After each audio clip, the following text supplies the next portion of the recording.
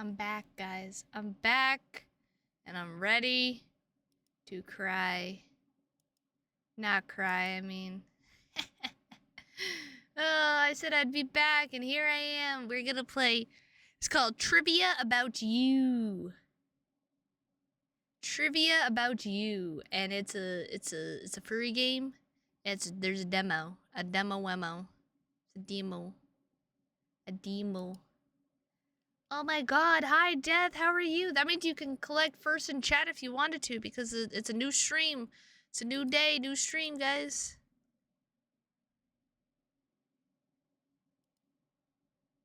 Oh, well, never mind. Kazu just fucking grabs it. Nope. Alright, well, there's still second. There's still second. Oh yeah, that means you guys could collect more, I wanted to make it easier for separate VODs and stuff by,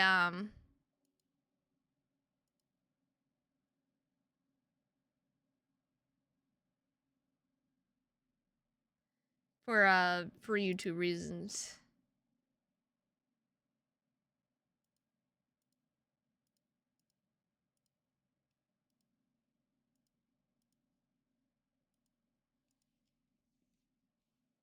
Go to bed, punk. I'm not even tired. I just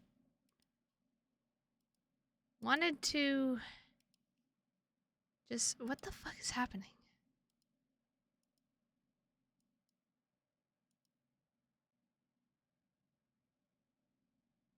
No thanks. I don't even know what happened, to be honest. I don't even know what's going on. Who the hell even knows?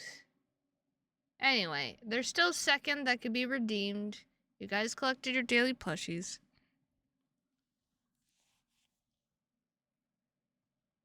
All the daily plush. Oh, you should listen to that. Yeah, exactly. I don't listen at all. What's even listening, right? I swear to God, if you take fucking second, I will take away your mod. Do not, because I literally had to then go back in and make it so that another person could do it, because Chrome did that. And I was like, bro, why you gotta be that way? Why you gotta be that way? So please don't make it difficult than it has to be for me, please. Please and thank you. Please and thank you.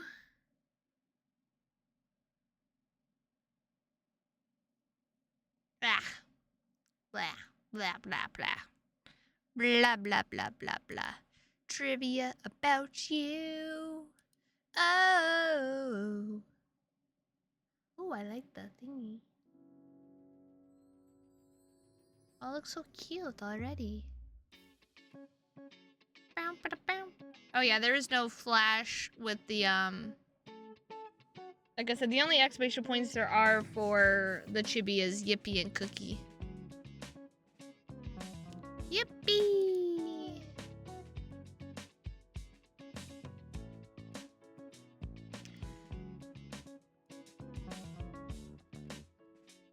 Do. Now I got a Cookie controller. Trivia about you. I don't know how long this demo is, to be honest. We'll find out. We'll find out, won't we? Put ourselves in the little... Yay, cookie! I need a cookie after fucking getting my butt handed to me. Honestly, my next comfort game that I was gonna honestly choose was Dead by Daylight. Surprisingly, guys, I have not played it in a bit. I don't know. I haven't really had anybody to play it with at the moment.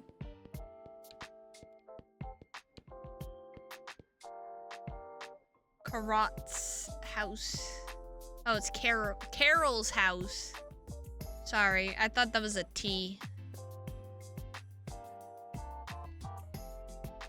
Can I have this full screen, please? Because, okay, there is no full screen here in Bossing Say.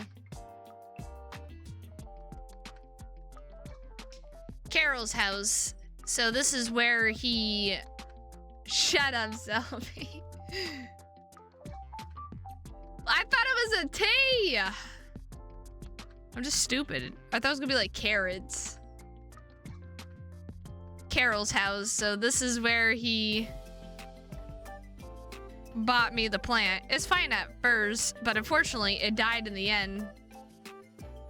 How do you make a C into a T? No, I meant the L at the end. And if you thought that was a T, who fucking says carrot like that? I don't know. Listen, I don't know, okay? Now hiring, no experience required. Criteria, must be someone the owner likes. No experience. But what does it mean to must be someone the owner likes? It means I gotta do the woo on them.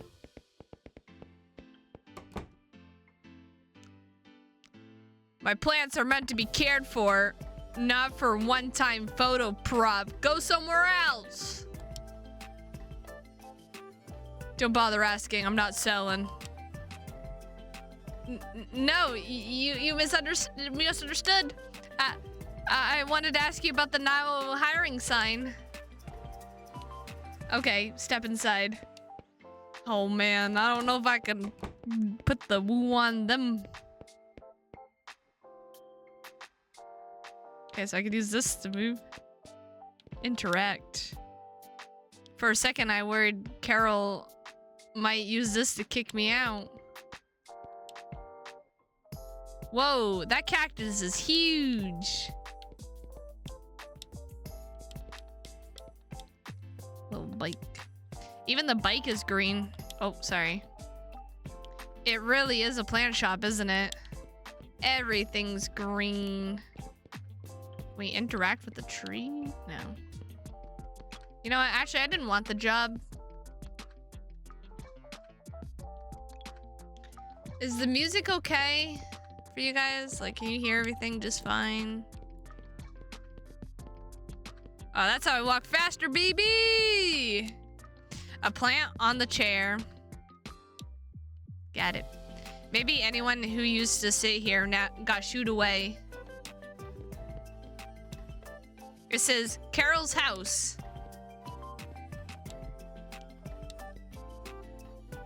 Okay, I can't go any further that way. I see this plant everywhere in coffee shops. It must be perfect for indoors. Alright, I guess I'll go inside. So, you're applying? Yeah. I'm looking for a job. I don't have much experience, but I love plants. Can you make coffee? Coffee? I used to work part-time at a cafe and I enjoy making it. Good enough. You're hired. When do you start? Wait, just like that? Yes. I'm Carol, the owner. Who I take in is my call, and you happen to be the one I find pleasing. So sudden, but isn't this supposed to be a plant shop? Whatever. What does that have to do with coffee? Could this be something like a pet cafe concept? No, that doesn't sound right either. I see. How about the start day? My lease is almost up, so I still need to find a place to live. Could I have a little more time? Looking for a place, huh? He's like, actually, I have a room upstairs for you that no one lives in. I knew it. I knew it.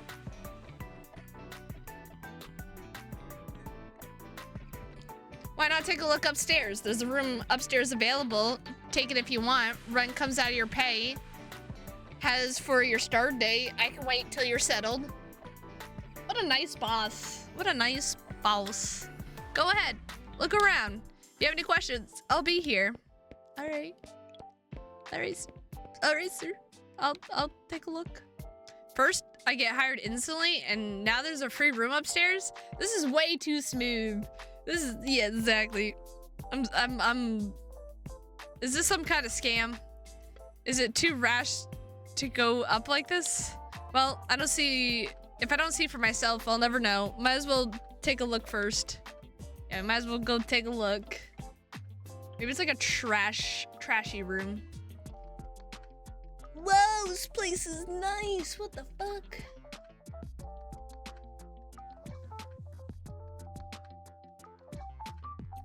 It's not exactly new, but it looks pretty clean and cozy inside. Excuse me? Who are you? Oh, my bad. I'm Via. Just had an interview at the plant shop. The owner said there's a room for rent upstairs, so I'm here since I'm looking for a place. Oh, got it. I live here already. Just call me Mike. That's not the word Mike, that's Mick. Mick. There's a vacant room on the 3rd floor. I think that's the one Carol is planning to rent out. So, mind if I take a look at your room? Let me just, let me slide right in there. You mind if I take a look in your room with maybe you in it? Wink wonk. I feel like he's gonna get mad. Oh, so what's the owner like? Mick, can I ask you something? What kind of person's Carol like? I'm a little worried about it. Carol? Well, she's actually very nice, really. I thought it was an old man, to be honest, not an old woman. It's also probably because she's a sheep. Or a ram. Making moves on him already. Shh. Don't even worry about it. Maybe, you know what? No, we gotta save our interest for maybe someone better. It's just sometimes she freaks people out, but don't worry about it. She's not a bad person. Good to hear. She looks super scary just now. I just saw her kick a customer out and I started worrying I might get dragged into some drama. Yeah, she's spontaneous, but also firm in her own beliefs. Oh, gonna go after the boss. You know what? I'm going after the ram. People often get the wrong idea about her. Oh, how about I just show you to the room on the 3rd floor? Great, thank you. Yeah, show me the way. Show me the way, Mick. There's a small bathroom on the 3rd floor, so you'll have to go down to the 2nd to shower. The room opposite is for Carol's nephew. He stays here occasionally. On the 2nd floor, a firefighter guy stays in the room near the kitchen. My room is the one right next to the bathroom. She's spontaneous. What kind of fucking description is that? This is a demo, Selby. Be nice. They also wrote people twice by accident, so. You know, what's this firefighter guy look like? Oh, and the 4th floor, there's a greenhouse and a laundry area. The laundry area is shared. Everyone washes and dries clothes there. As for the greenhouse, Carol will probably tell you later. Here is the room for rent. So, shall we take a look?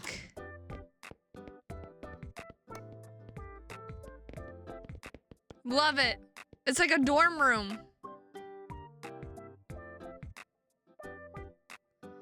Looks like it's got the basics and it's pretty comfy. I don't have a lot of stuff, so this is perfect for me. What's the ravage? There's a little balcony here. The light coming in looks really nice. Yeah. When I was cleaning, I noticed the sunlight coming in there, and it was so beautiful.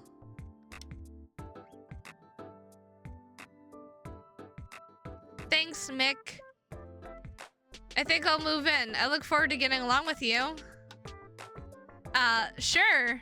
You seem really easy to get along with. I'm glad you're moving in. I'm looking forward to sharing this place with you. Don't say that to me. You might be in my bed next.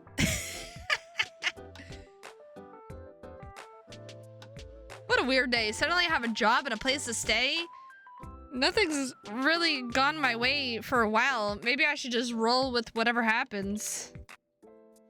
We should roll whatever happens. Like our ankles. We're gonna roll our ankles too-y. What's happening? Hello? Game? Game? Thank you? It was broken for a sec. And that's the end of the demo, guys. That'd be really funny. I swear, if that's the demo, I'm gonna kill myself. As their bond grows. Whoa, oh my god, guys! Oh my god! Oh, hey! Whoa, they were just massaging there.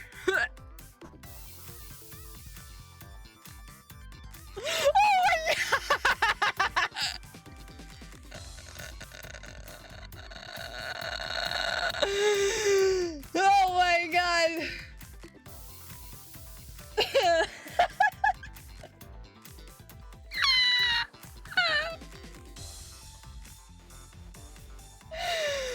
This is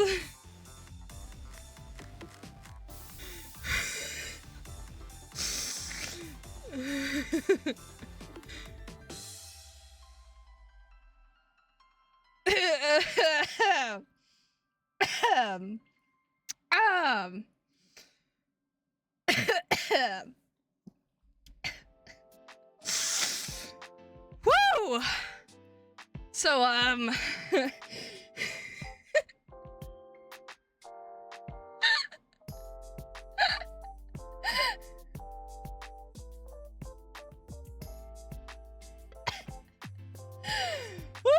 I need something to drink real quick. Ooh.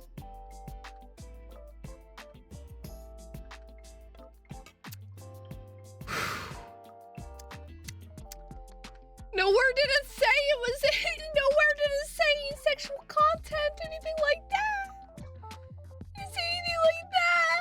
Didn't say anything like that. Didn't say anything. Didn't say. Oh my god, bro. Oh my god.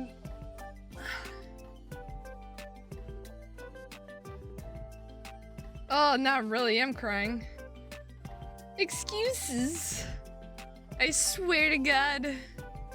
I swear to God, I'm gonna go to the store page. This is LGBTQ plus visual novel, casual, dating sim, word game. Wait, there's a word game? Bruh, if I have to type in word, if I have to remember words. Oh my god, guys, the full release is coming out this year, April 2nd, baby. April fucking 2nd.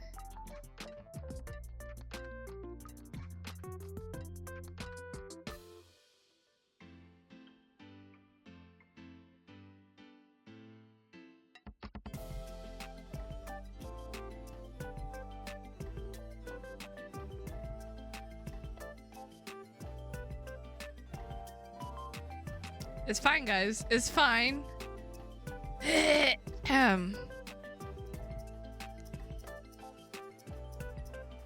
It's fine. It's fine. It's fine. It's fine. It's fine. It's fine.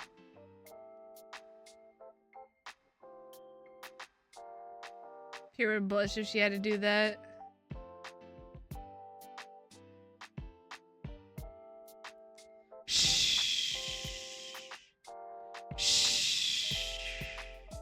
You don't know me.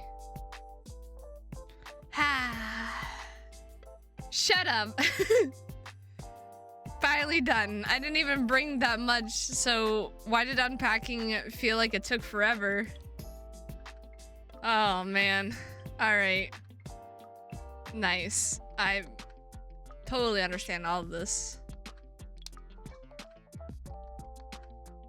On the second floor, a firefighter guy stays in the room near the kitchen. My room is the one right... My room is the one right next to the bathroom. Heh, perfect.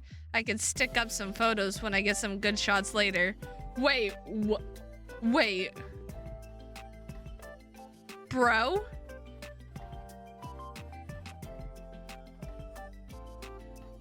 Bro, are you in a... Did you gonna take photos of people and put them on your thing? You want the firefighter guy? Is the firefighter guy Kyle? Cause goddamn. So this is where I'll be living from now on. It all went so smoothly. It almost feels unreal. It all went way too smoothly. Almost. Okay, like I said, I think they just accidentally repeated too many things. Whatever. Don't over. I already don't like this. Hey, Centipede, welcome back. Whatever, don't overthink it. Looks like I'm pretty much done here. Time to head to the kitchen, grab something to eat.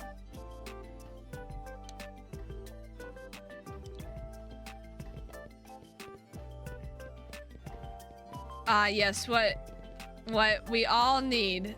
Tissues. For when we're... Is that a duck? Anyway, I need to...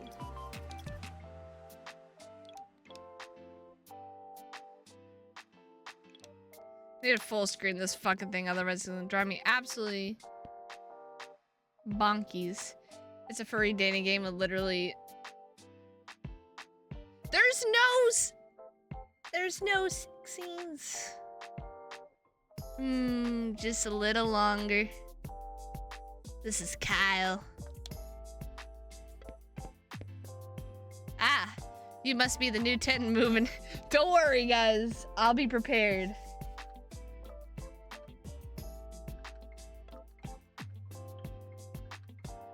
I'll just grab like a sensor bar or something. I don't think there's sex scenes in this, guys. I don't think that was a scene that we saw. I think they were just playing. I think they were just playing. I think they were just playing, guys. They were just playing.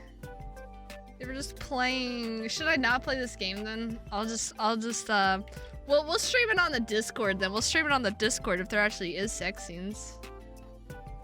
Here, we'll just save it. How about that? We'll just save.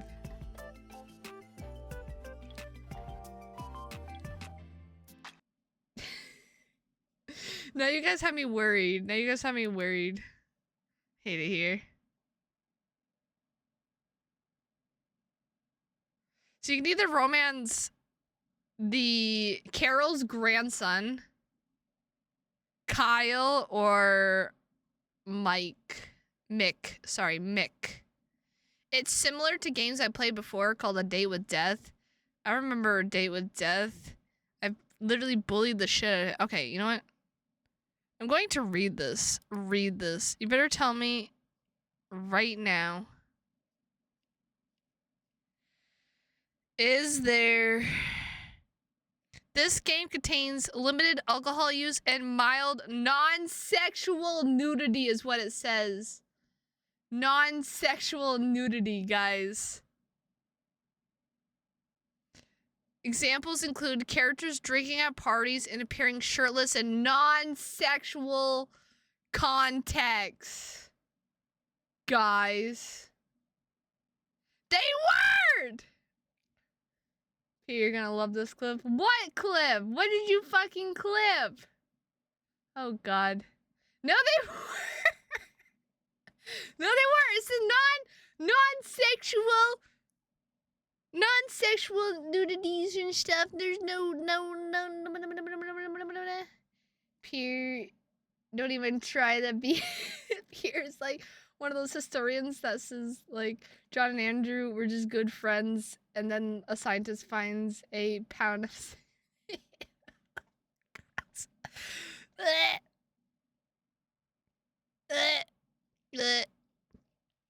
Kyle is the straightforward tiger firefighter.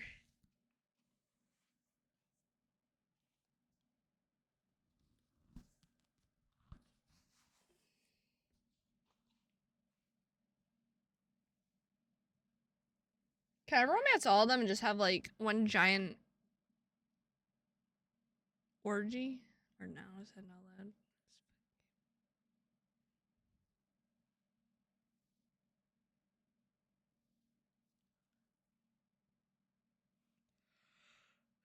There's nothing sexual about it.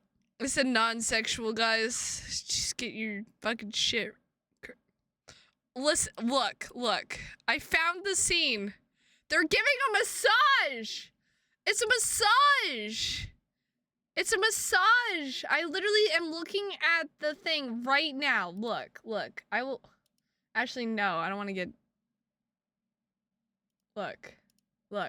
They massaged.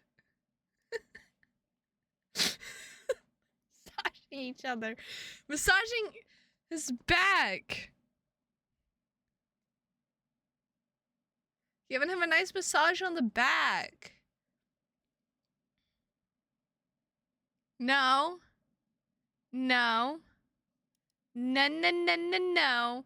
It's their he's getting a back massage. He's getting a back massage. You don't understand death. You don't understand the difference between getting frigged and back massage. His pants were not on. You can't even see it. You can't even see. Whose pants were off? Kyle's or the main character? I'll straight up fucking tell you.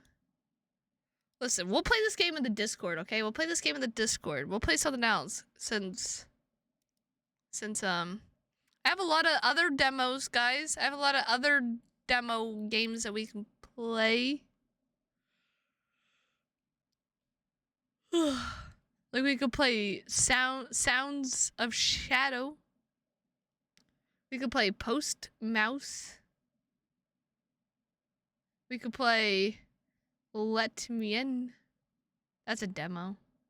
The other two I said were not demos. We could play Boundless Evil Awakening. Just play it here? No, I don't want to play it now. Now I don't want to play it. It's on you. It's fine. We'll play something else. We'll play something else.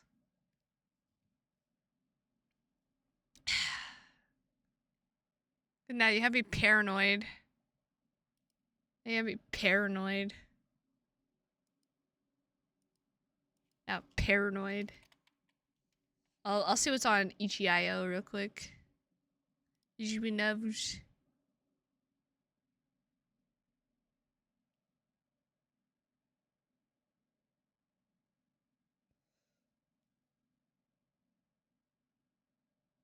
We could play Don't Eat the Cashier again. That one was fun.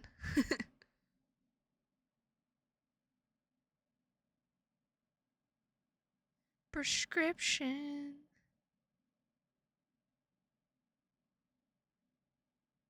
How about this one? What is this one? Although...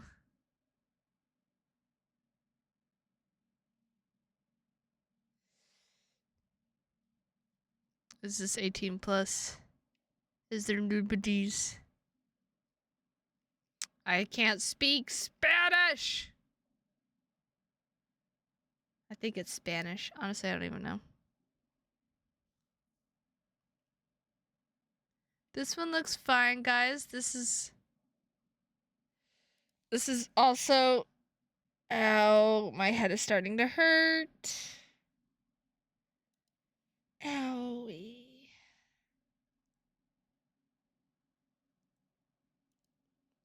Oh, what the fuck just happened? It's fine, guys. It's fine. It's fine. We're just gonna play another different furry visual novel. I just gotta unextract it first.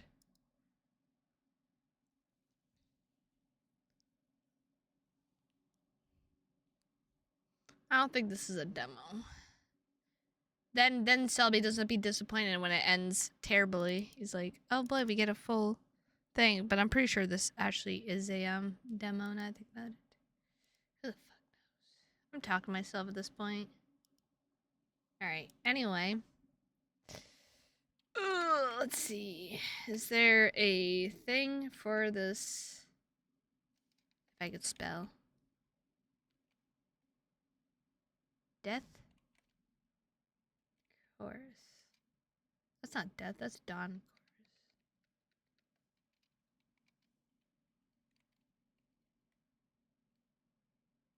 C-H-O. Okay, so there is no...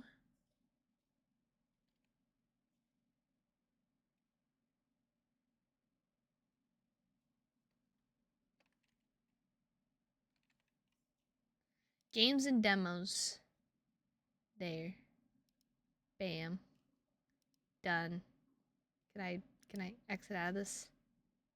Well, now we know what...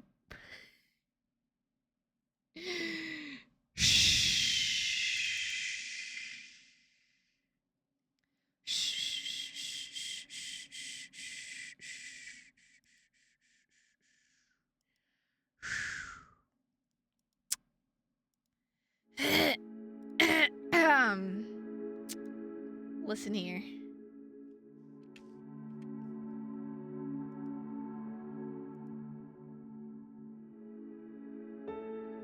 There we go. Oh.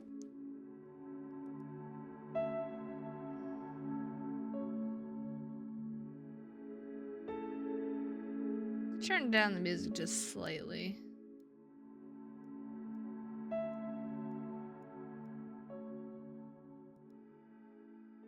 Choose a name for your character. Arvo? No. You got that wrong. It's Pierre. You can switch between full screen and Windows by pressing F11. Where's F11? F11, where are you?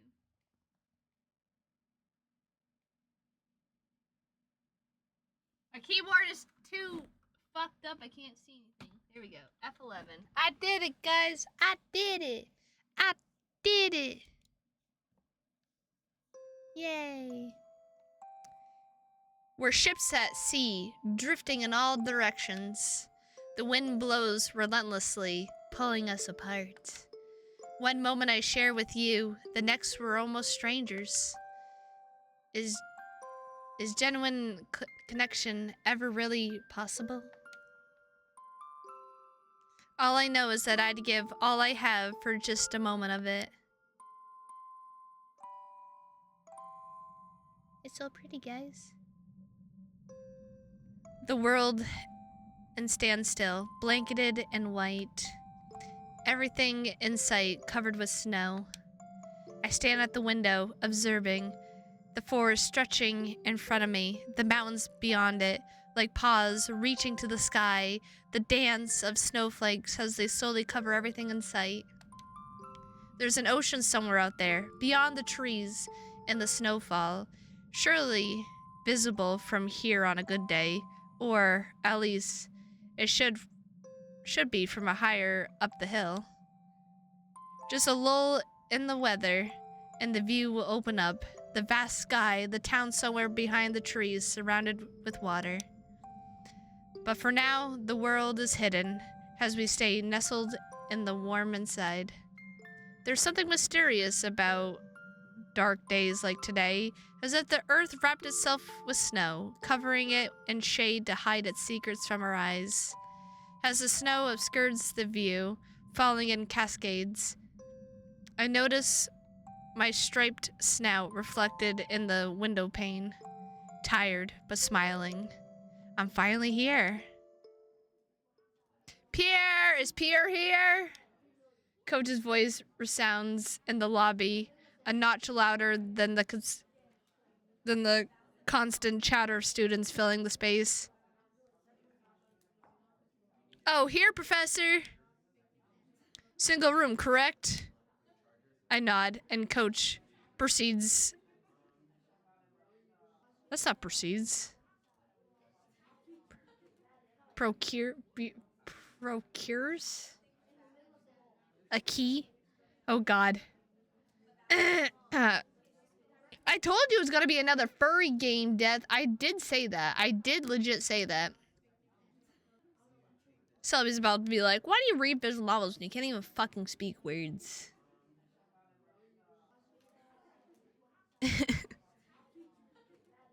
From the bunch lying on the reception counter. Oh, it's just fun to mess with you. I know. But damn, Coach! I don't need that single room. Here you are, second floor. The rooms are down this corridor and to the left. The lunch is in the cafeteria at 13 o'clock. That's 1 o'clock if you guys didn't know. If you guys don't know military time.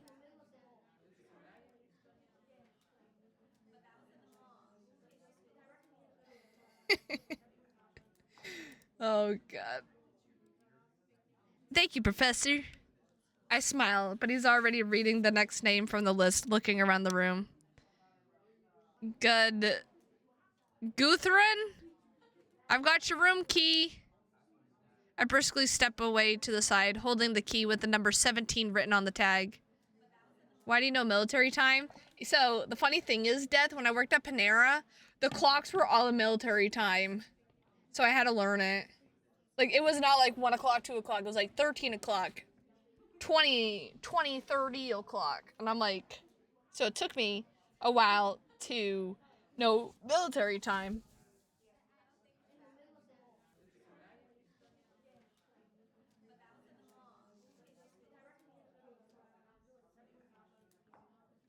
I wonder who's staying in the room next to me.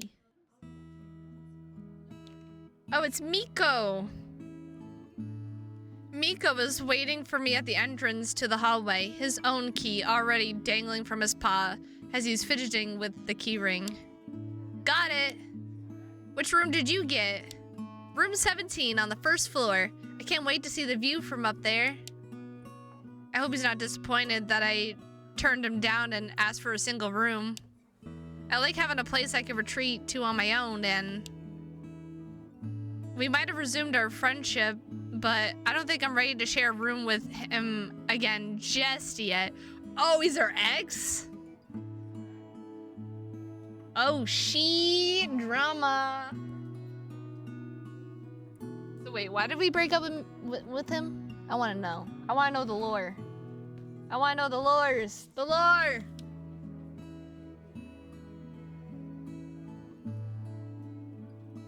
I got room number 3, so on the ground floor for sure. Do you have a roommate? No, I asked for a single room too. I kind of expected that too. He's never been the type to make friends quickly. And he never minded some solitude either. Maybe it's in the same wing as mine at least. There's just one wing pier. This place has a capacity for, what, 50 people at most? You didn't check out the place online at all? No, not really. It didn't occur to me even. It looks better than I imagined. The wooden exterior gives it a modern yet cozy look, and all the wood on the inside too. Seems like it's been freshly renovated, or perhaps just very well maintained. Damn! Coach! So, Coach, what room are you staying in?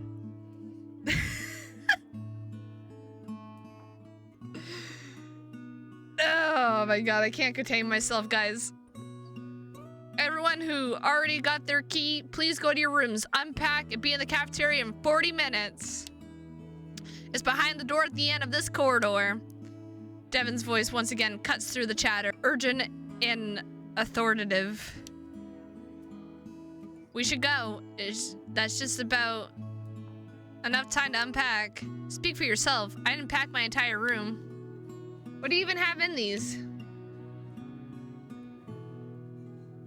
I point to the huge duffel bags at his paws, both looking full and much too heavy, especially for a small wolf.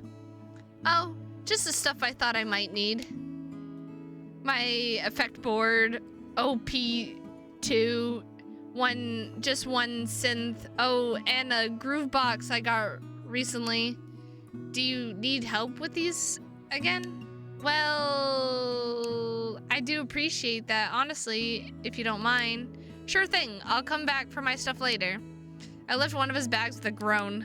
I'm glad he's on the ground floor. Carrying this upstairs would be even worse than bringing it here from the bus. Miko stops at the window, glancing outside. I almost walk straight into him, carrying the heavier of the two duffels. That's some heavy snowfall. Oof. Almost as heavy as your bag, but yeah, that's a lot of snow for October. I put the bag down carefully and sigh, groaning with effort, and lean on the windowsill.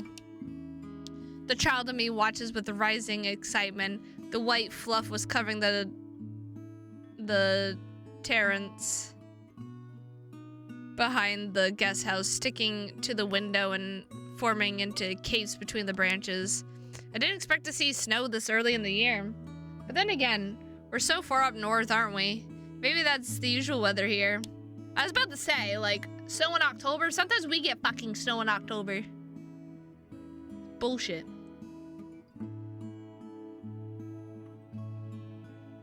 I only hope it doesn't turn into a blizzard. It would be a shame to be stuck in the guest house all day. I was looking forward to a walk in the woods at least. But frankly, getting to spend a day together in the guest house doesn't sound bad either. No, not at all. It'd be kind of like back in the day, him and me staying in the school after classes, exploring the building together.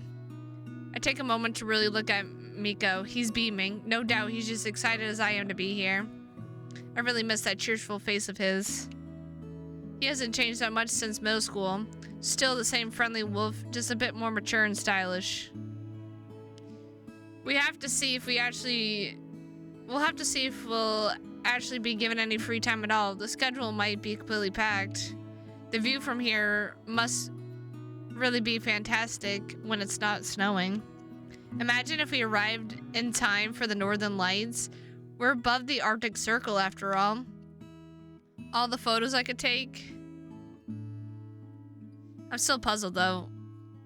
Why is Coach Devin with us on a science camp? I pant, carrying the bag over the threshold separating the residential wing from the main corridor. I think he's meant to oversee us with the other faculty members. I don't think he's leading any activities.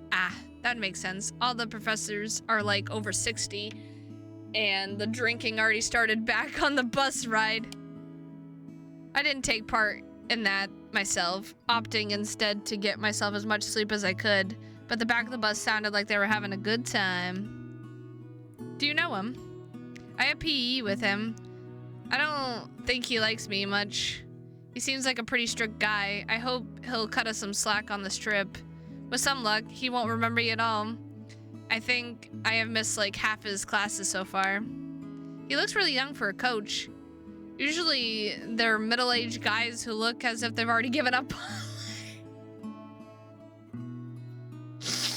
Rip. I don't know. I know he's a foreigner, so maybe it was the best job you could find. That should be your room, right? Yeah, room number 3. I set Miko's bag down gently while he drops his own by the door with a loud thud and grabs his room key.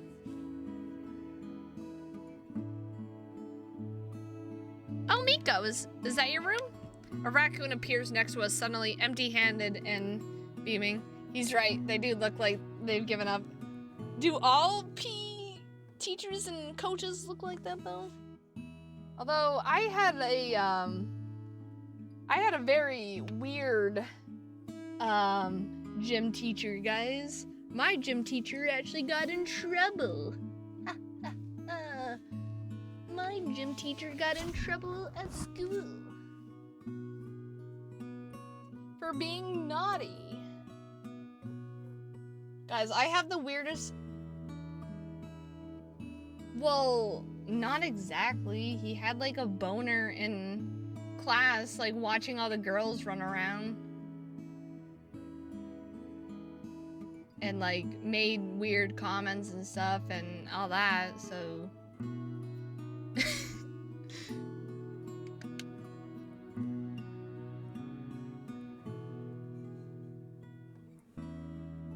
was just weird. Ugh. My body is killing me. Ow. Ooh, I just snapped my whole spine. Felt so nice. also took off my shirt because it was bothering me.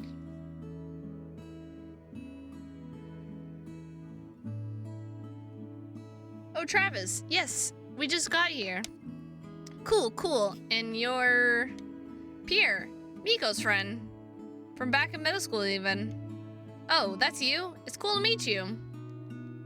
What does he mean? Do you want to come in and see my room? I can come by later. I should head back for my stuff first. Ah, right. Sorry for keeping you. And thank you so much for helping out. See you later. I bet we'll be seeing a lot of each other here. The door closes behind the two and I'm left alone. I'm good. It's good to have Miko back, but as the lock clicks, I'm surprised to hear myself sigh with relief. Huh. I guess I'm somewhat anxious around him. And Travis? I don't know the guy at all. I didn't know Miko had other friends at camp, but then again, why shouldn't he? Today's been so hectic so far, with all the waiting and noise, talking and carrying stuff around.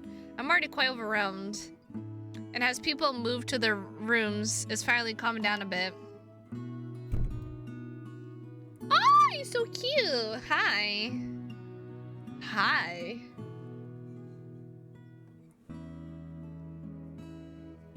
Thanks for bumping into me, cutie. I'm about to head back to the lobby, but as I turn around, a lion in a flannel shirt holding a coat with his paw bumps into me.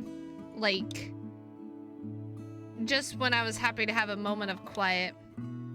Oh, his name is Lake? That's cool. Oh, sorry.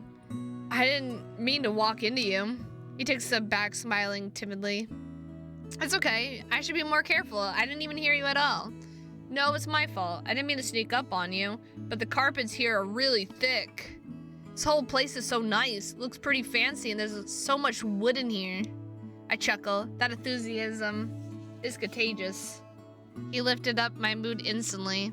Although he might seem timid at first, this lion can be pretty intense. So much nicer than my home. I'm really excited to be here, and I can't wait to see my room.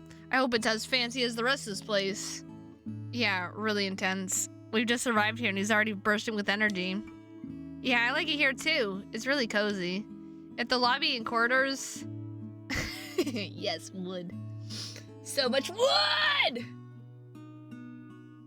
I imagine how cool the rooms have to be. I'm just trying to find mine, but I need to go back to the lobby and grab my bag first. I look down expecting to see Lake carrying a bag too, but he only has a small backpack on him. Lucky. Or just smart. Then I notice he's not alone. The bat that was walking behind him stopped too and is looking at me with a piercing gaze. Was this made by a non-American? I don't know. I don't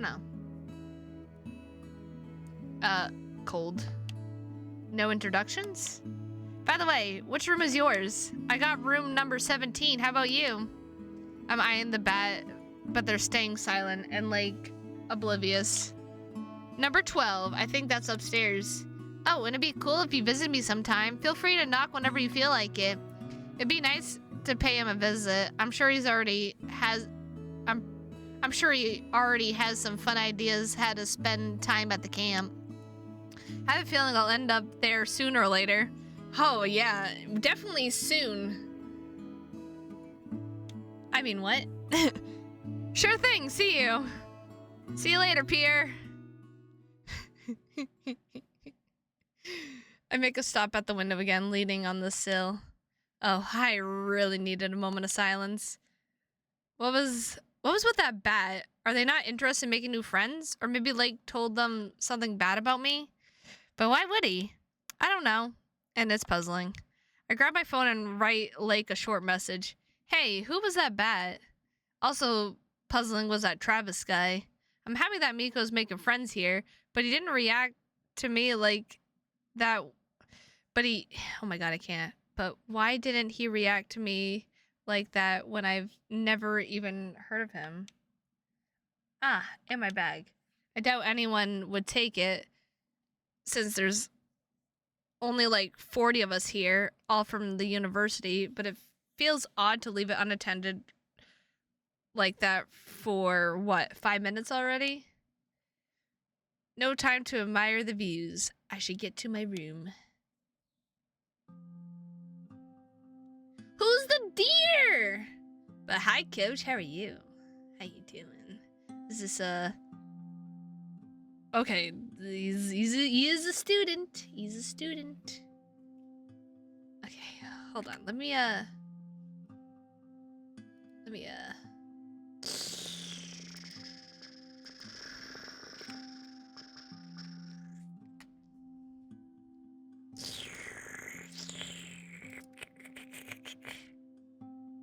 okay, so let's see.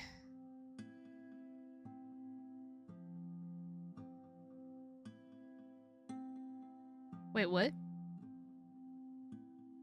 Maybe I should have fully read this before I start playing this, to be honest.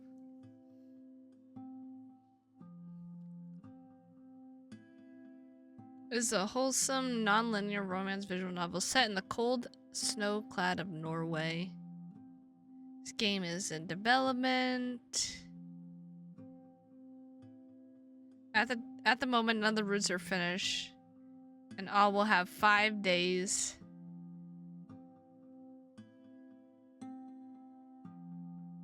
So wait, is there only adult content on the Patreon, or is there adult content in this game? Hold on, I wanna...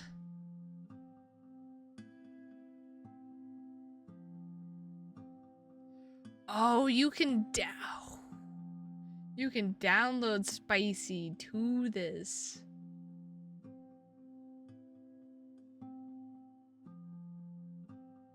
Okay.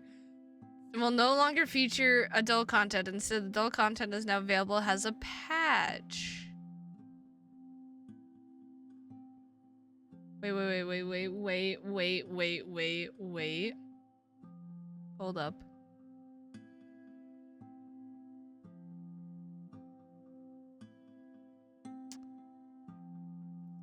What version do I have?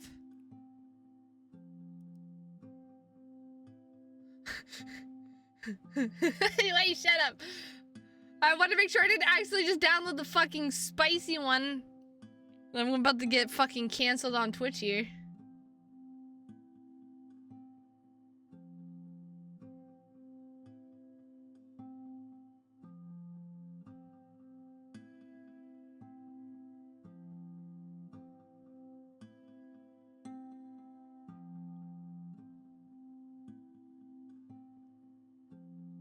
Introduction. Download the patch file from this post, then open it up, then open up the bin. Okay. Okay. Okay, hold on.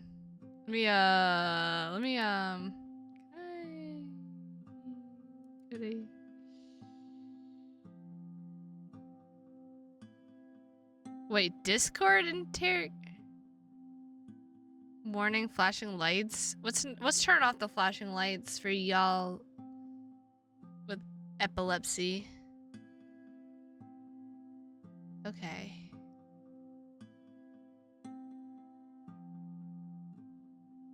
No, not! Okay. What is code? What is the password? Bro, I don't know. I didn't know there was a password.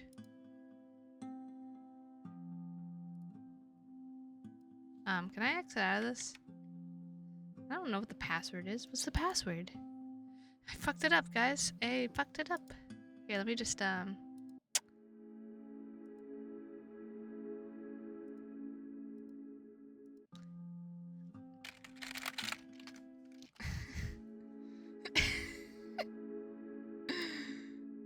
Ah, frick. I fricked it up, guys. Well, now I gotta start all over. It's okay, guys. We're just gonna skip all this.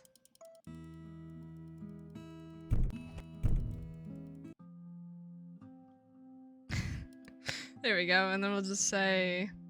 There we go, the lobby's almost empty now, with save for coach and a student talking with him. No, but I can download something spicy later, guys. We could just play it in the Discord! Can't get in trouble in Discord. Maybe you can. Hey, but it's not this year, then when? A voice echoes in the room and I instantly remember who it belongs to. Rune. Crossing the room to my bag, I try to listen in on their conversation.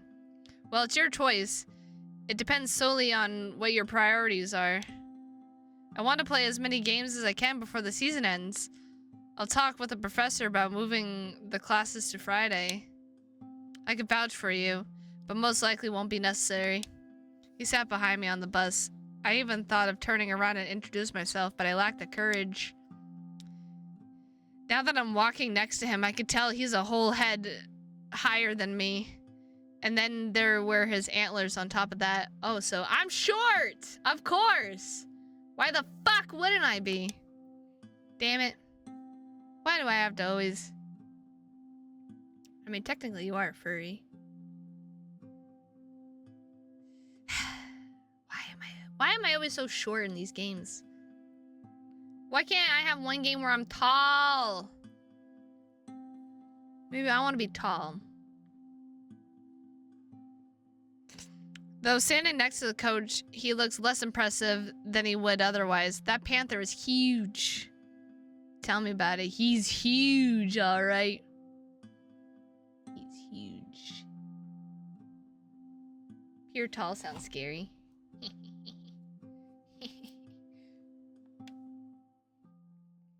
But I shouldn't linger, and I certainly don't feel brave enough to cut into their conversation. I grab my bag and head for the stairs. Ugh, why did I pack so much, cursing myself as I carry my unreasonably heavy bag in both paws. My bag might be lighter than Miko's, but still, I should learn to pack only the stuff I really need and sooner rather than later. This time, it's my turn to bump into someone. Oh, hello. In front of me walking down the stairs is a bear. From below, he looks upright, imposing, and I can't help but feel a little intimidated by his presence. Ah, sorry, I wasn't looking where I was going. I packed a bit too much. It's hard to carry it all upstairs. Nothing happened. Here, let me help you. A bear smiles and takes my bag from me, carrying upstairs with ease, as if it weighed nothing. I didn't expect him to be this much stronger than me. My self-confidence takes a tiny hit. Ah! I took damage. No! No, my self-confidence! No! Dang it! Not only does he feel intimidating, but he's also strong! No! Still, a very fortunate turn of events for me. I'm sure those stairs would be the death of me. Heh, heh, don't you know? Stairs and me are not friends. Yeah, Pierre, let the beer help you out. Okay, where to? 17, should be right around here. Oh, this is my door right here. Okay, here you are. The bear sets my bag at the door and turns to leave. Hey, thanks. No problem, glad I could help. I need to go fetch the rest of my stuff. See you again later, probably. Picking up the bag, I turn to enter the room, and that's when it hits me. I forgot to even introduce myself. Hey, wait! What's your name? The bear's already gone, though. Well, I'll catch him later. The corridors are empty. The corridors are empty now. Everyone must already be in their rooms. And if only there was a fox boy, bruh, I'd be all over that shit. My thoughts quieten too, and the fatigue from the long ride and all the noise lets up a bit. Grabbing the door handle and twisting the key, what I feel is hope. Huh? Neat is the first word that pops into my head when I look around. The room isn't big, but it doesn't feel cramped either. If anything, I'm amazed at how well they've used the space. The walls here are also wooden. No surprise there. With one tasteful painting hanging above the bed for decoration. The bed, covered by a colorful patchwork, is big enough to fit at least 2 people comfortably. See? It said 2 people comfortably, which means we could definitely have someone in our bed wrapped up in this blankie. Cuddle up on a single bed. Seems like a good time. There's also a small wardrobe and a desk and a chair. They're all minimalistic in style, fitting well with the room. Bad Pier? I'm sorry. The thick carpet covers the wooden floor. The colors remind me of a meadow or a sunset sky. An ever-changing tapestry of vibrant hues and cloudy white. Oh, I'm going to love staying here. It feels like home, but with this view, it's simultaneously better than any home I've ever had. Fatigue weighs down on me, as the excitement gives way to comfortable contentment. My legs feel soft and weak, muscles stiff and tired after sleeping through the night in a bus seat. This... What the fuck word is that?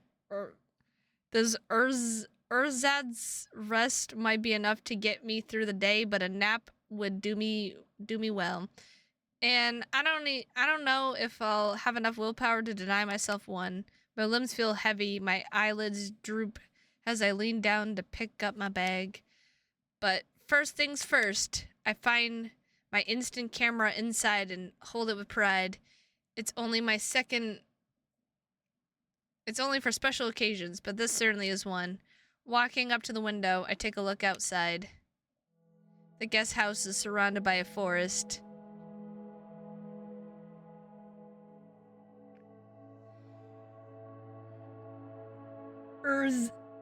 Ersatz.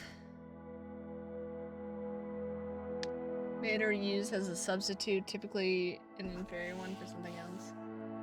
A nap with a bear? Nap with a bear? Ooh. I love that.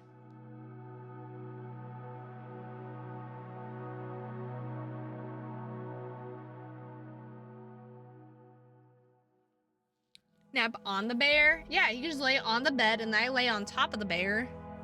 Be such a nice, warm, cozy nap. But guys, we already know I want to put my paws on already. You guys already know where I want to put my paws. On that damn coach. On the panther. But from here I can see a few lakes and clearings between the trees. In the distance, mountains hide beneath thick layers of fog. Now with a fox boy, of course. There's no fox. If there is, then I be putting my paws on him.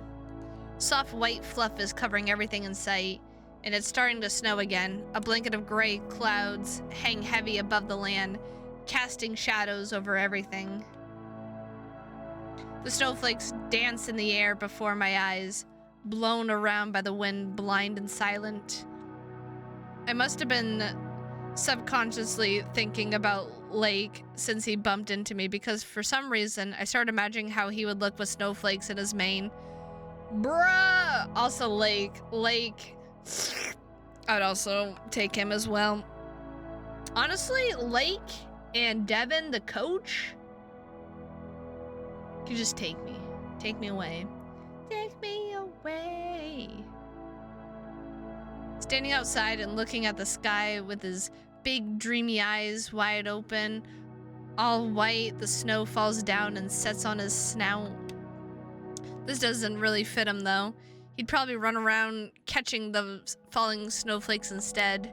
I shake those thoughts off, refocusing from the imagined scene to the view in front of me. I open the window and the cold wind pushes in, ruffling my fur. It smells of pines and earth. I wish I knew what furry I am. Like, if I get to decide what I am, like we as a reader can decide like what we are, or if there's like an actual like we are this. Because if I get to decide, then I'm a fox. But if I don't get to decide, then I feel like, I don't know. I don't know. I don't know what the heck I am. Let me go look at that page again. Let me go look at the page again. Let me go look at this. I don't even think we get to see. Oh my god.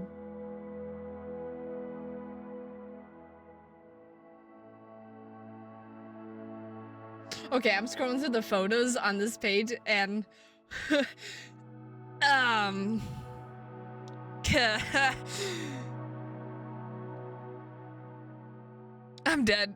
I'm fucking dead. I'm fucking dead. Moving to another country for studies is a huge step, but also a chance for a new beginning.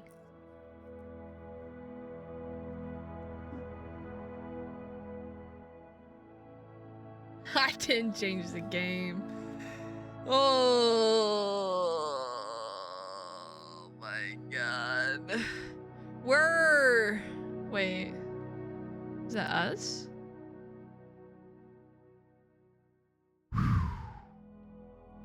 Bro, is this in the story? Cause damn, I want him actually. Sorry guys. Shut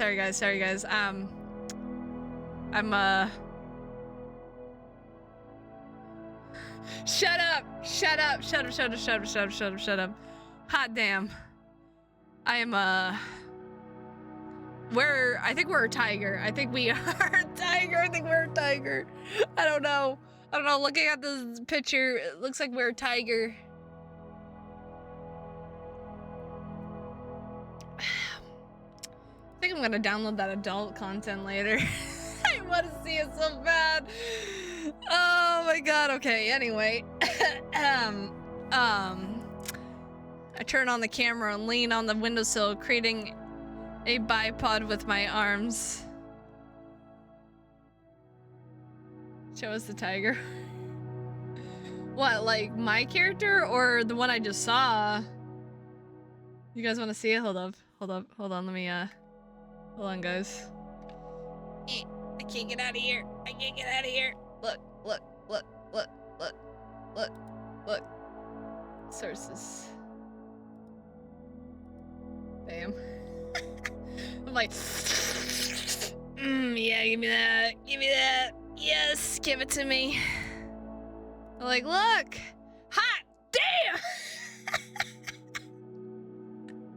I fucking can't, guys. But I assume that I am a tiger because of this, because like of the camera, because we have a camera and we're next to our childhood friend here. Not childhood friend, but like middle school friend. So I assume that might be us.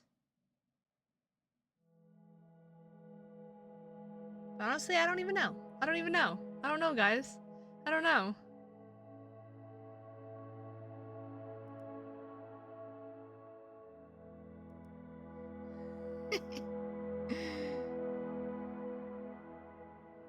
Anyway, oh, sorry. I didn't mean to do that.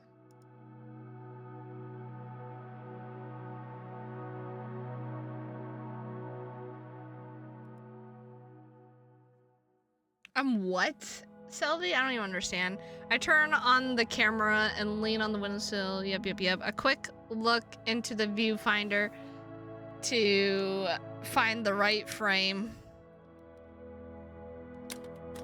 A bird cuts across the sky just as I click the shutter button. Selby, she's a horny jail is what she needs. You don't know the fucking Jungle Book?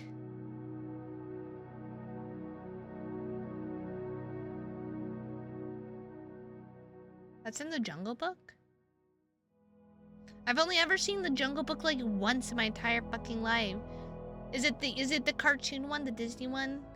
Cause I only know like the bare necessities. Dun, dun, dun, dun, dun, dun, dun, dun.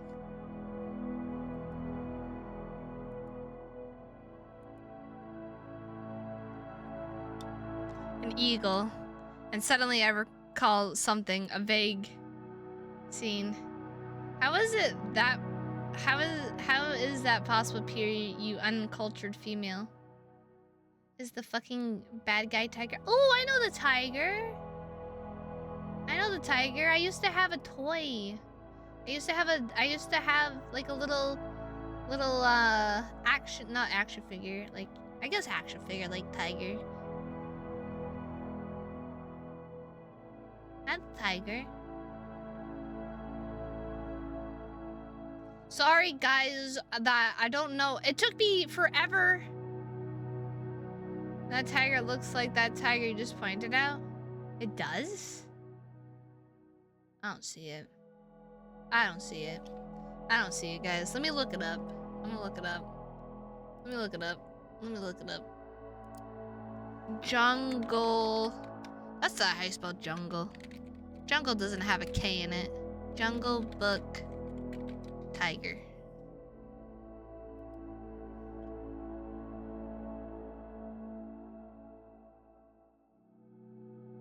I don't see it. I don't see it, Selby. You crazy. You crazy. You cray-cray.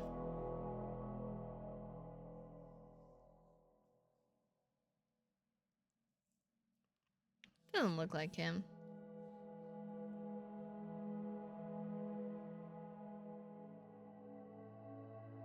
Although, looking at him now at this age than I was at as a kid. We're not gonna go there, guys. We're not gonna go there.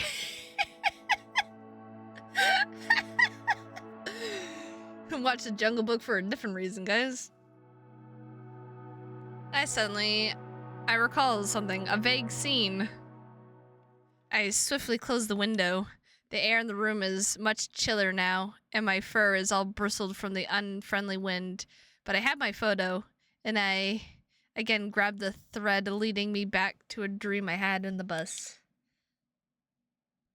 Yeah, it's a good thing we're chilled, cause goddamn, we be hot right now. First, I need to shield the film from light. I pull it out from the camera and quickly stow it in the bag. I hope the eagle was in the frame. I have to wait until the photo develops before checking.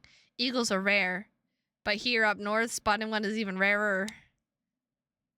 Now, what was that dream about? I close my eyes and see photos hanging in frames on the walls, big as if in a gallery. I take my shoes off. Ugh. I should have done it before walking straight across the room and hopped on the bed. 20 minutes will have to do, and that's what I set my alarm to. Not enough for a full nap, but enough to feel refreshed. Where did the sound go? I'm so confused. Where'd the sound go? Sound? Where'd you go? Sound? Did my headset die? What happened?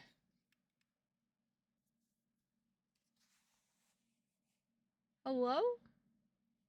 What just happened? I think my headset died. It didn't even tell me. I think it died. I mean, I don't need really a controller for this game, but...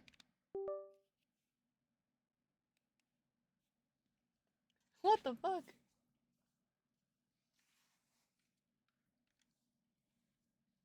But no, the sound isn't just working, because you guys can't hear it either, right? Happened. I broke it. What even happened? Or there's just no music for this part, I guess. I don't even know. Yes, I want to overwrite that, please. Return.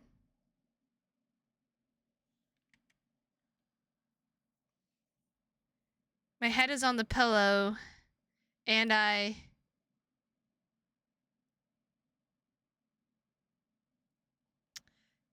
oh my god.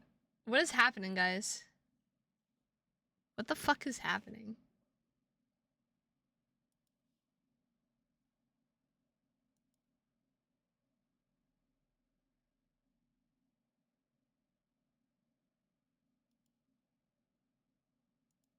You guys aren't hearing any sound either, right? Like, the sound just, like, died? I mean, my desktop audio works, so you guys can hear me, like, trying to turn up the volume and stuff, but, like, what the fuck happened? I don't understand. Well, you guys can hear me. I'm talking about the game! The game audio stopped working.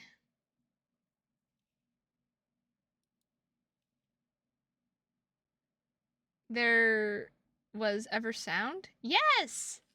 Yes, there was! There was sound! Selby, there was sound! Don't gaslight me. I swear there was fucking noises. I swear. Oh my god. Guys, I swear to God, there was music, there was sound, there was noises. I swear to fucking God. Ah! Also, welcome in, Ray. Thank you for collecting your daily plushie. Photographed them throughout the year, throughout the city. I was fascinated by them, yes, but I also had us, land animals, and our solitude in mind when taking these photos. You guys never heard it?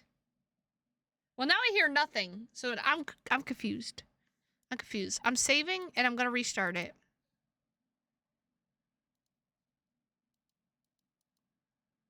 I'm restarting it.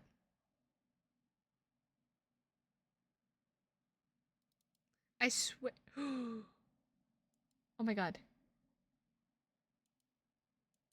I got so scared. I forgot. Okay, I gotta be really careful with the display capture, guys, because if I accidentally show that little box that shows me, I'll be fucked because I did take off my shirt. I swear to God. It threw me off when I saw that. I was like, ah! I'm gonna accidentally fucking flash people.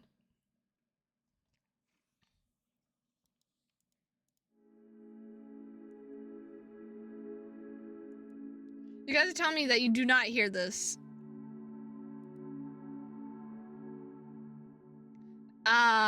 No. I'd be in deep doo-doo. Deep doo-doo. Deep doo-doo that. Put a fucking t-shirt on? I did have a shirt on, but then it was bugging me. It was bugging me. I just hear you. I think it's broken, and because I saved on a broken thing, it's just broken. It's broken forever. Taken out of the natural environment, both us and them, passing each other by, each alone. My paws are trembling. I'm not used to being in on the spotlight. This exhibit is the fruit of this whole body of work. Words can't describe how happy I am to be able to show it to you here. Or maybe there just is no sound for this part. Now you guys can hear things. Kinda. Let me turn it up. Here, let me just... There. Take that, suckers. Now you guys can kinda hear things. Although it's very quiet. So that's for me, quiet for you guys. People clap, but the sound barely reaches me. It takes me a moment to understand that the ringing in my ears is drowning out that's the audience and applause. I can't contain my happiness and grin without a care. This is my award after all. My triumph.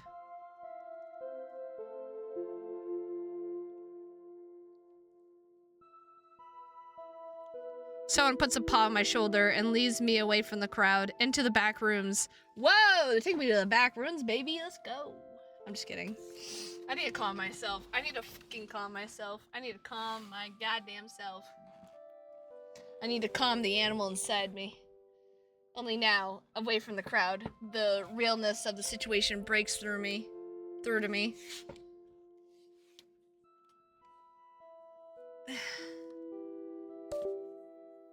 I won the most prestigious photography contest in all of Scandinavia.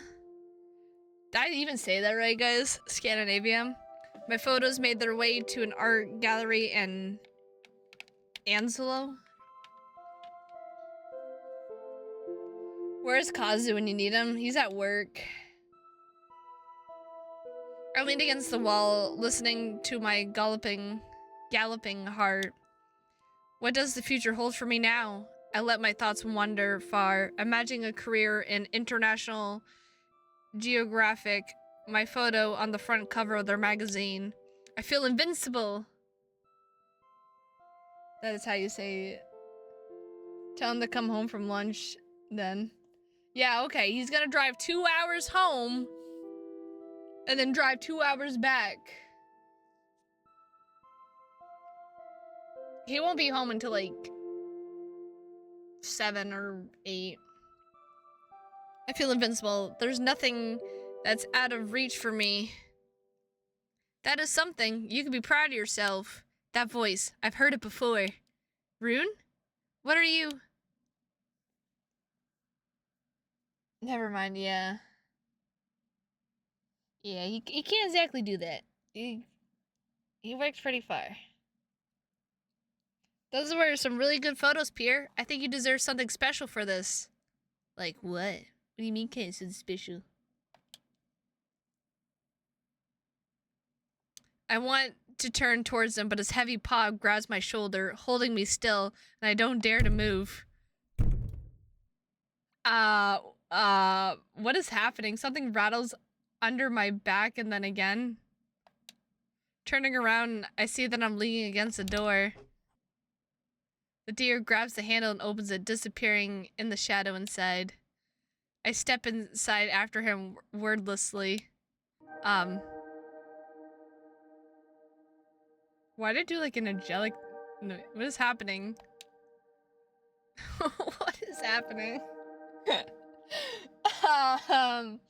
Days passing by and fading into the night, doors opening and closing. Will I find what I'm looking for behind any of them? But do I even know what I'm looking for? I know what I'm looking for. A near total darkness envelops me. A few more steps, my eyes getting used to the low light, and an antlered silhouette emerges from the darkness. Rune? What are you?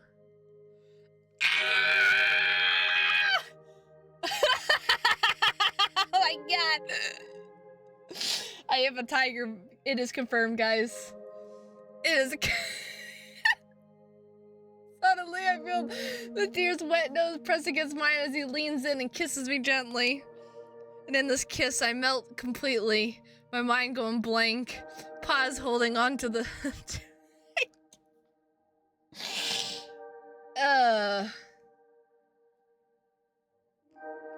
Sorry, I need to calm myself. Paws holding on to Buck before me, snout tilting upward to meet his height. Is this the happiness I'm looking for? Right, I guess I'm going audio. Selby, get your ass back here. But the answer doesn't come. You know what else? No, I'm just fucking joking. The only more light flooding the room like the deer's, the lips pushing against mine, passionate and overwhelming. At least you know you are the tiger now. I am. Hey, I was having a good dream.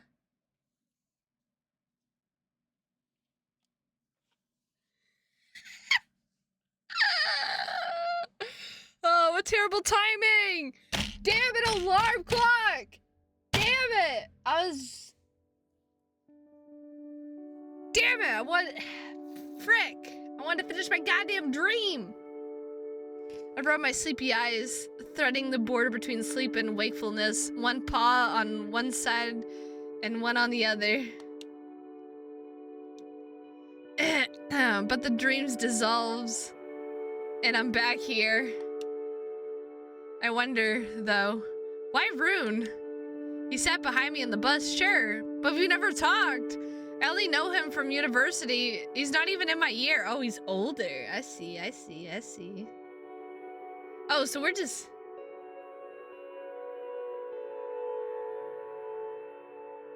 So wait, we're just having sexy dreams about... Okay. Can we have a sexy dream about lake next then? Brr, I'm cold. And now I need to put that shirt back on. Now I'm cold.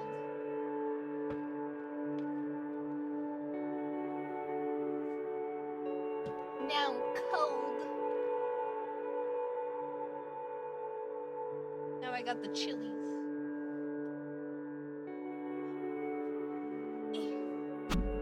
Ow. Blech.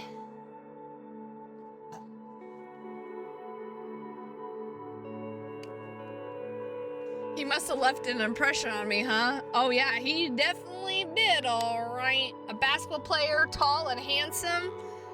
I don't think there's anyone as hot. I don't think there was anyone as hot in my entire high school. Well, we didn't even skip a beat with that one. We're just like, he's tall and handsome. He's a basketball player. Just take me.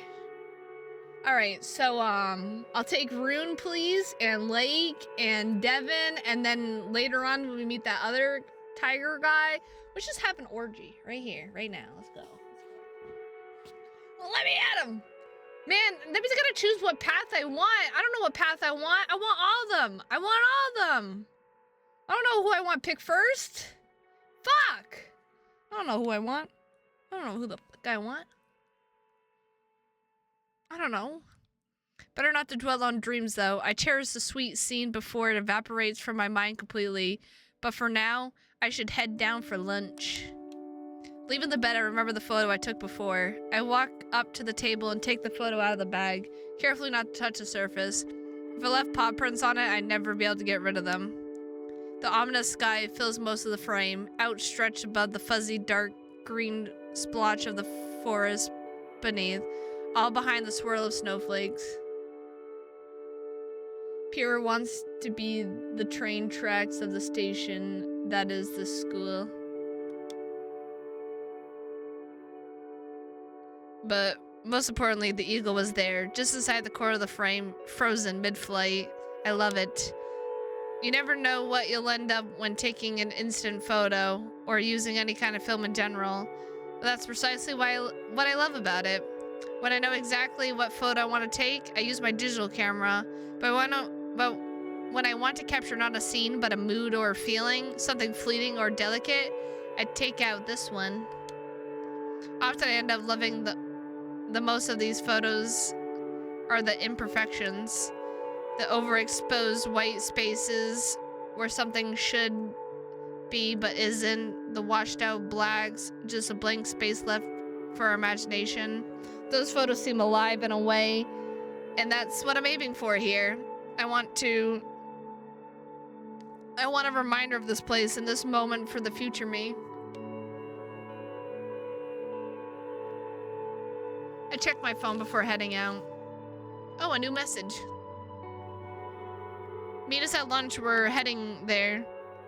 That doesn't really answer my question. I guess I'll have to catch him to get an answer.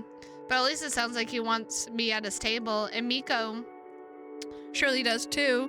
That's already more options than I hope for. No, I don't want... maybe I do want to eat lunch with Lake, but damn, if I have to choose, I'm gonna sit with Rune. I'm gonna get to know him a little bit better. I'm gonna get to know Rune a little bit better. I could tell that there's something significant about this camp, as if something important is bound to happen here. My feline senses tell me that. Standing now at the door, about to set out for lunch, excitement finally floods me. Ahead of me is a whole camp in this beautiful Nordic mountains, and all of it paid for by the university. It almost feels too good to believe. I straighten my back and smile, opening the door. Right at this moment, stepping over the sill, I'm the most content tiger in the world. Oh, we also would have confirmed ourselves right here. Yay. Day 1. There's 5 days out, like always. It's always 5 days that are always out. Then someone's gonna be like, where the fuck is the other days? How many days are there supposed to be? I don't know. I think there's... I was looking at the comments down below. I think there's supposed to be an update this Friday for more. But there's only 5 days out for each route that we can take.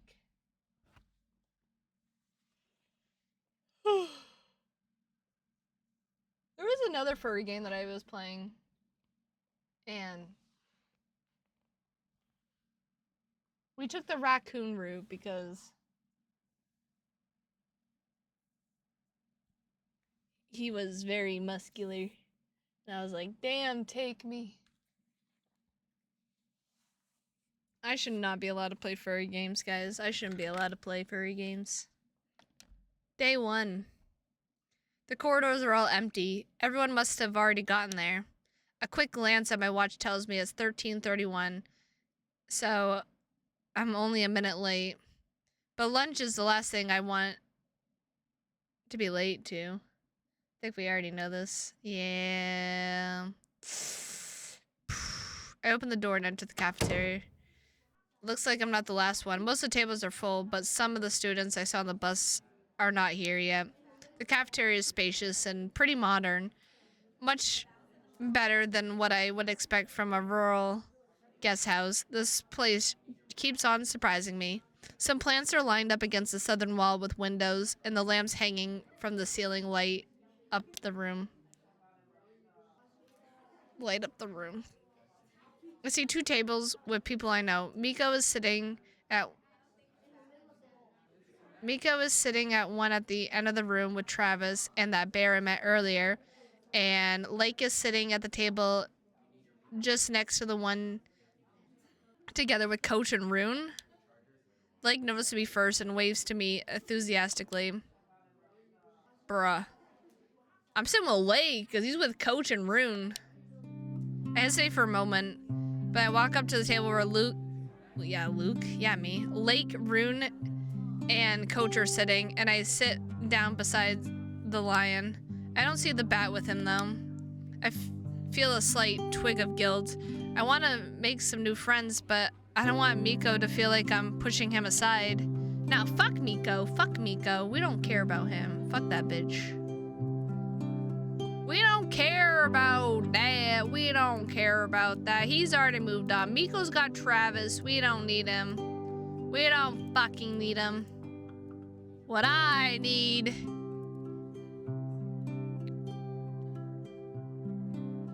is some other stuff.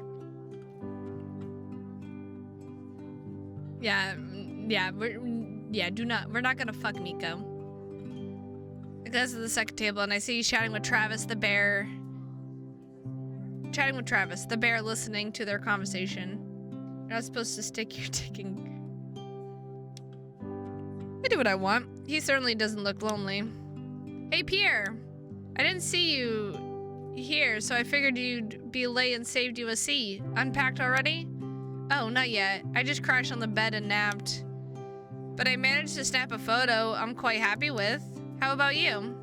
Oh yeah, I love the room I got. It's so nice, and I've got a huge bed all for myself, and maybe the most comfortable carpet I've ever put my paws on. It's really comfortable. The university didn't skip on us for sure. Right, quite a contrast to our dormitory. Me and Lake live in the same dorm, where mostly the foreigners are admitted. It's not bad, but it's nothing to write home about either. My room is a bit smaller than this one, but I share it with a roommate from a higher year. By the way, where's the bat that was with you earlier? I lean in over the table, keeping my voice low, but Lake does nothing of the sorts in return, speaking out loud. Oh, Jorgen?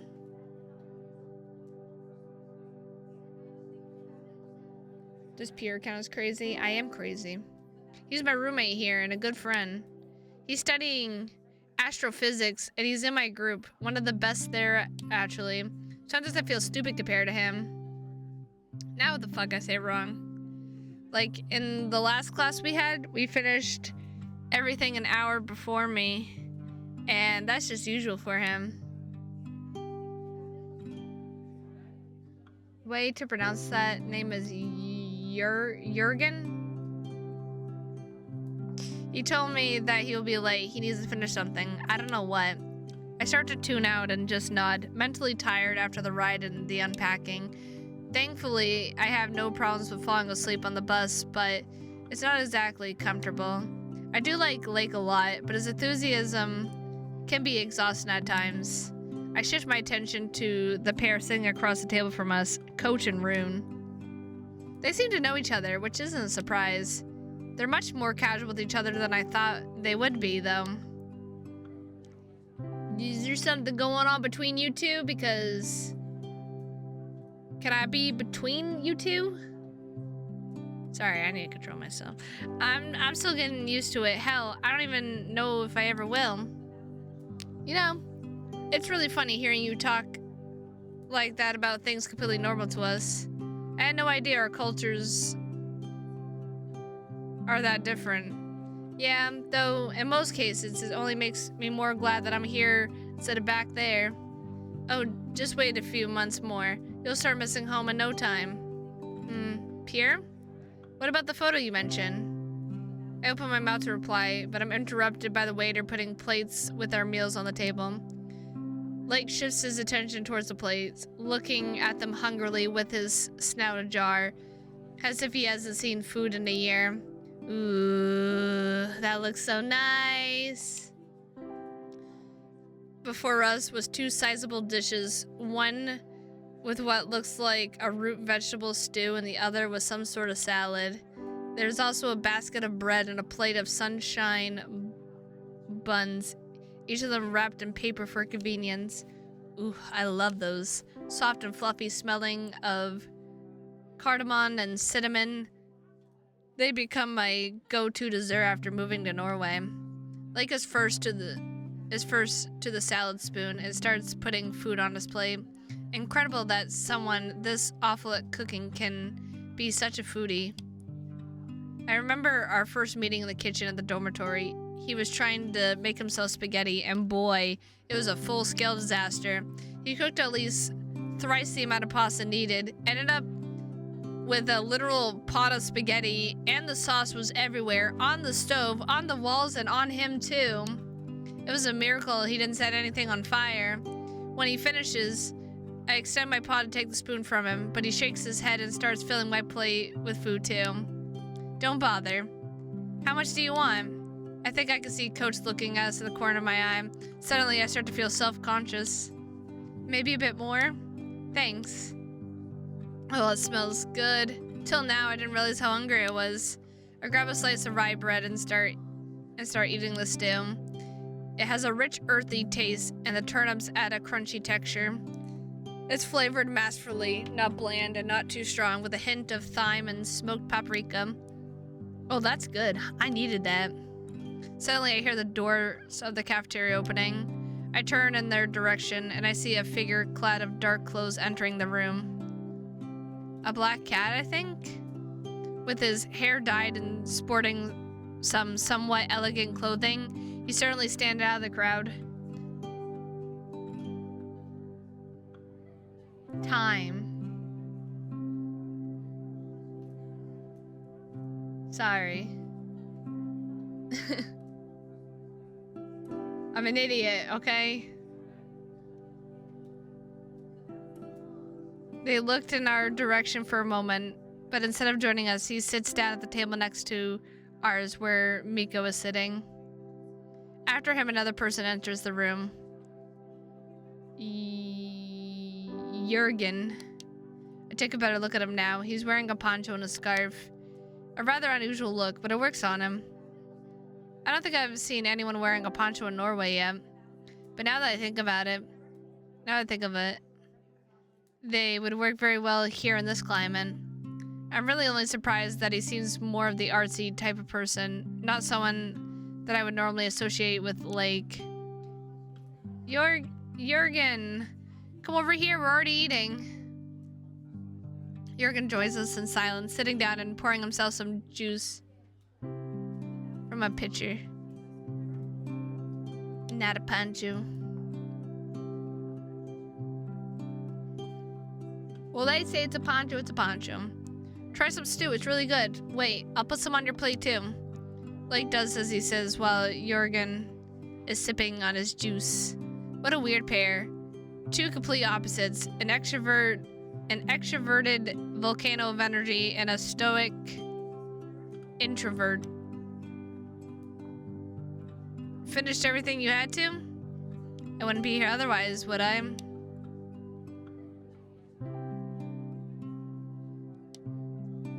Hi, I'm Pierre. You're in front of Lake, yes? You could say that, yes. Good meeting you then. Likewise. That is an enclosed cloak and not a poncho. The game developers obviously. So be nice. His expression definitely doesn't say so. Well, I tried. I start stuffing myself with the stew and tune into the other conversation happening at our table.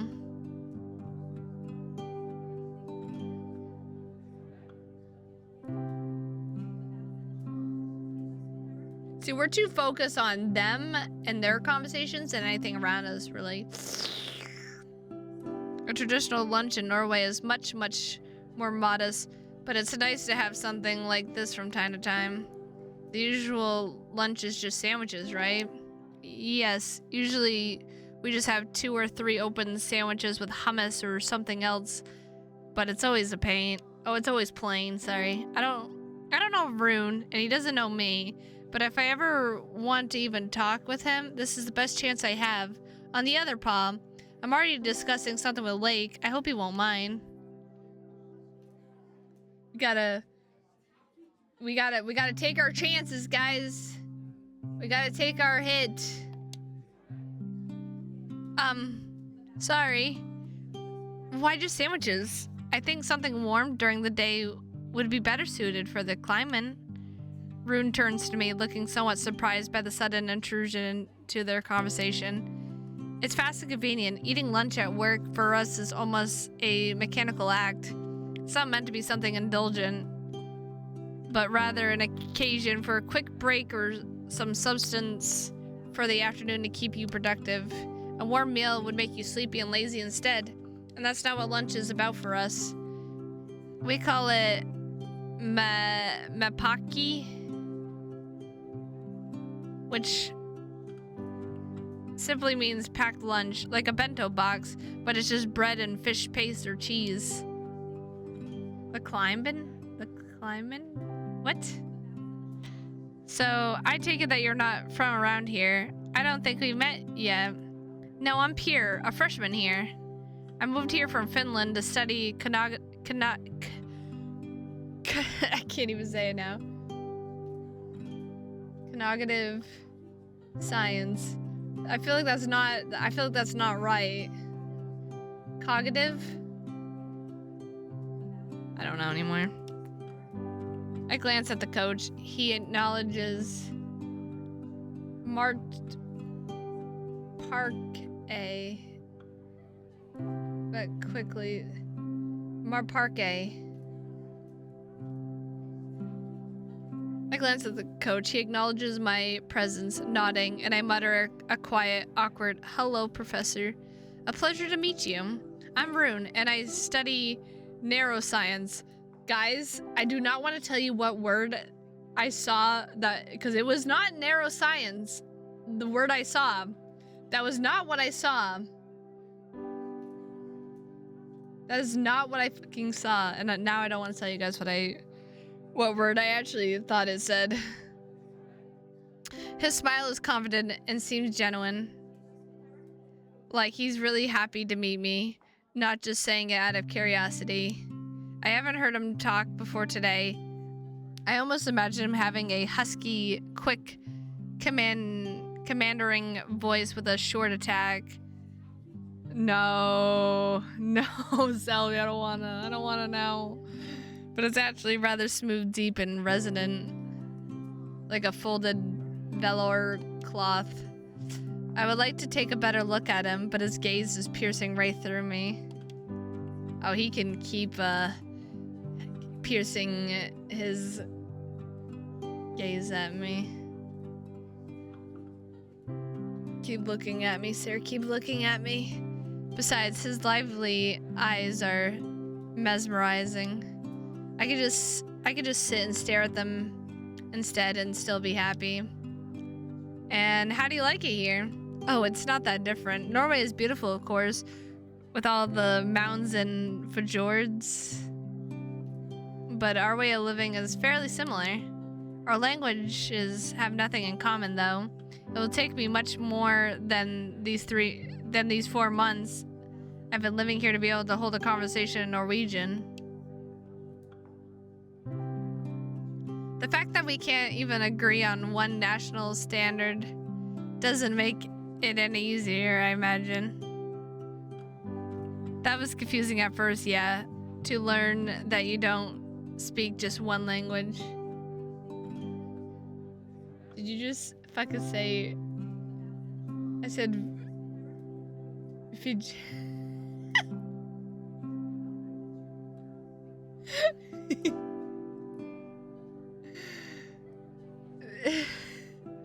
Maybe? Oh, I don't want to say it. Selby!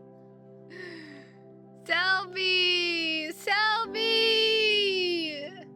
Selby! Be nice. Be nice. You bully. You're a bully. You bully me. Back in Finland, I was living in a...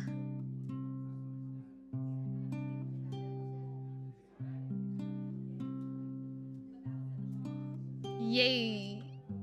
I don't even know what... Your J's is why, so... Freyords?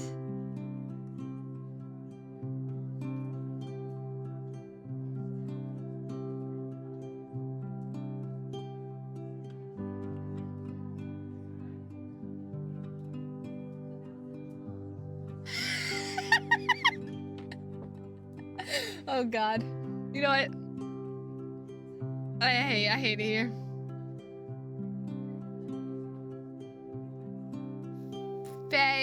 Feyords.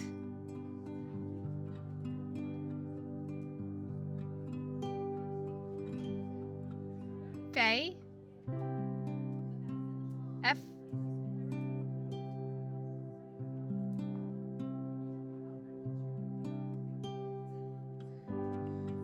Fjord. Ford.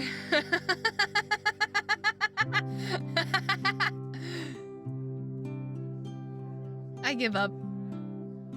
Selby's about to walk out the door.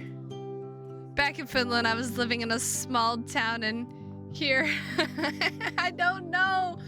Selby, I don't know. I'm actually trying, I swear to God. I was living in a small town, and here I am living in a big city. That makes the biggest difference, not the country. I had trouble sleeping for the first few nights. It's much brighter and louder at night than it was back home. And of course, I miss having a sauna in the building where I live. Wait, you had a sauna in the same building? You know, you could just keep saying wrong, okay, Selby? I suck. I know I do. I know I do. Yes, it's pretty standard in Finland. Most people have a sauna in the same building they live in, be it a house or an apartment building. Oh wow, I like saunas. That feels like an overkill. Not to me. To me, it's so weird that I have to take a bus to get to the closest one. Well, it would be pretty convenient to have one within walking distance. A nice relaxing sauna after a workout would be great. I know that there is one here. I'll likely pop into there in the evening if you feel like joining. Oh, hell yeah, I'm joining. He winks at me.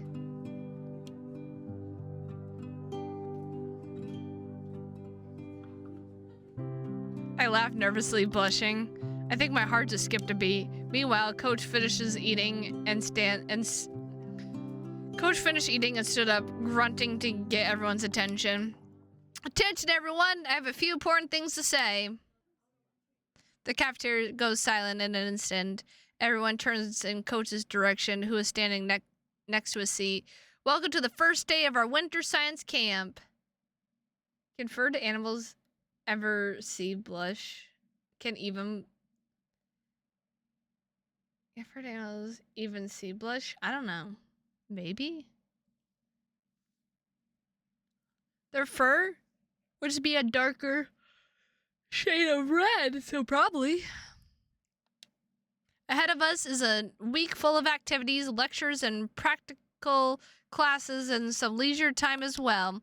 For now, we'll let you rest. After lunch, you're free to do whatever you please. Today is for interrogation and fun.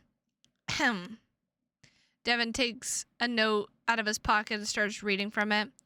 Dinner is at 16 o'clock here in the cafeteria. This evening, if the weather allows, those who sign up for it will be observing the stars from the terrains. All the guest house's facilities are at your disposal. This includes a swimming pool, a sauna, and a common space with a snooker table. What the fuck is a snooker table? Ah, yes. Rune was right then. A small win for me. Please remember that tomorrow we're meeting at the entrance at 7:45 for a trip to the town.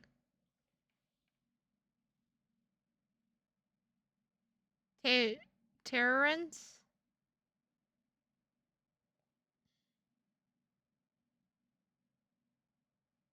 I don't know how to say it. Don't be late. Breakfast is served at 7. Devin...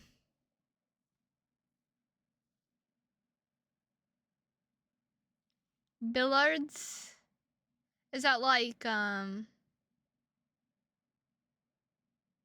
pool? Or a dartboard?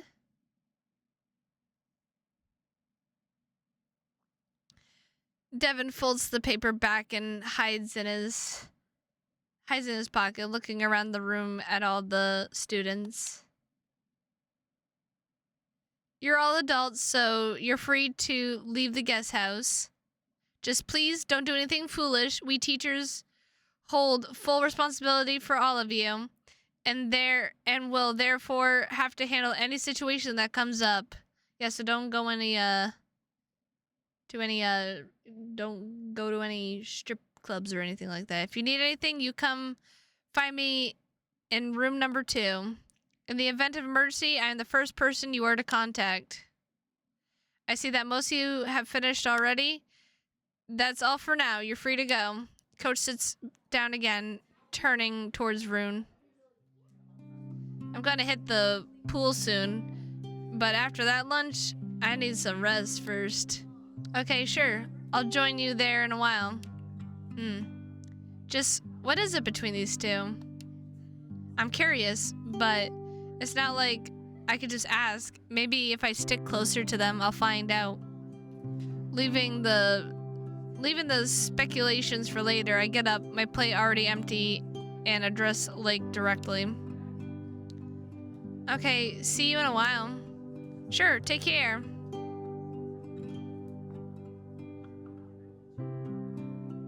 Yay! Be seeing you, Pierre. I smile at him and nod. So I managed to start some connection between us. Be seeing you. On my way out, I grab a sunshine bun from the plate and take a bite, holding it through the paper. It's so good. I let out a pleasured sigh, walking out of the cafeteria and towards my room. I bump into... Oh my god, I'm eepy. I bump into a few students on my way out of the cafeteria, but thankfully the bun didn't take any damage. Leaving the crowded room, I catch myself humming a melody. I haven't been in such a good mood in a long while. A pleasured sigh, yeah, just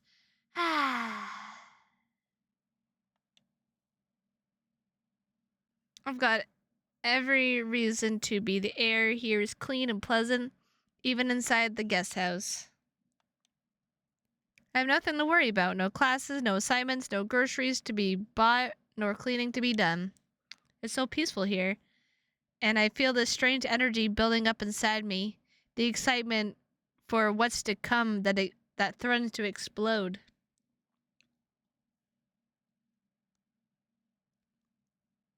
I think there's something else building up inside you. Building up inside me. That threatens to explode. I'm free. I have nowhere to rush off to, yet at the same time, there is so much I want to do. I already can't wait to walk around the forest here, take some photos, and hop into the sauna afterwards. Rune's words echo in my head. I'll likely pop into the sauna in the evening if you feel like joining. I like the sound of that. If it was an actual offer, then I definitely would take up on it. I just need to find him again and ask about a specific hour. Behind the glazed wall of the corridor, the panorama of the mountains looms over the trees. I stop in my tracks. I can't get enough of this view. The shrouded peaks covered in snow, barren and raw. The forest undulating in the wind. This falling snow, pearly white and gleaming. Beautiful, isn't it? Oh, hi, Miko. You scared the fuck out of me. Who sighs in a pleasure way? I do, Selby. I sigh in a pleasure way. You just go, ah. Ah, that was so satisfying. Eating that nice, juicy bun. I yelp, startled. Completely lost in my thoughts. I did not hear the footsteps behind me. Undulating.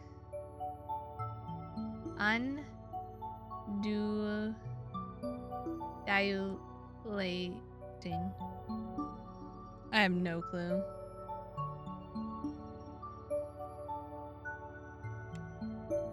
I'm not even gonna attempt to even try to do it after you do that.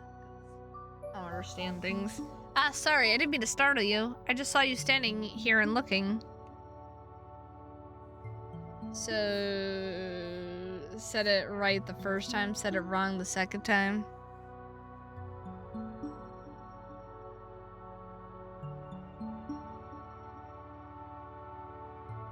Or are you just saying say it right in the fucking first time, you dumb bitch? I think I started daydreaming a bit, thinking of how great it is to be here now. It's good to change the scenery from time to time. Miko walks up to the window, stopping next to me. His arm almost brushes against mine as he looks ahead, gazing at the view in silence.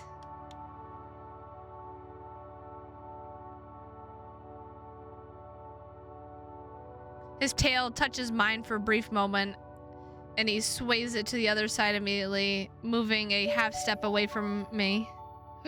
Our tails touched. Oh my god. Every time we touch, I get this feeling. Looks like he still is hesitant to initiate physical contact, or maybe he's unsure if I would be okay with it. Say, do you? Then just shorten it.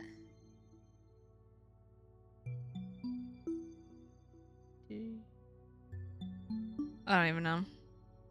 I move a bit closer to him so that our arms touch. He's shorter than me by a head. Ha! I'm taller than this bitch.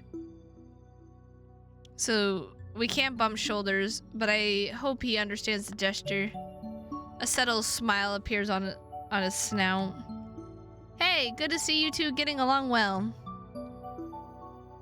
The Tanuki's voice rings out behind us as he approaches us and pats our backs unceremoniously. What are you two doing? Just looking outside.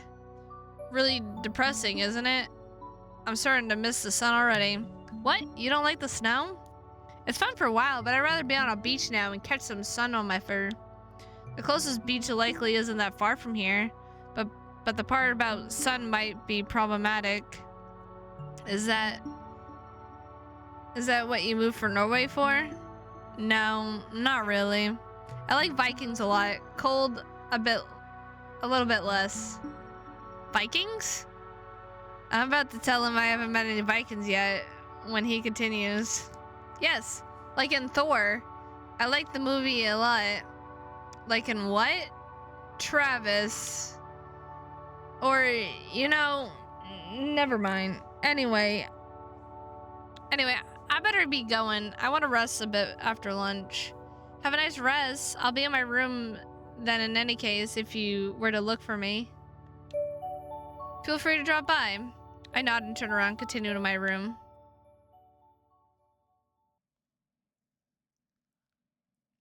Back at my room finally. Time to laze around and unwind. Maybe even nap for a bit? I put a paw in my pockets to grab the key. But it's not there. I lost my key.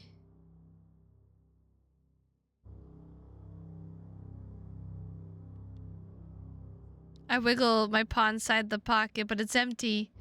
It must be in the other pocket? But when I check, only my phone is there. And of course I went and put my keys in the same pocket as my phone anyway. I feel a cold sweat on my forehead.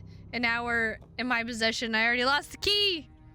I always put my keys in my right pocket. Or do I? My trousers have deep enough pockets that nothing should fall out. But I can't be for sure either. I press the handle and try to open the door, but it doesn't budge. I knew I locked it anyway. Okay, deep breaths. The key must have simply fallen out of my pocket somewhere along the way, or maybe in the cafeteria while I was eating. I simply have to retrace my steps and find it.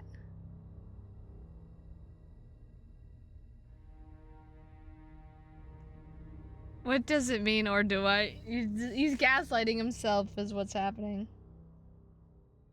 When you start panicking, you start gaslighting yourself, you're like, do I put my keys in my right pocket? Maybe I never did. Maybe I put it in my left. I don't even know. I turned back, scanning the carpet for any unexpected shapes. Why did the music get so, like, ominous? I hate it. Like we're gonna be in deep doo-doo. I might have wanted some adventures during this camp, but this is definitely not what I had in mind. Losing the key to my room on the first day is hardly a good start. It's a bit of a bummer, that's all. I should keep my spirits up. I try my best to appear nonchalant because I know I'll find the key anyway. I wouldn't want the others to think that I'm that clumsy. And it is a bit stressful too, I'd have to admit. What if they'd charge me for the lost key? Why are you staring at the ground? I almost jumped back, startled. Why is everyone so set on scaring me today? Rune is standing in front of me and looking at me with concern, clutching a key in his right paw. Rune, my god, don't sneak up on me like that. I was just thinking. You look like you're looking for something, though. He tilts his head slightly and observes me closely with full seriousness. This is really embarrassing. Well, what are you holding there? This? This is a key to my room. Oh, so you did lose something. I look away embarrassed. Of all the people I could stumble upon me in this corridor, it had to be him. He doesn't seem to want to mock me, though. Actually, he seems genuinely concerned. He's really perceptive, that's for sure. He's different than I imagined. I wouldn't guess he'd pay any attention to me at all. Well, yeah. I couldn't find the key to my room. It must have fallen out of my pocket when I was coming back from lunch. Oh, that's bad. He scratched his head, ruffling his auburn hair. You should check at the reception. Maybe someone found it and returned it there. You can always go to Devin. He should know what to do. We're supposed to go to the teacher in case of emergency, and this sounds like one.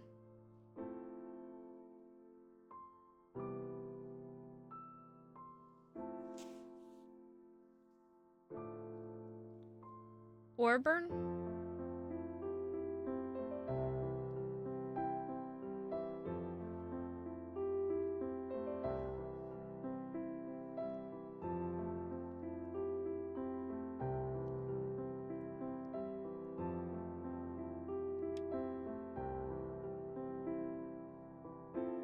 I don't want to ask the coach. I feel like he's gonna be mean to me and be like, you fucking dumbass, losing the goddamn key. I don't know what I should do, guys. Should I try to find the key to for myself, or should I take my chances with the coach and be like, I lost my room key. Selby, I'll let you decide. I'll let you decide if we should just try to find the key ourselves, or maybe ask for coach for help. I don't know. I don't know what I want to do. Wait. Selby, just fucking ask him. Okay. I'll go as Devin for Coachy. I'm almost sure I won't find the key anywhere here. I don't just lose stuff like that. This calls for some help. You're right. I should go to Coach. Maybe someone found my key and returned it to him. You remember which room is his, right?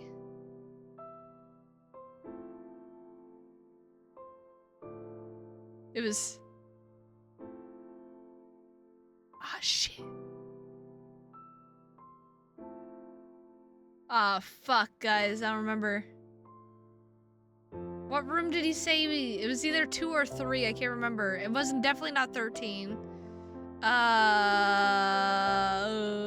on. Ah, fuck. No. He's gonna think I'm stupid.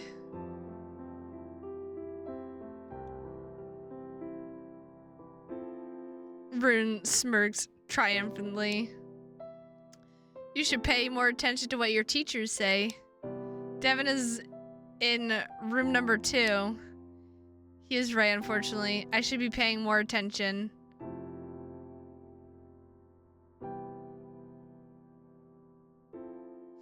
Selby, don't be mean to me. I should be paying more attention, but it's so easy to tune out when listening to a teacher. Now, I was just joking. No need to look so down. Go pay him a visit then, and good luck. I'm heading back to my room. Blushing fiercely, I nod and turn around, walking away embarrassed. You're not a horrible person, Selby. Stop saying that. You say that you're a horrible person, but you're actually not. You're not. So cut it out. Or I will bonk you in the head. Arriving at the door, I already regret my decision. I don't really look forward to having to explain the whole situation to a teacher. I hesitate for a moment for knocking, but finally my knuckles meet the wooden door, knocking on it thrice. It takes only a few seconds till the door opens and Coach Devin's head peeks outside. Pierre? Do you need something? Yes, Professor. What evidence do you have for this hypothesis? My evidence is that because you're just not.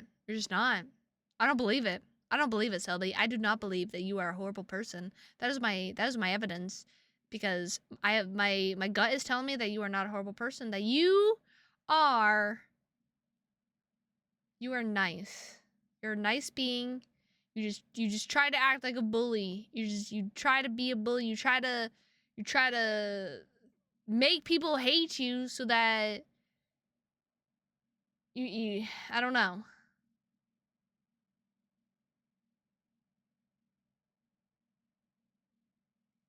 I feel like you just want people to hate you because you feel like it'd be easier for people to hate you than like you. But joke's on you, sir. Joke's on you. I could never hate you. You're not a horrible person. I think you're a nice person. I think you deserve little head pats. Little pat on the head. I don't think you're a bully. I mean, you're bullying me right now, but I don't think like you're a natural bully or whatever. I mean, chat is always bullying me, so that's nothing new, but I refuse to believe it. I refuse to believe it.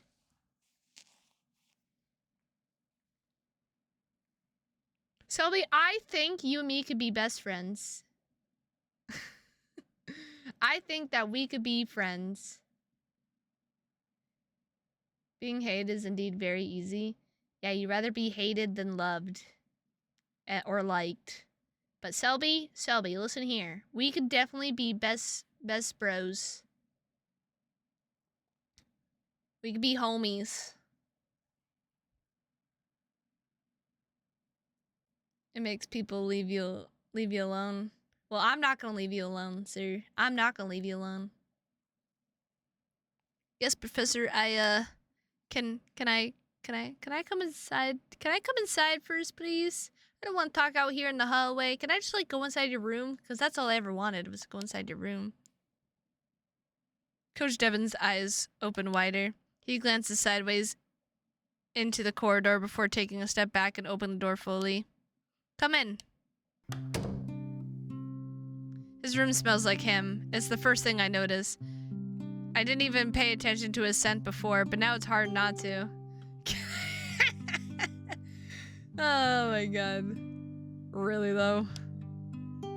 It's woody and pleasant and feels comforting, like a reassuring pat on the back. Must be some fragrance he is using combined with his own scent. A smell can tell a lot about its owner.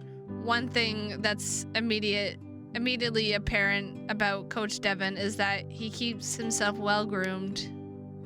Sit down if you want. Tell me what happened. He smiles reassuringly and points at a chair standing in front of the desk. Sure, I'll sit down. I might need to sit down, to be honest. I nod and sit down, entwining my fingers on my lap. Coach seems to notice how tense I am, his gaze softening completely. Do you want some tea? I nod again, as he's already walking up to the desk to switch the electric kettle on. He must have just a cup of tea. He must have just had a cup of tea himself because the water almost immediately comes to a boil. The selection here is pretty simple, but there's still some choice. Black, green, white, peppermint. What do you prefer? Green tea, please. It's my favorite too. Coach unwraps the tea bag and puts it in the clean mug. Also, the last person I tried to be actual friends with literally stopped talking to me, and I'm pretty sure it's because they're self-cantered. They think I was in love with them? Bruh. They needed to get over themselves. Oh, self-centered. Oh, okay. I was like, cantered? I don't know what that word means.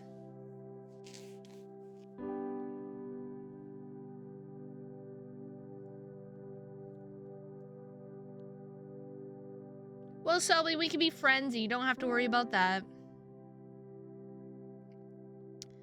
Coach unwraps the tea bag and puts it in the clean mug, then fills most of it with boiling water.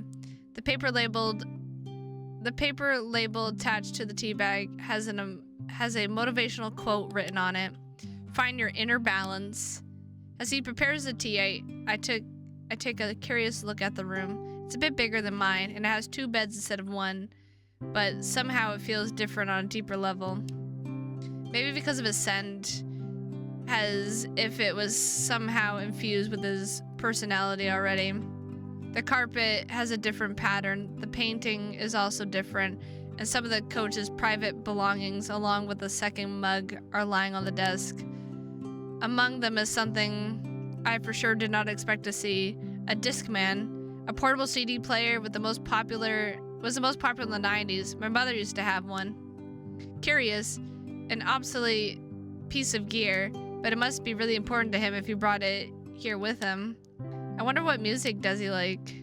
I can't see his bag nor clothes anywhere. Somehow I get a feeling that his shirts are all hanging on coat hangers and underwear is neatly folded and tucked away in drawers. I took the only chair the room has, so Coach himself leans against the wall, arms crossed on his chest.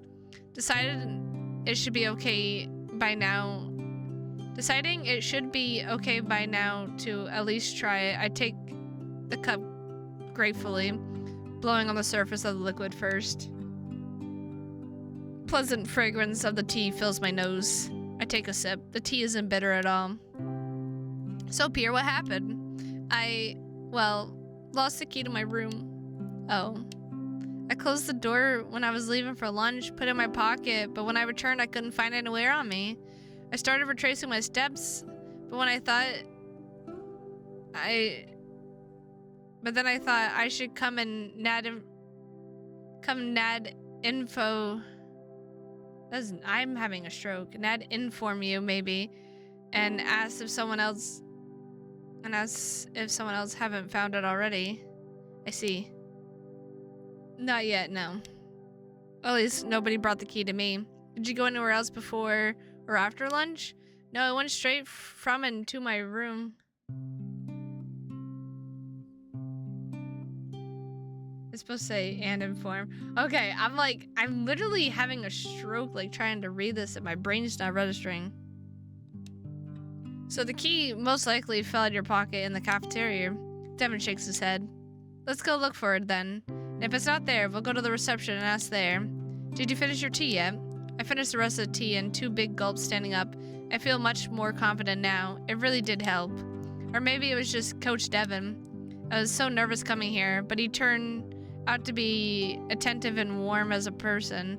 A much different side of him that I've seen during classes. Yes, and thank you for the tea, Professor. Just Devin is good. Oh no, I couldn't. And I insist. Hearing that makes me feel old. I give him the most thankful smile I have, and he smiles back. There's more warmth in that slight smile than in most wide grins. Some students pass by on our way to the cafeteria, giving us occasional puzzled looks. As we arrive there, it's already deserted. Tables are still covered with checkered tablecloths gleaming in the sunlight, filtered through the windows. The sun came out from behind the clouds for a moment, even though it's only a while after noon. It already is low on the horizon. The eeriness of the empty cafeteria and the low Arctic sun makes it all seem like a scene from a film. It reminds me of staying late at school together with Miko. Walking through empty hallways, usually full of noise and bodies, entering the empty classes that some careless teacher forgot to lock.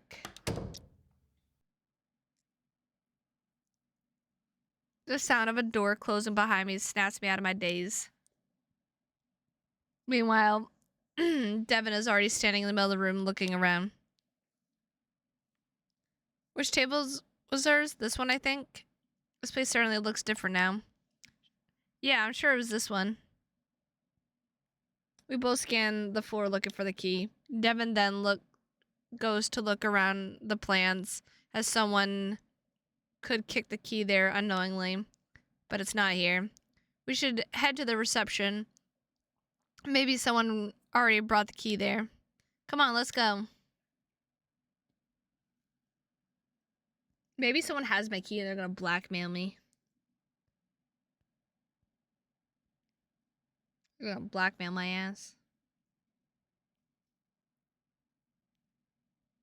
Maybe it was Miko. Maybe Miko took my key. I exit the cafeteria after Devin. For a while, we walk in silence until he suddenly asks, Pierre, how are you feeling? How am I doing? Could be better.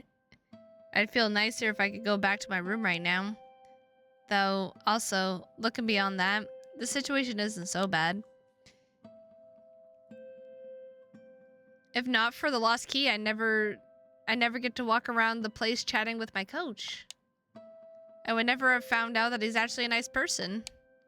And certainly, I wouldn't be on a first-name basis with him. I know, we're moving so fast, guys. We're on a first-name basis. So with all that, I actually feel quite nice. Good, thank you. We'll get your key in no time, don't worry. Please remind me, you're studying neurobiology?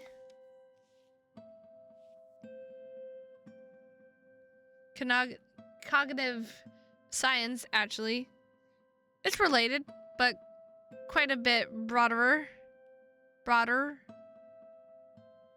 In interdisciplinary field. I really like it so far, and I like our university. I feel like I'm finally studying something substantial, and we're treated like adults. Isn't it hard being so far from home? Oh no, quite the contrary. I couldn't wait to move out and see something new, establish myself somehow as my own person. Glad to hear that. You'll do well, Pierre. He gives me a pat on the back, this time a literal one, and everything feels so much brighter right away. He touched me, guys. He touched my back. My paw pad taps out a nervous rhyme on the wooden counter. The closer we are to talking to someone from the staff, the more anxious I get. I'm glad I have Devin with me, though. I feel more confident having a teacher by my side. I still don't know much about him. I know that he's not from Norway, and he moved here not long ago, but that's it.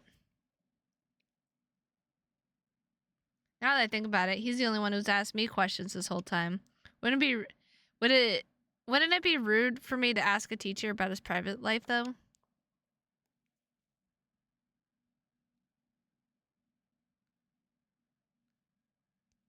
I don't know if we're that close to be asking him about Rune, to be honest.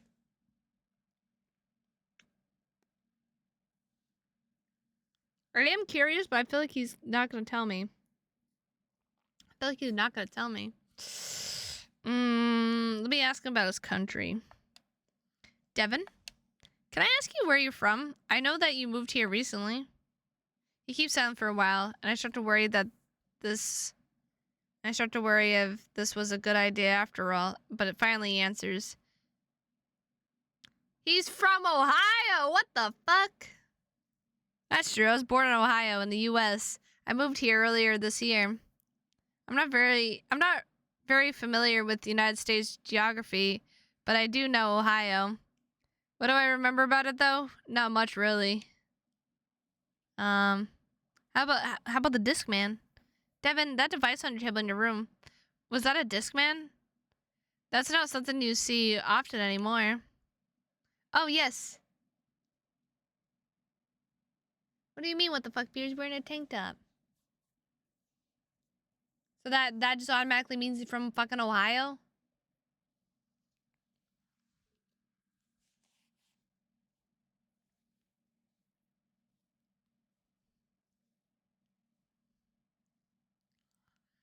Oh yes, it's an old technology, but it has belonged to me since I was a kid. Ah, so I thought. What were you listening to? I was listening to American Ball. It's a band from the 90s. I'd be surprised if you knew them. The name rings a bell, but I can't remember for sure. Maybe I'll check them out later. What man wears a tank top has an actual piece of clothing without people from America?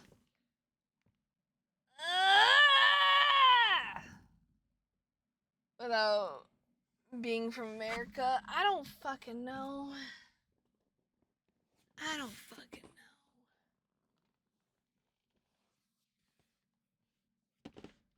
Ow.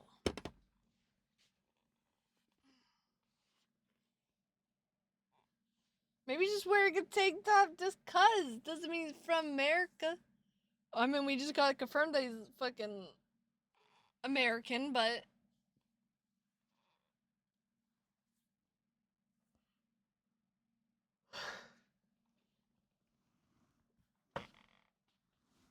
I'm going to scream.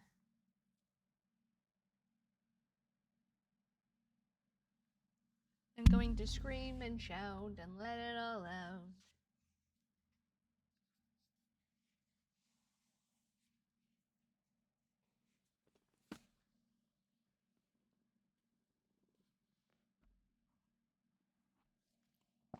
Before I have a chance to reply, the janitor emerges from the utility room. She's a wolf of an ambiguous age. Could have been 30 as well as 50.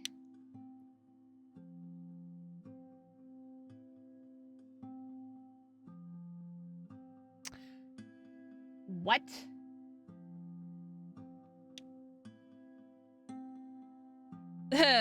I'm not fucking reading Norwegian. I'm not even going to attempt.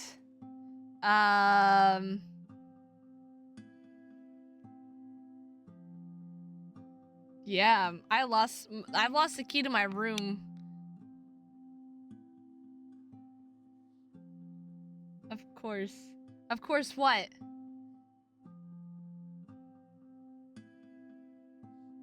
Sylvie, I'm not gonna read it because I'm not going to butcher the living shit out of it. Then you laugh at me being like, haha, you can't fucking speak Norwegian or whatever. Blah, blah, blah, blah, blah, blah.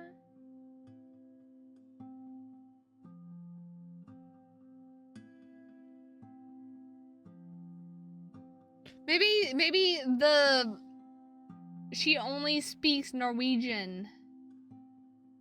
And we're just fucked. I went to look for it around the guest house, but I couldn't find it anywhere. Has anyone maybe found it and returned it here? The janitor smiles at me reassuringly, completely unfazed. But I start to suspect that I'm not the first one to lose my key to the room here. Or maybe it wasn't translated. Who the fuck knows? Not yet, unfortunately. Did you leave the guest house after you got the key? No, I didn't. So it still has to be somewhere in the guest house. I'll keep my eyes open. Let's not assume it's gone. Your name and room number, please? Pier, room number 17. The janitor opens some ledgers, searching for something. Oh. You are unlucky. Rooms on the second floor still have a classic key instead of cards. Otherwise, I'd program you a new one.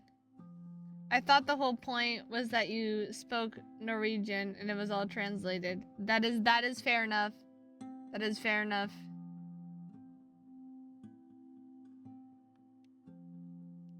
I will call the office to bring us a spare key. Please wait a moment.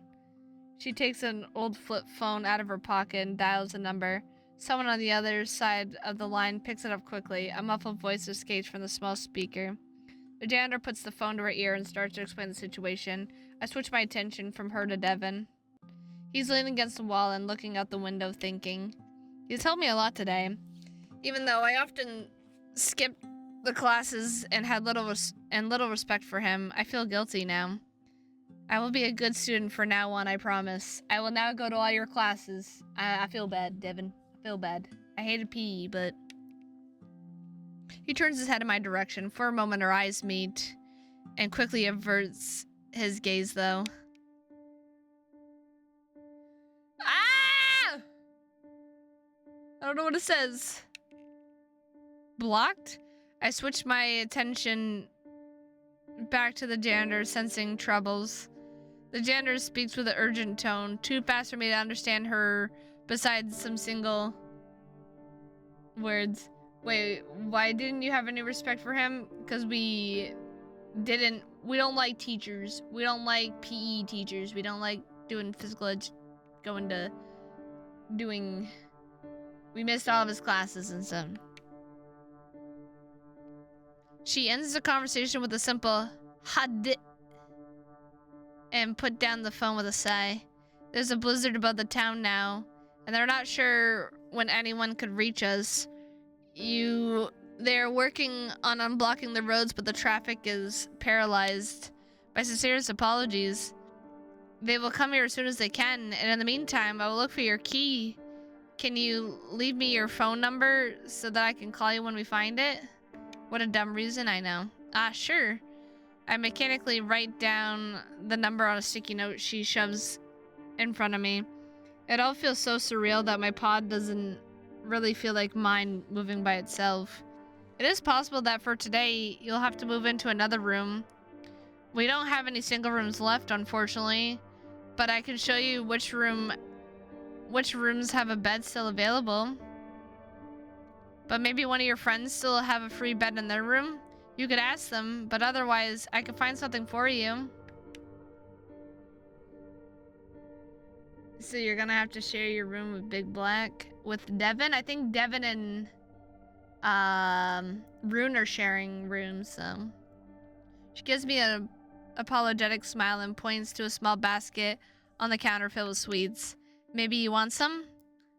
I shake my head, looking down at my paws. I don't really know what to say. That's a very sudden turn of events. I have so many questions that I don't even know what to ask first. Oh, one thing. Wait a moment. Damn, you're gonna have to share a room with 2 men. Heck yeah, baby. She walks off to the utility room, returns after a short while carrying something in her palm.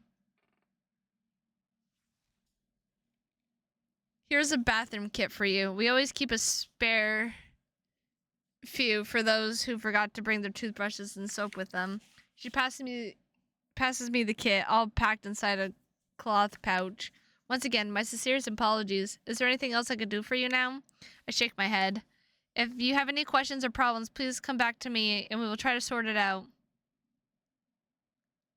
Are you going to be this? What? I'll take that in mind. And this rose. Oh my god. She smiles at me in a vain attempt to make me feel better. Well, that's an unfortunate turn of events. Do you know anyone who has a free bed in his room? I shake my head. I feel the energy leave my body, draining down my legs and dissipating into the ground. I think I better go outside for a while and think. That should be easy to solve. I'll talk to Professor Arnie. He should have a list of all the students in the rooms, and we will find you a room for tonight. I appreciate that, but I think I will just ask among my friends. I'm sure one of them will have a free bed. Okay, I won't interview then. But if you need any help, though, please come to me, and we will think of something. Wait here a moment. I'll be right back. I can see why I came number 1 in that chatter thing you had the other day.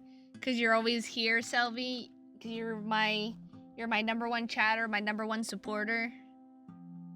Because you love being here. Because we're besties, Selby. We're besties. We're best friends. Remember, we're homies.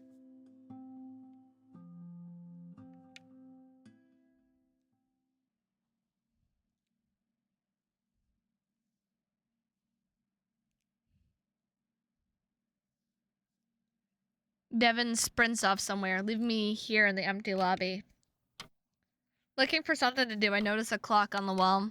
It's ticking slowly, like a metronome, setting the leisurely tempo for the world around it. Because everyone else ran away when the furry men with pecs the size of footballs turned up. Nah, most of them are lurkies. Some just come and go, you know. Perception of time is very subjective, but clocks remind me that its passing is something real and measurable. So much has happened in the last 15 minutes, but the hands on the clock barely moved. The harder I stare at the clock, the slower the hands move. I stand for a while just listening to the hypnotic rhythm of the slow ticking, and before I get bored of it, Devin returns. Take this if you want to go outside. In his extended paw, he is holding a rain jacket. I took a spare one with me. It's clean and unused. You can return it after you have your room back. Thank you, Devin. This will sure come in handy. All my stuff is in my room after all, and I would rather not catch a cold on the first day of camp.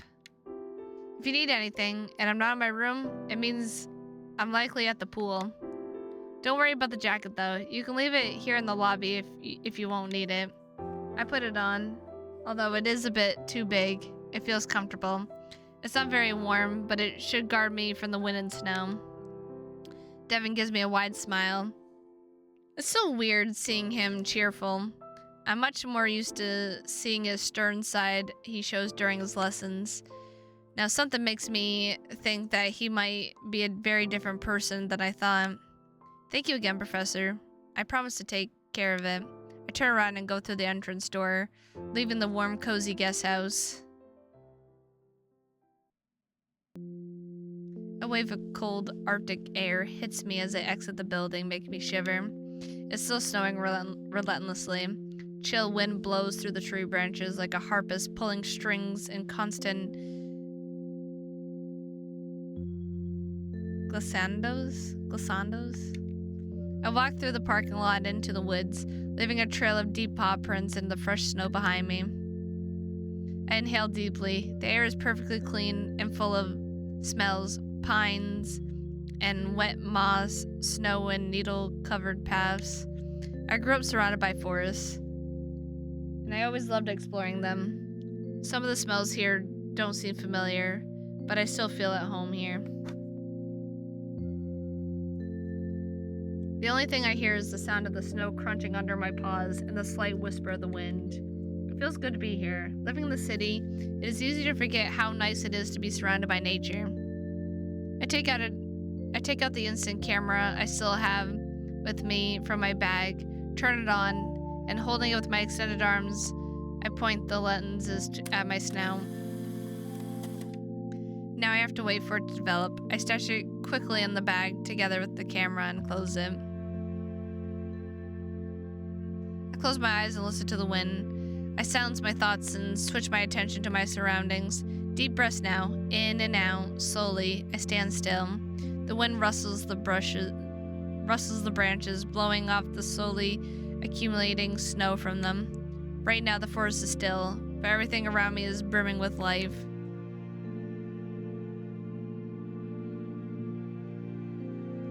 All the bugs in the ground, all the trees around me, every tuft of moss and blade of grass. They all breathe together with me in a steady rhythm. I open my eyes and shake off the snow from my snout. If not for the temperature, I could just stand and enjoy the peaceful atmosphere, but I'm starting to feel cold.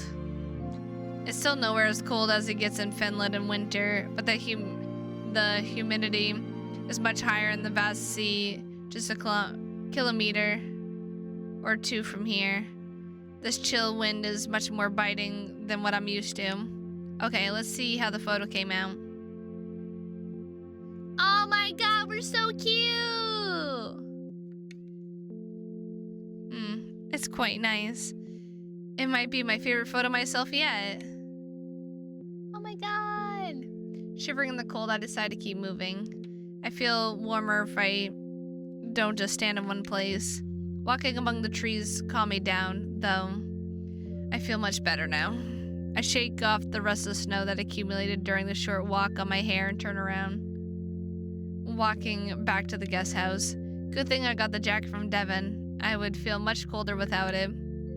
He has really done a lot for me. Much more than I would expect from a teacher, far beyond his responsibilities.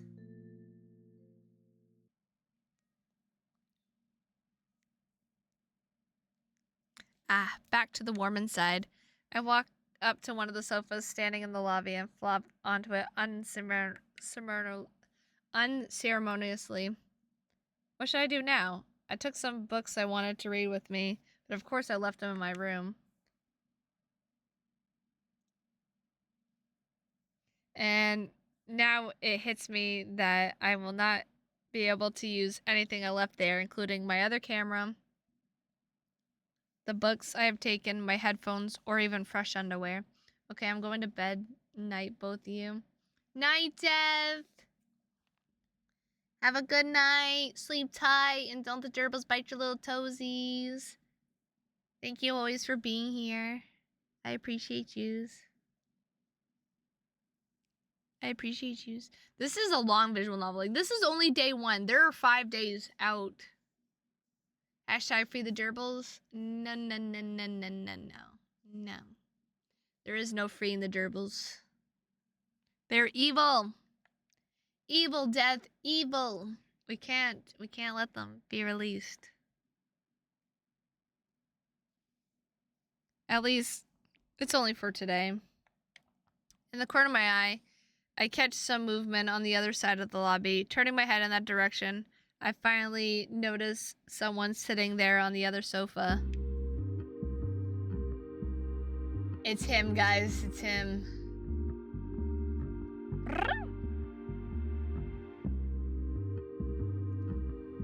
So, are you also gonna say he's American because he has a fucking tank top? I don't think I recognize him. He is a tiger like me, wearing a loose-fitting black tank top. He's sitting on the sofa in a relaxed position looking at me. There is a certain aura of nonchalance about him. He suddenly stands up and approaches me confidently, his tail making broad swings behind him. Dude's about to make his move on me. I don't think I'm prepared. Well, hello there. Always nice meeting a fellow tiger. Name's Torolf. What's this game called? What's this game called again? Dawn Chorus? Dawn Chorus. It's on the other website where I got the other demo, like 14 Days with You and all that stuff.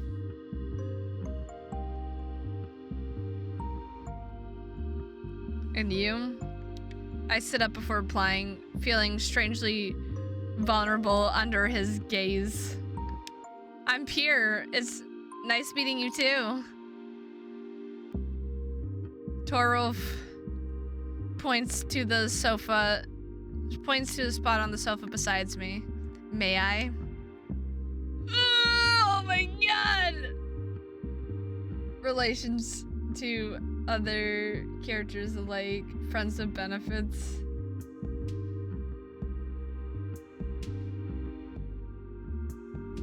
Wait, what?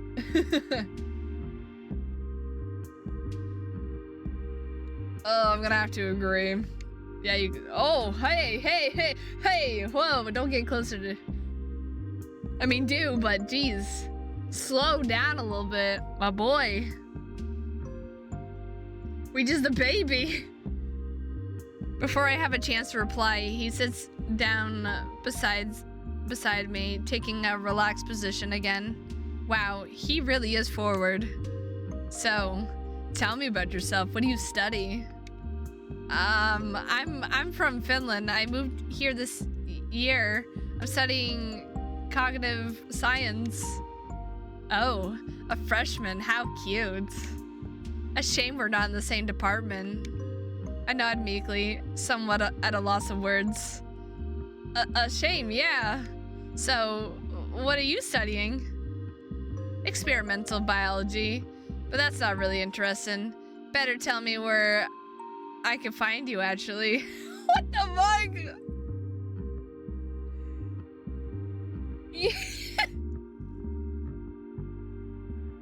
Where I can find you.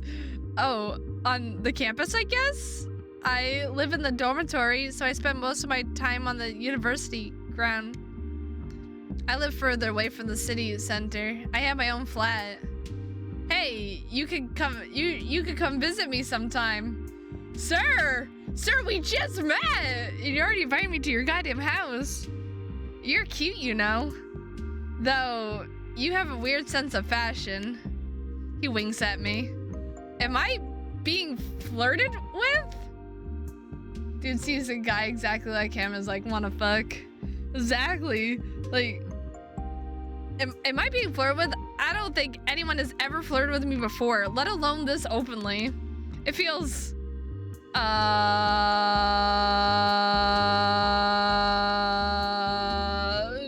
mean, I would feel uncomfortable, but we're not minors, we're in college. We're a college freshman. First year in college. University, baby.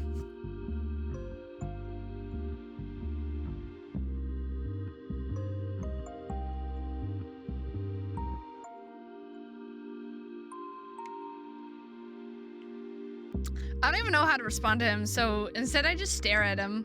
Whoa, I really am pathetic sometimes. It certainly flatters me, though. He is good looking, I have to admit it. He has a nice lean body and his clothes show off nicely. I gulp. Suddenly another person enters the lobby. And then another person joins the battlefield. Like, he notices us and starts walking in our direction, and Torolov stands up to greet him. Hey, Torolov. Torolov. I'm just gonna call him, I don't even know. I'm gonna call him, I need to shorten his name because goddamn his name is hard. Toru, I'll call him Toru. I got you your jacket. Oh, hi, Pierre, what a surprise. You two know each other?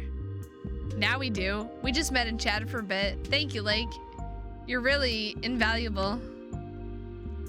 Lake passes him the jacket and a key. Oh, so they are friends.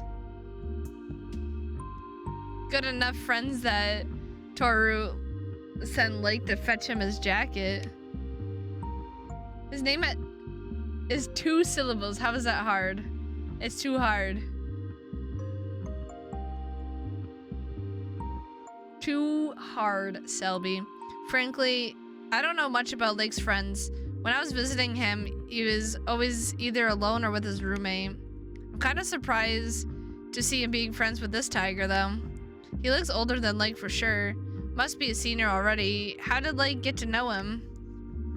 Torolf.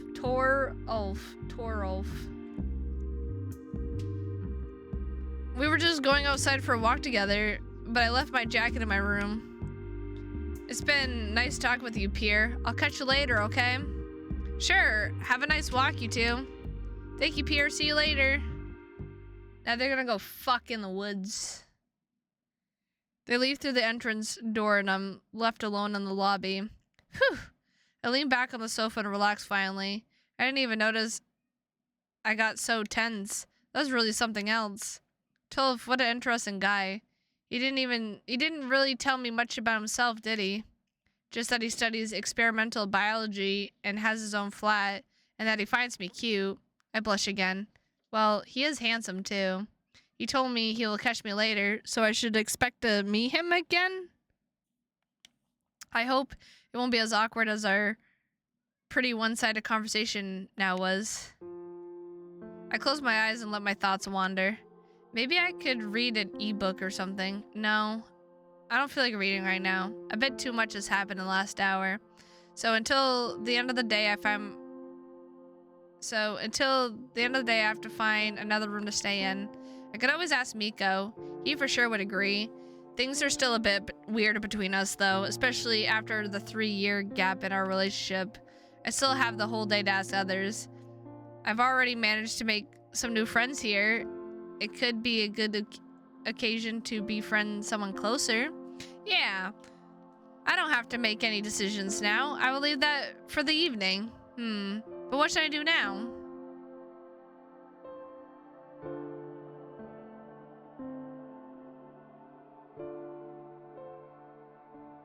Who the fuck are these people?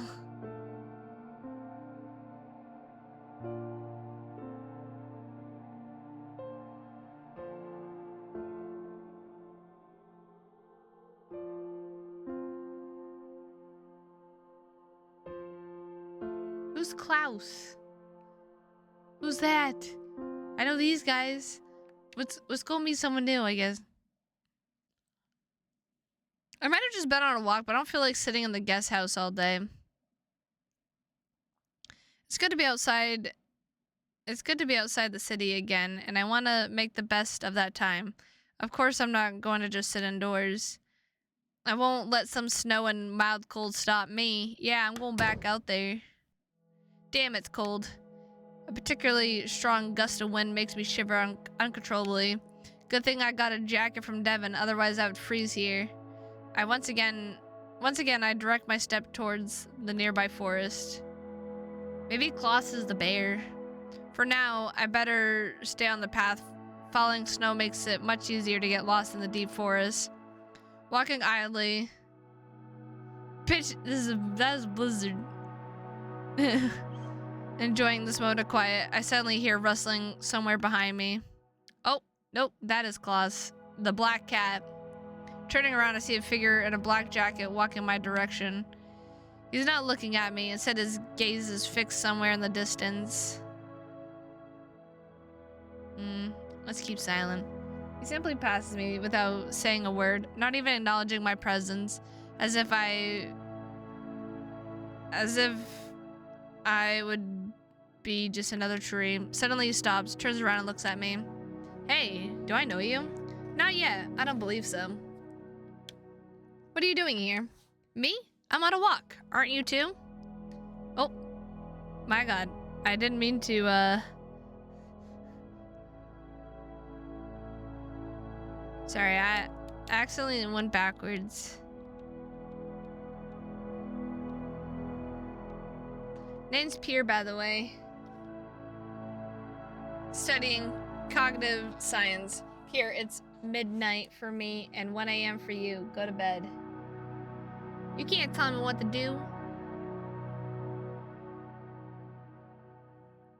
Yeah, Selby stayed up all night. You should be yelling at Selby. I'm really happy to be on this camp. I'm a freshman, so it's my first one. I'm Klaus. You could say that I just like being surrounded by trees. It was nice meeting you. Bye. And just like that, he turns around and continues walking down the path. Okay, so that was weird. I haven't seen him before, but he must have came with us, so likely it's not the last time we meet. Wait, where is he? I only blinked and he disappeared from my view completely, and I'm left alone. Let's just head back. I don't even know if I want to find him, to be honest. Trying to talk to him didn't really go well before, so why should I now? I walk around the forest some more, enjoying the scenery, the serene scenery before heading back to the guest house.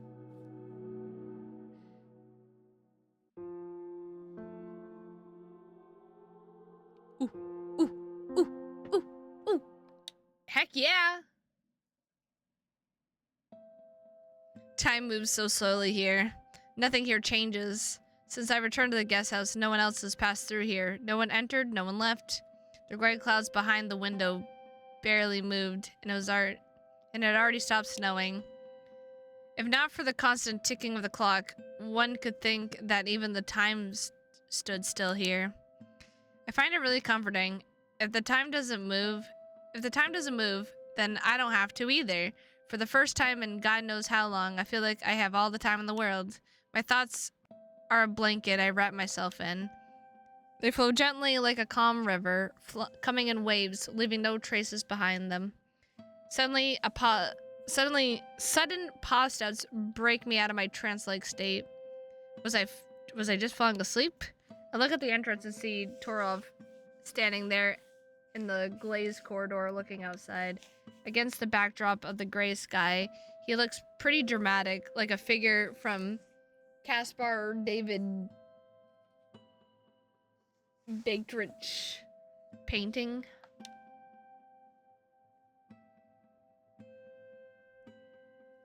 Without even thinking. Sorry. Without even thinking what I was doing, I hop onto my paws and start walking in his direction. I was laying down a bit too long for that apparently, though, because I immediately started feeling dizzy. My field of vision blurs. I have to lean against the wall, and that's when Torov turns around and notices me. Damn, Pierre, are you alright? He rushes towards me, grabbing my shoulders and looking at my face with horror. Seeing the frightened look on his face, I get pretty spooked myself, but the absurdity of the situation hits me and I start laughing. Torov looks at me with immense confusion, and I laugh even harder. Are you feeling well? Do you have a fever or something? I finally recompose myself and take a step back. Sorry, I just got up too fast. And here I rush to the rescue, concerned. Damn, already going through your psychotic break, exactly. He shakes his head, looking at me with disappointment. What are you doing here, Pierre?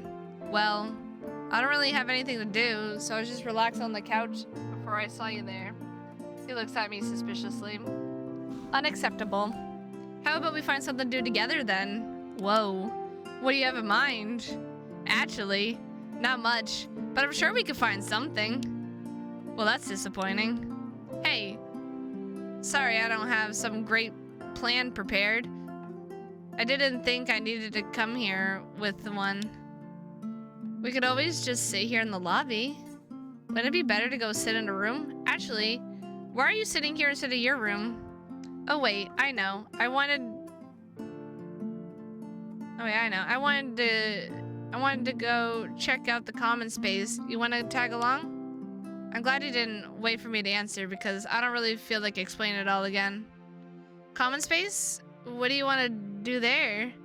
I think there's a record player there. I wanted to see what albums do they have and just lounge a bit.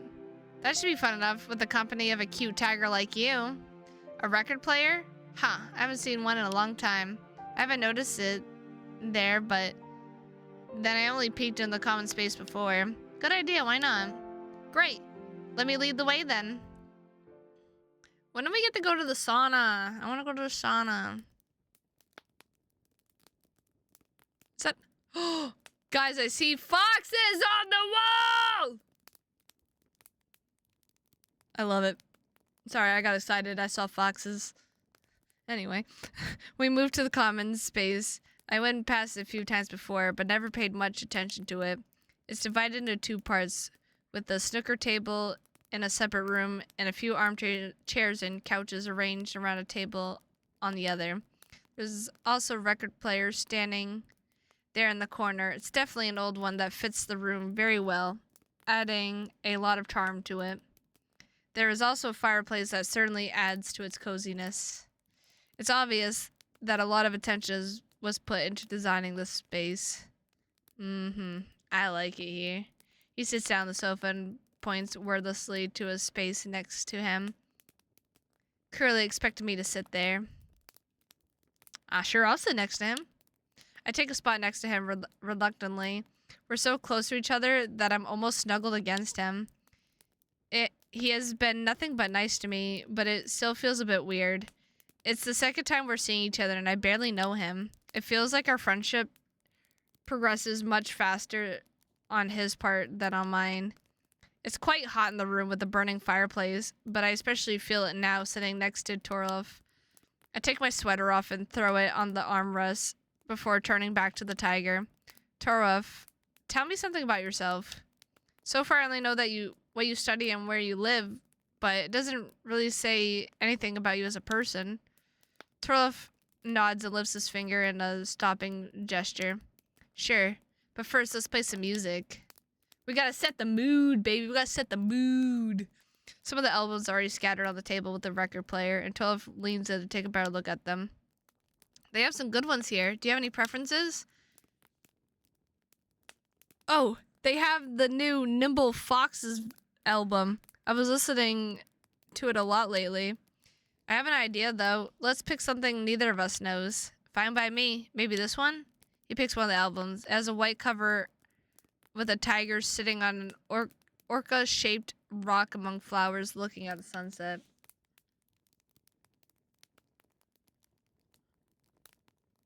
It's vivid and colorful, but at the same time feels contemplative in a way. This cover art looks interesting. Buildings like radiators, a weird name for a band. Do you know them? No, never heard of the name. Okay, let's try this one then. He takes the black record out of the sleeve and puts it on the record player. The first note of the track plays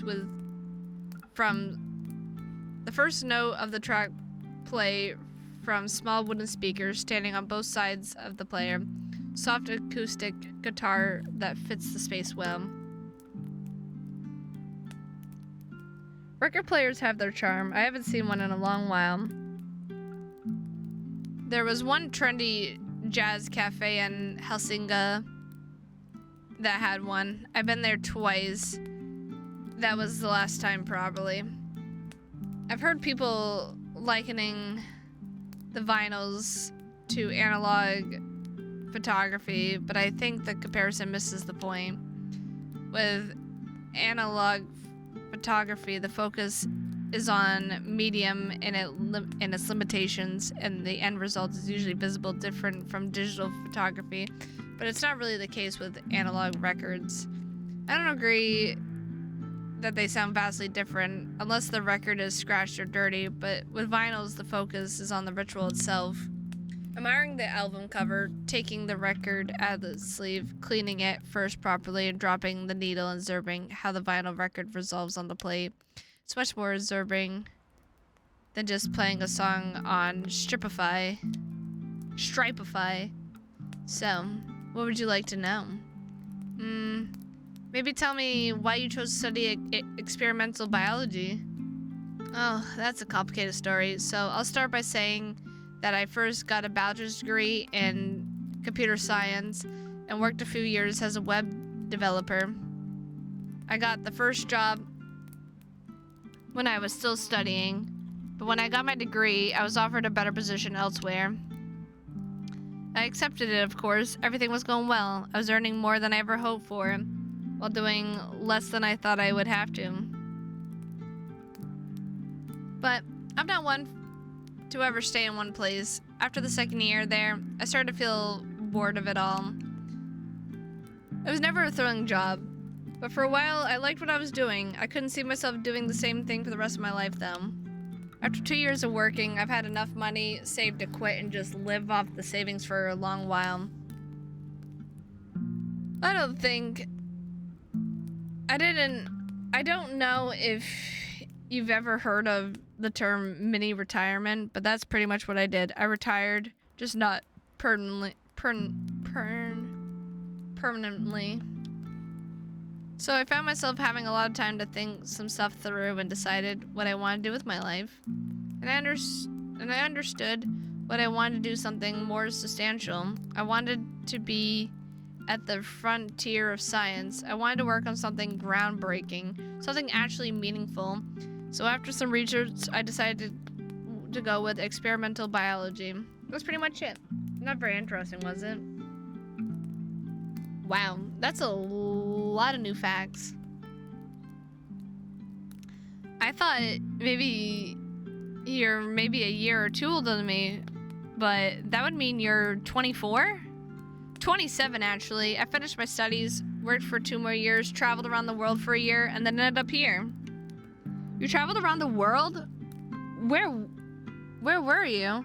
Mostly Asia, China, Taiwan, Thailand, Vietnam, Japan, Korea. Those countries really fascinated me because they're highly developed, but the culture is so much different. I never felt at home there, but somehow I still kept coming back. Hey, how about we get a bit more comfortable? He puts his arm around me and snuggles me against him. It's so sudden that I don't even protest. Although, I have to admit that it feels nice. His intentions are pretty clear, and I don't know what to think of it yet, though. Ah, it's so cute. Oh my god, I love it. I'll worry about that later. I lie down sideways on the sofa, wrap my arm around him, and rest my head on his chest. He in turn snuggles me up close and pets my head with his other paw. This is nice. I could probably spend the whole day like this. Me too, say me too. I can hear a deep rumble rising from his chest. Looks like he's enjoying himself too. I press my snout against his chest. He smells really nice and fresh with no hint of musk.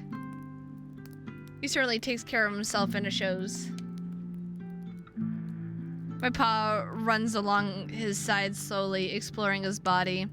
I never cuddled like that with anyone before, and now I want more. I wrap my arms around him and hold on to him closely while he keeps petting my head, his other paw snuggling me into himself. The vinyl record keeps revolving, the tiny needle making lap after lap through the black grooves. The speakers fill the room with the mellow sound of guitar and occasional pops and cracks of the record. Trolov presses the tip of his snout against my head. His warm breath tickles my skin. You're cute, you know that? Yeah, you told me already. My words come out muffled by his fur, but I don't care. I don't want to let go of him. A flame flickers in the fireplace, illuminating the room with a warm glow. I don't even care if anyone sees us. It feels like we're the only two creatures in this whole world. This room, the only place that really exists. I cling to this moment with my whole consciousness. Hey! He smells so nice.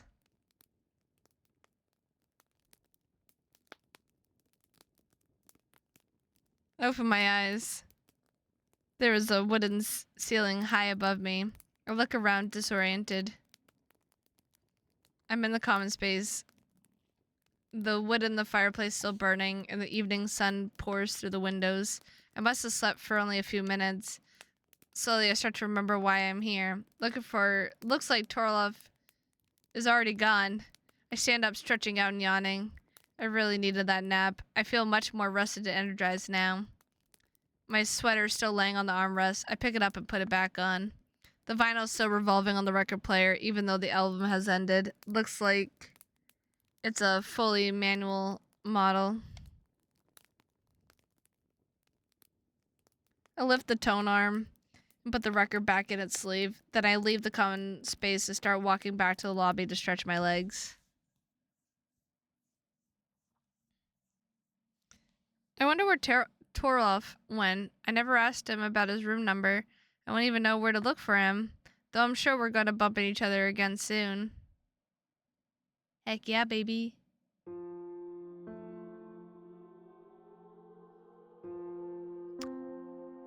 Ooh, the sauna with a lake. Ooh. But the swimming pool with Rune and Devin. Let's fucking go, baby. Swimming pool. Devin said he might go there, so with some luck, maybe I'll find him.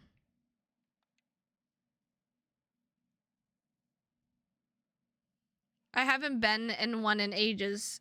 It's really cool that our guest house has one. I didn't expect such luxuries when I first heard about the camp. Looks like there's a joint locker room for both the sauna and swimming pool, which is pretty common. Pierre! Rune is standing in the locker room shirtless. He smiles as he sees me entering, raising a paw to greet me. I stop in my tracks, standing in the locker room door, not expecting to walk in on a buff, bare-chested buck here. What? See something you like? Yep. He leans on the locker teasingly. God damn it. Please, just don't get a nosebleed now. Please, no, don't get a nosebleed. Hi there. Hey, don't be so serious. I'm just messing with you. He winks at me and continues to undress, taking off his trousers. Good thing there's some goddamn boxers there. Jesus fucking Christ. Feel like swimming a few laps with us? Devin is already inside if you're looking for him. Came just to swim. Came to see Devin. I mean, does it matter? Does it matter? Came just swim. No, I just came here to swim. Okay, I can wait for you unless you mind. I get a bit flustered at the thought of Rune watching me undress, but it's not like he wouldn't see me almost naked in the pool anyways. No, feel free to. I pick a free locker and put the jacket inside it, hanging on a hook. I took my shoes off at the door and went in bare pod. So now I put them on the bottom of the locker. Only now I notice the distinct smell of chlorine that hangs in the air heavenly. As I take a full lungful of it, I instantly flooded with a wave of memories of various swimming pools and locker rooms I've been throughout my life. When are you gonna watch Free Run, Pure? I watched the first season, I just haven't watched the second season. This one is fairly small, which is to be expected for a moderately sized guest house, with just about 15 lockers and 2 rows and 2 benches between them. 2 of the lockers are taken by Rune and Devin, so it must be only the 3 of us here at the moment. I take off my shirt and trousers, folding it neatly and putting it on the shelf inside the locker, and then a sudden realization hits me. I look at Rune, who is doing some warm-up exercises. Hilariously, the latest season's ending is so beautiful. A bunch of people were accusing it of AI. What? Some people are dumb.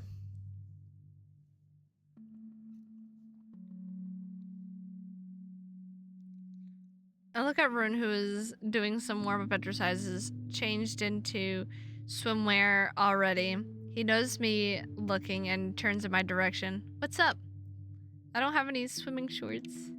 A devious smile appears on Rune's snout. I don't see a problem. There is no one besides us in here. There's nothing to be embarrassed about. Are you suggesting... Ah!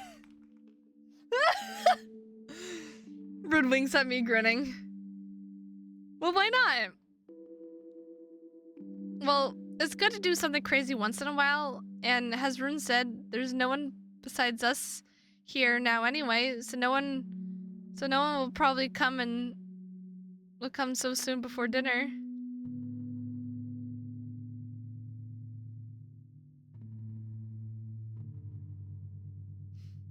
Jesus.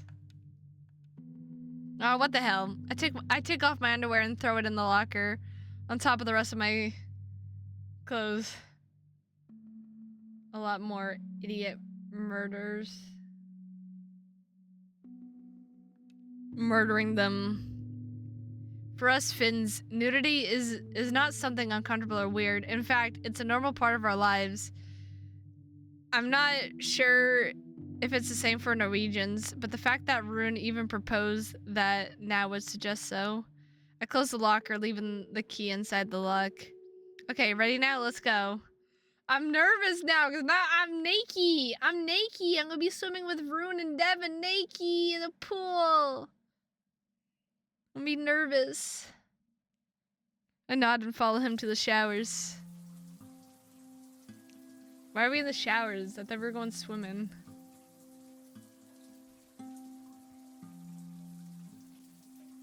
The tiled floor feels cold under my paws as We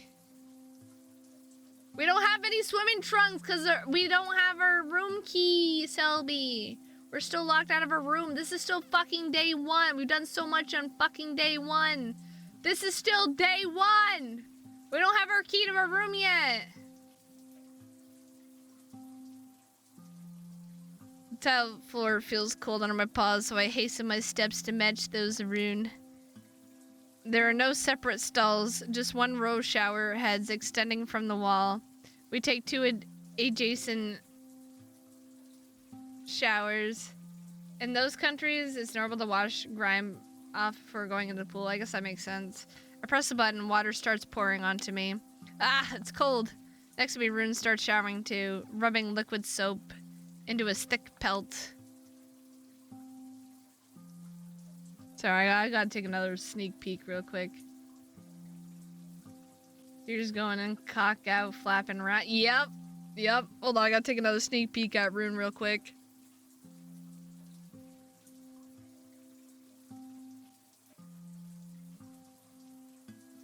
The water could be warmer, but I don't want to miss the views while I can enjoy them. Discreetly, I take another curious glance at Rune, this time less concerned about being caught.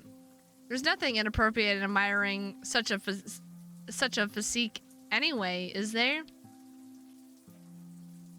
His fur clings to his body, soaked with water, which only makes the outlines of his muscles more prominent. He's really well built. He must work out a lot, and it definitely shows. There's not much fat on him, but enough to make him look more bulky than ripped. The white fur on his belly looks smooth and soft.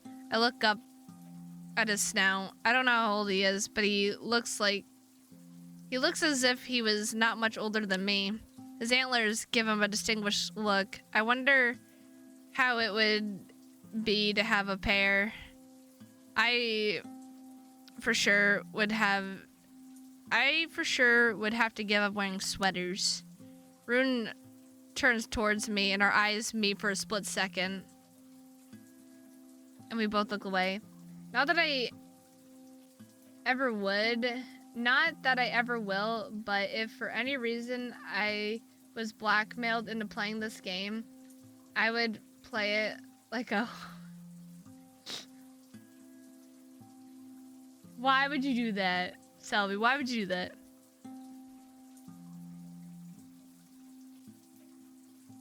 Was I imagining thing, or was he trying to take a peek at me too? I mean, we're literally butt naked. Like, I wouldn't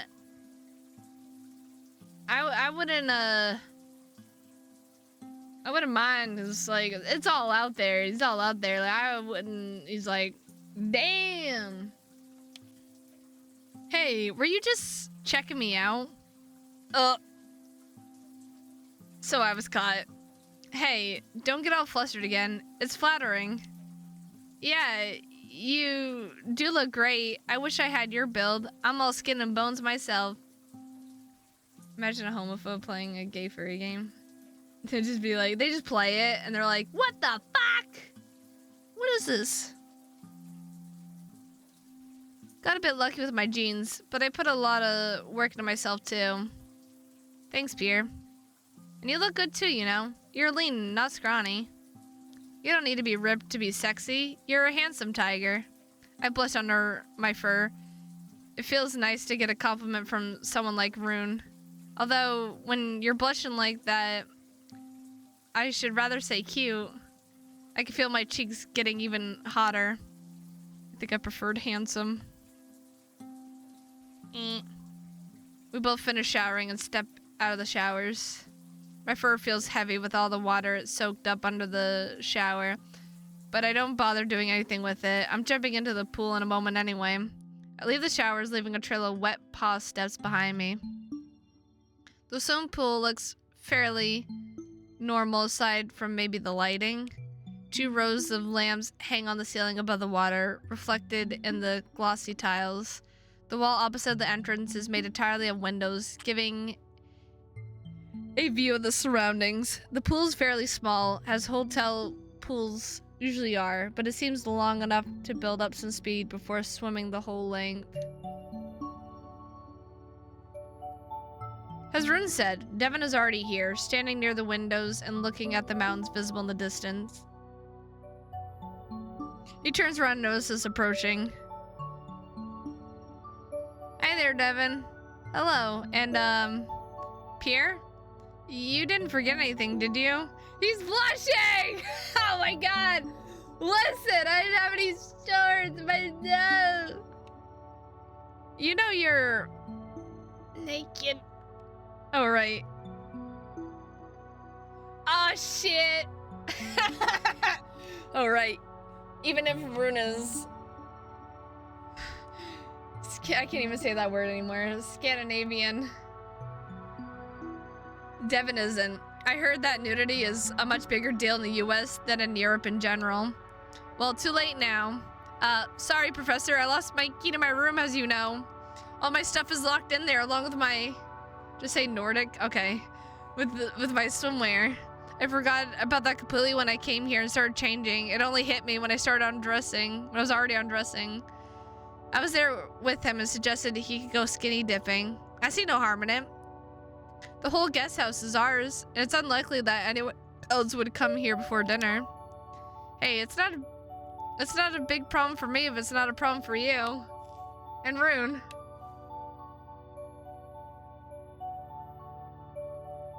I thought you'd joined me earlier. What took you so long? I got sidetracked a bit. I started doing other things and completely lost track of time. Sorry. I bet your clothes get stolen. That'd be so fucking... Well, it's okay. Just don't slack off during this camp. I'll get back into the pool for a few more rounds. I'm going to. I want to do as many laps as I can before dinner. They both jump into the pool at the deeper end and start swimming.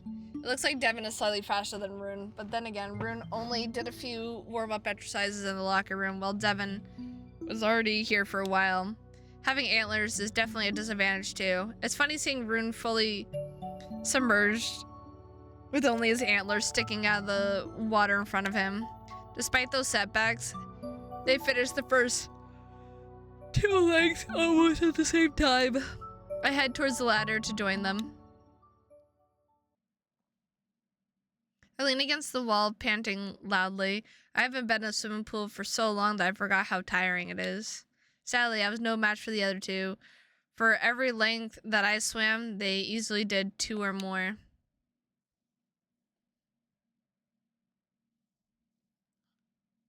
And I still managed to completely tire myself out. My stamina really is garbage. Whew, that was good. I really needed a good tiring training like this. Now I can go have dinner, or preferably 2. Hey Peter, are you okay? You look pretty worn out. I'm fine, really, just tired. You're panting as if you just ran a marathon. You should definitely exercise more often. Well, sorry, I'm not a goddamn professional basketball player like you, Rune. Oh, I'm far from being a professional, Pierre, but thank you. Just give me a moment to catch my breath. It takes me a long moment to stabilize my breathing, but I finally stop panting and take a few deep breaths.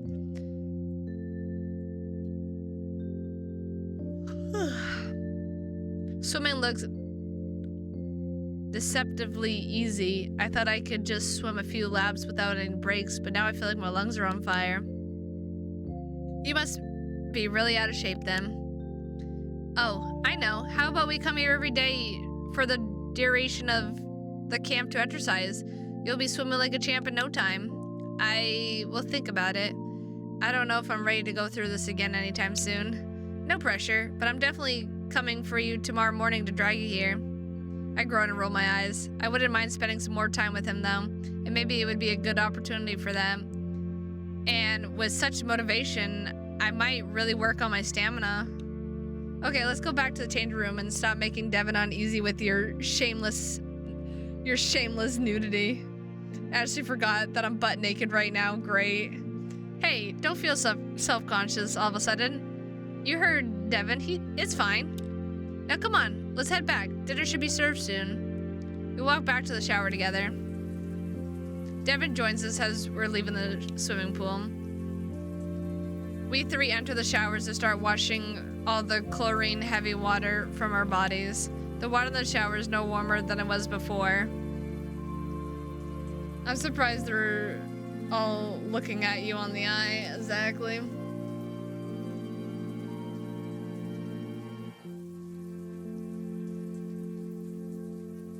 But now it feels refreshing after all that swimming. Looking at you in the eyes. I stand under a stream of water and my fatigue flows down with it, disappearing down the drain. We enter the changing room all soaking wet, but invigorated. Rune and Devin open their lockers and take out their towels, and that's when I again realized I forgot about something fairly important. Yes. Devin looks at me with concern. No wonder I must be looking pretty lost right now. You know, I couldn't get my swimming shorts from my room, right? Well, I couldn't get my towel either. I have a spare one with me in my bag. That is if you feel okay with using it. It's clean and unused, don't worry. He passed me the towel. That's the second time today he's let me borrow something of his. Thank you, Devin. I feel a warm, glowy feeling inside my chest. If this happened back in high school, instead of getting some actual help from anyone, I would have been made fun of for weeks. I'm here though, with others that care about me. I'm really happy. I dry myself with the towel I borrowed from Devin and put my clothes back on.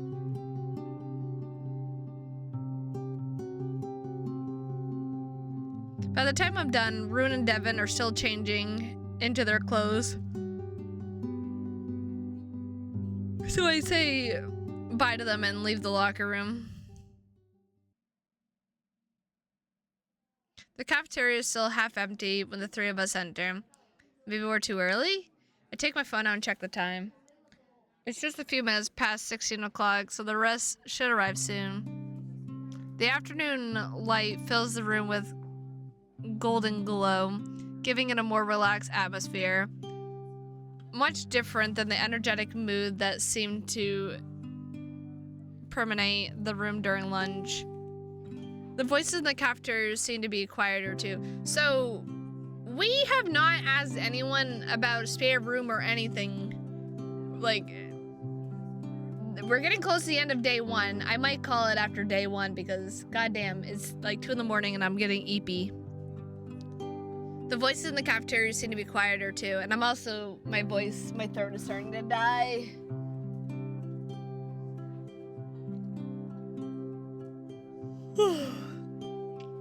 These days are much longer than it was in 14 days with you.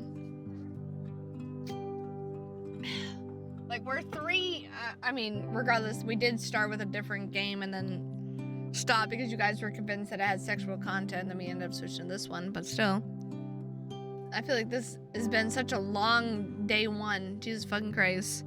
The voices in the cafeteria seem to be quieter too. Maybe it's the peacefulness of this place slowly influencing everyone here. Lake is already sitting at our table together with Jorgen? I don't remember how we say it. Pierre! Hey there! Where were you? I was looking for you but couldn't find you anywhere. Hey there, Lake. I was just at the swimming pool. What did you want? Really? We must have missed each other then. I wanted to go to the sauna, but you weren't around. I ended up going with Torov. Aw, fuck! He was in there? Ah, frick. He disappeared somewhere after that too, by the way. My thoughts go back to our last meeting and I feel my cheeks getting hotter. He disappeared so sudden that I couldn't even ask him for his room number. And I wouldn't mind hanging out with him some more. I wonder where he is actually. I don't think I've seen him around during lunch.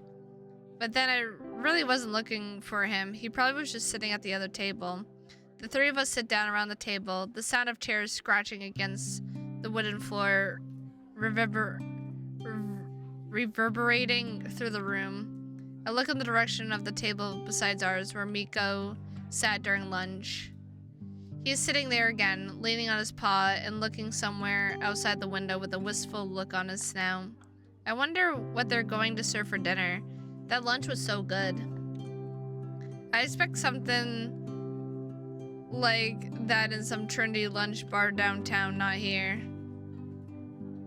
Their table is next to ours, but we're at the end of the room, so it shouldn't bother anyone.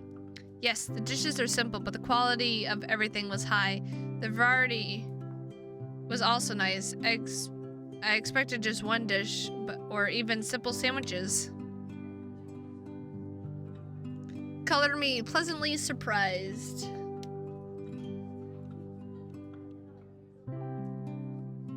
Most of the staff left already, so this time we're likely to get reheated food. Hey, sorry to interrupt you. Would you mind if we joined... Would you mind if we joined our table with that one? My friends are sitting there too. We're at the end of the cafeteria, so that shouldn't make a difference to anyone. I point to the direction of the other table, looking around at everyone at ours. I don't see no problem with that. However, you should go and ask the other table if they don't mind it either. Sure thing. So nobody here has nothing against it? Don't worry. Go ahead and ask them. Okay, that's great. I was sure there'd be some persuading involved. I stand up from the table and walk to the other one, where Miko was sitting, and I tap him gently on the shoulder. He turns around, clearly surprised to see me. His ears perk up, and a cheerful smile appears on his snout. Pierre, what are you doing here? Would you mind if we join the tables? This way we could all sit together? No, I wouldn't mind at all. Is that okay?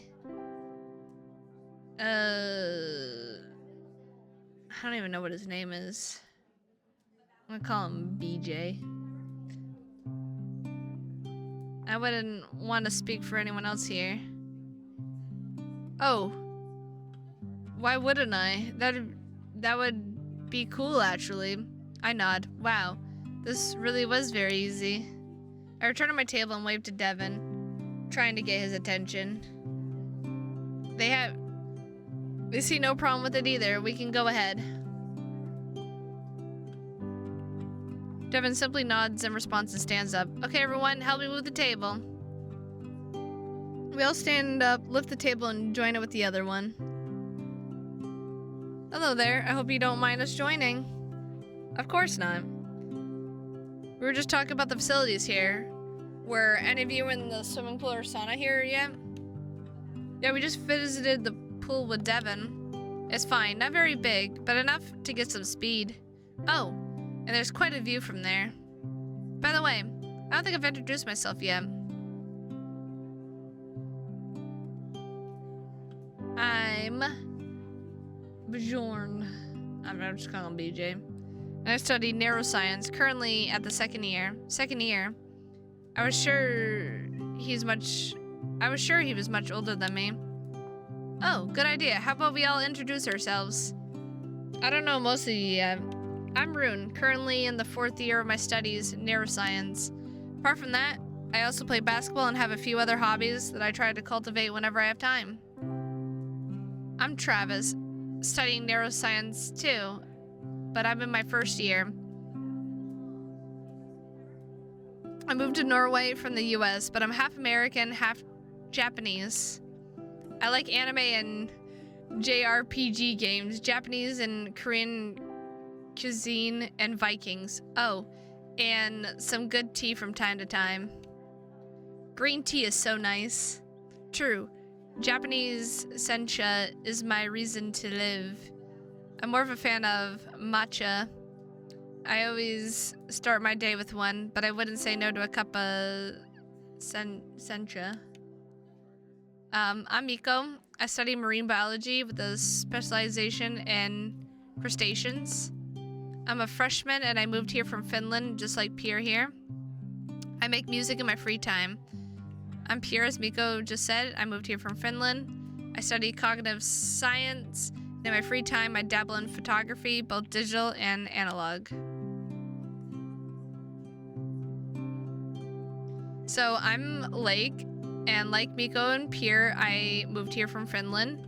I'm a freshman too, only I study astrophysics. I'm happy to meet you all. I'm Jorgen. I'm in the second year of astrophysics studies. I like literature and I do not like noise. Everyone is looking at Devin expectantly. Only after a moment he understands what we're waiting for him to introduce himself to. That's when he gets for sitting with students, I guess.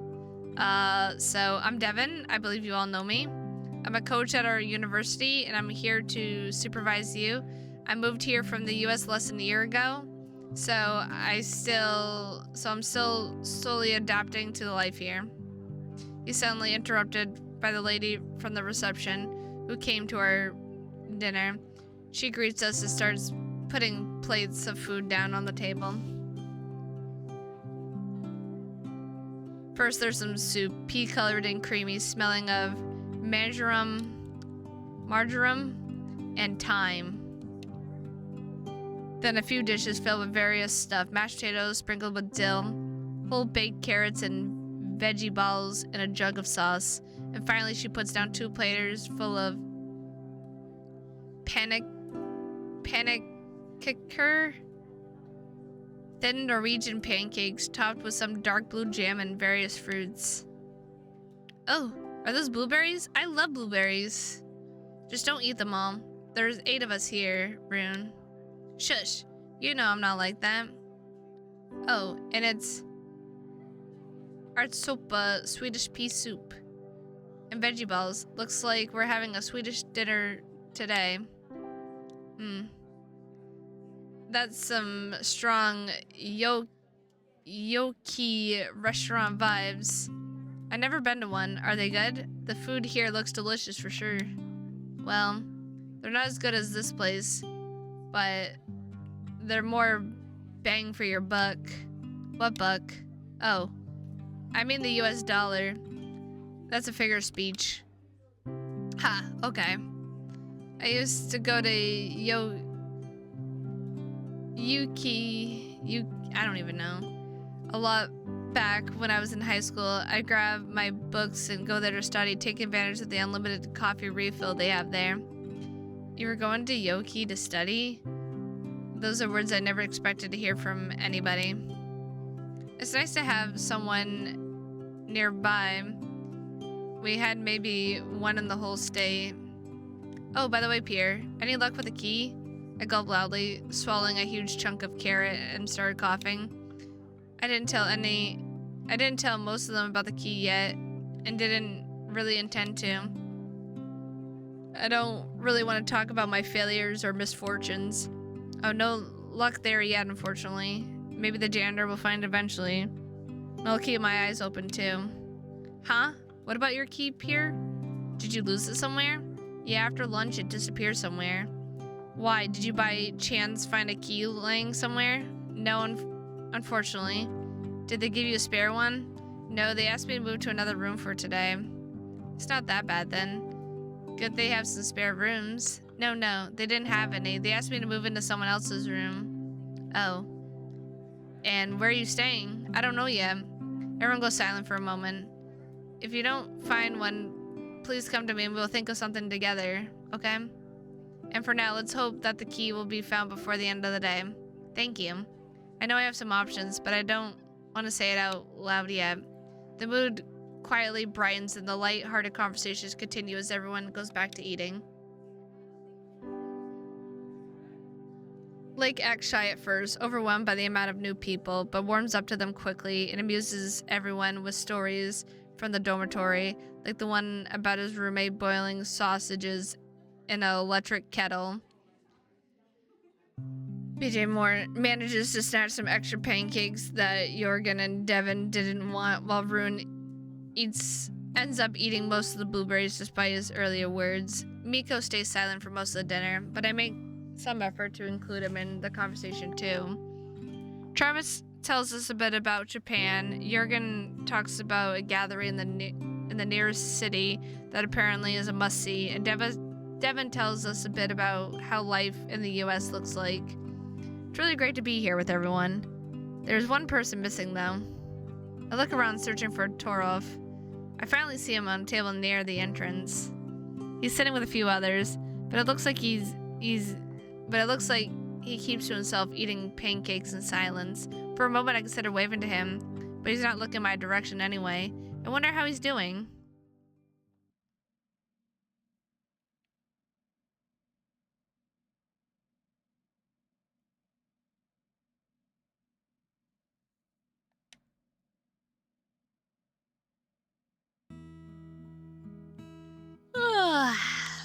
Oh, that was good. Wow, swimming really made me hungry. I probably could have eaten anything and still would have loved it. It was really good. I don't feel like doing anything now. I catch the big lazy. Rune leans back on the couch with his arms behind his back, crossing his legs. Devin is sitting next to him, looking out the window with his arms crossed on his chest. After dinner, we split from the rest and came to the common room to just chill together. Like went with Jorgen to the lobby to play some furry. Yup. Hi Graham, welcome back. Play some table paw ball, and Miko disappeared somewhere with BJ just before we finished. I decided to tag along with these two instead. After all, I wanted to make some new friends here, and surprisingly, I feel more relaxed with Rune and Devin. Even though initially they both seemed unapproachable, now that I got to know them, I feel comfortable in their company. There's something calming about them. How'd you like dinner, Pierre? I really liked it. They did a good job with it. I really liked it, just like lunch. Yeah, they really know what they're doing. Vegetables were perfectly roasted, spicy, and still with a hint of sweetness. The sauce was a great match with the rest of the dish too. Its slight acidity was a nice contrast with the savory veggie balls. Oh, and those pancakes. Sorry about the blueberries, by the way. I hope you both had some too. Not really. Rune looks at me with hopes in his eyes. Maybe a few. Devin snorted loudly. By the way, I'm surprised that you decided to tag along with us. What do you mean? Most wouldn't want to hang out with a teacher. Thanks for sticking around. Devin gives him a disapproving look. No wonder.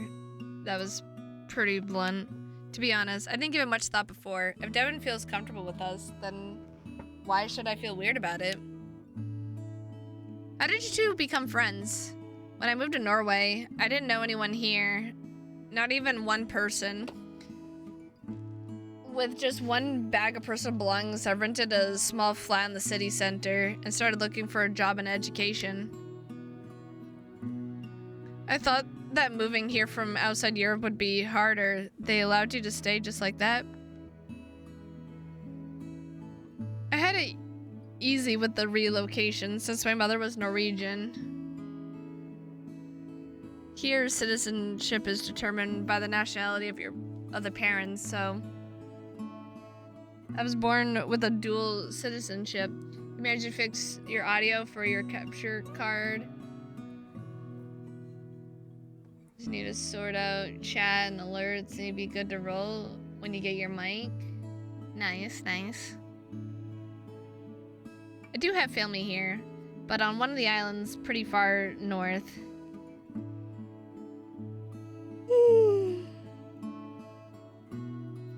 I was lucky enough to find an open position for a coach at the university, but beyond some casual chats with the other teachers there, I found it really hard to get to know anyone. I quickly found out that while Norwegians are really nice, they tend to keep to themselves much more than Americans do. Rune was the first person I talked with beyond exchanging pleasantries. He was in a group I was teaching at first. He heard that I recently moved to Norway, so he came to me after class and asked how I was liking it here. When he learned that I barely talked with anyone, he offered to take me on a tour around the city, and I agreed. That was really nice of him. I probably wouldn't have the guts to do something like that myself. It turns out that he's a cool guy, knowledgeable too, so we started hanging out more often. Good to hear you found someone to help you accumulate here. Accumulate. I know what I said the first time was not the right word.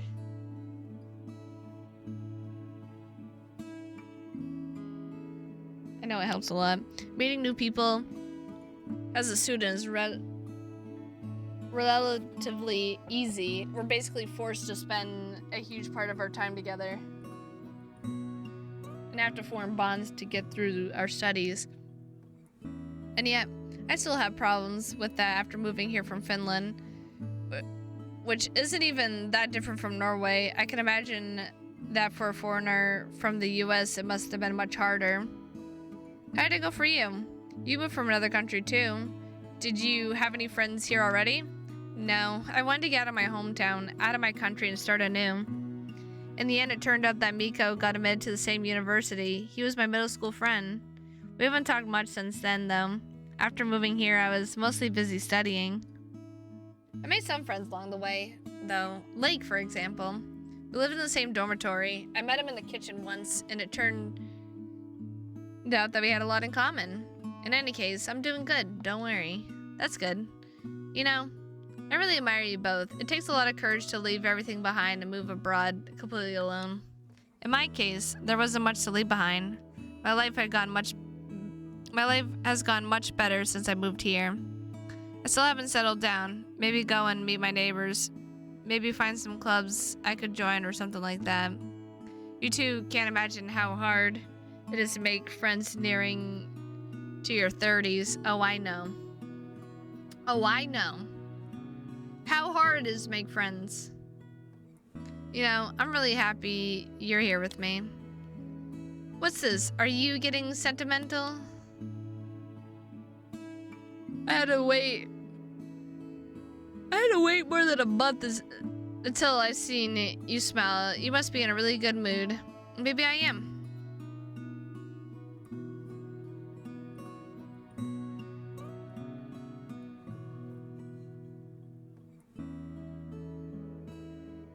We spent some more time talking, joking, and laughing until finally both Devin and Rune get up and leave to their respective rooms. It's getting late and the sun is already approaching the horizon, filling the room with a golden glow. I wish they hadn't left already. I really enjoyed their company too. I sit a while longer on the chair, facing the window, lost in thoughts.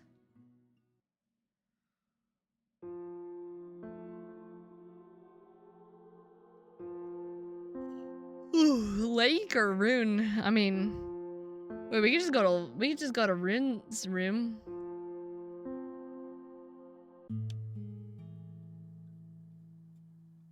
Oh, Pierre.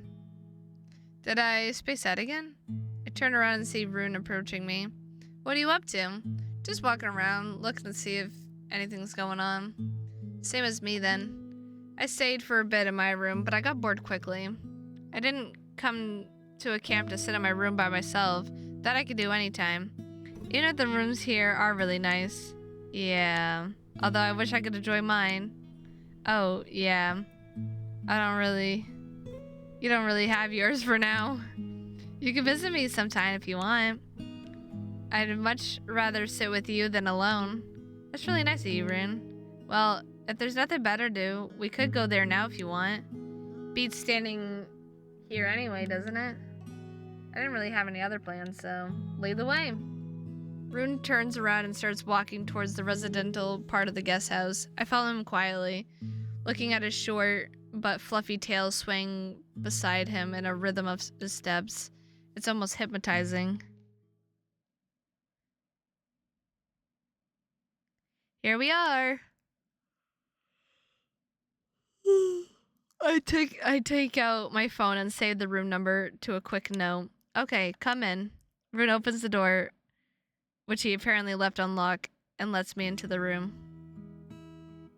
It's roughly the same size as mine, maybe a tad bigger. A guitar is lying on the bed. I assume that's Rune's private one. Some books are lying on his desk too. I never would have guessed that he's the type to bring books to camp. Other than that, Rune's private belongings must have already been hidden in the wardrobe and drawers. What are you reading? Oh, you mean those? Both are written by Parasky Murakami. He's a Japanese fiction writer. I really love his style. It's very elegant and deliberate. I don't know how he does it, but his novels' words flow like a calm, winding stream. There's something compelling about them. They have such a otherworldly atmosphere. Before reading his books, I never thought about becoming a writer. They inspired me a lot. I wonder if I could apply that style to some other medium. Let's say a role-playing game or a visual novel. Wait, you write? Oh, no, not yet. But I would love to try someday. Just, you know how it is. It's always hard to find the time for another hobby. For me, it's hard to find time for even just one hobby. Ow. But I wouldn't say that out loud. When I moved to Norway and suddenly found myself in a big city, I promised myself to go out and take more photos every day, but I quickly had to go back on that promise. Too many responsibilities and late for classes. If I manage to go out for a photo walk once every 3 days, I'm happy.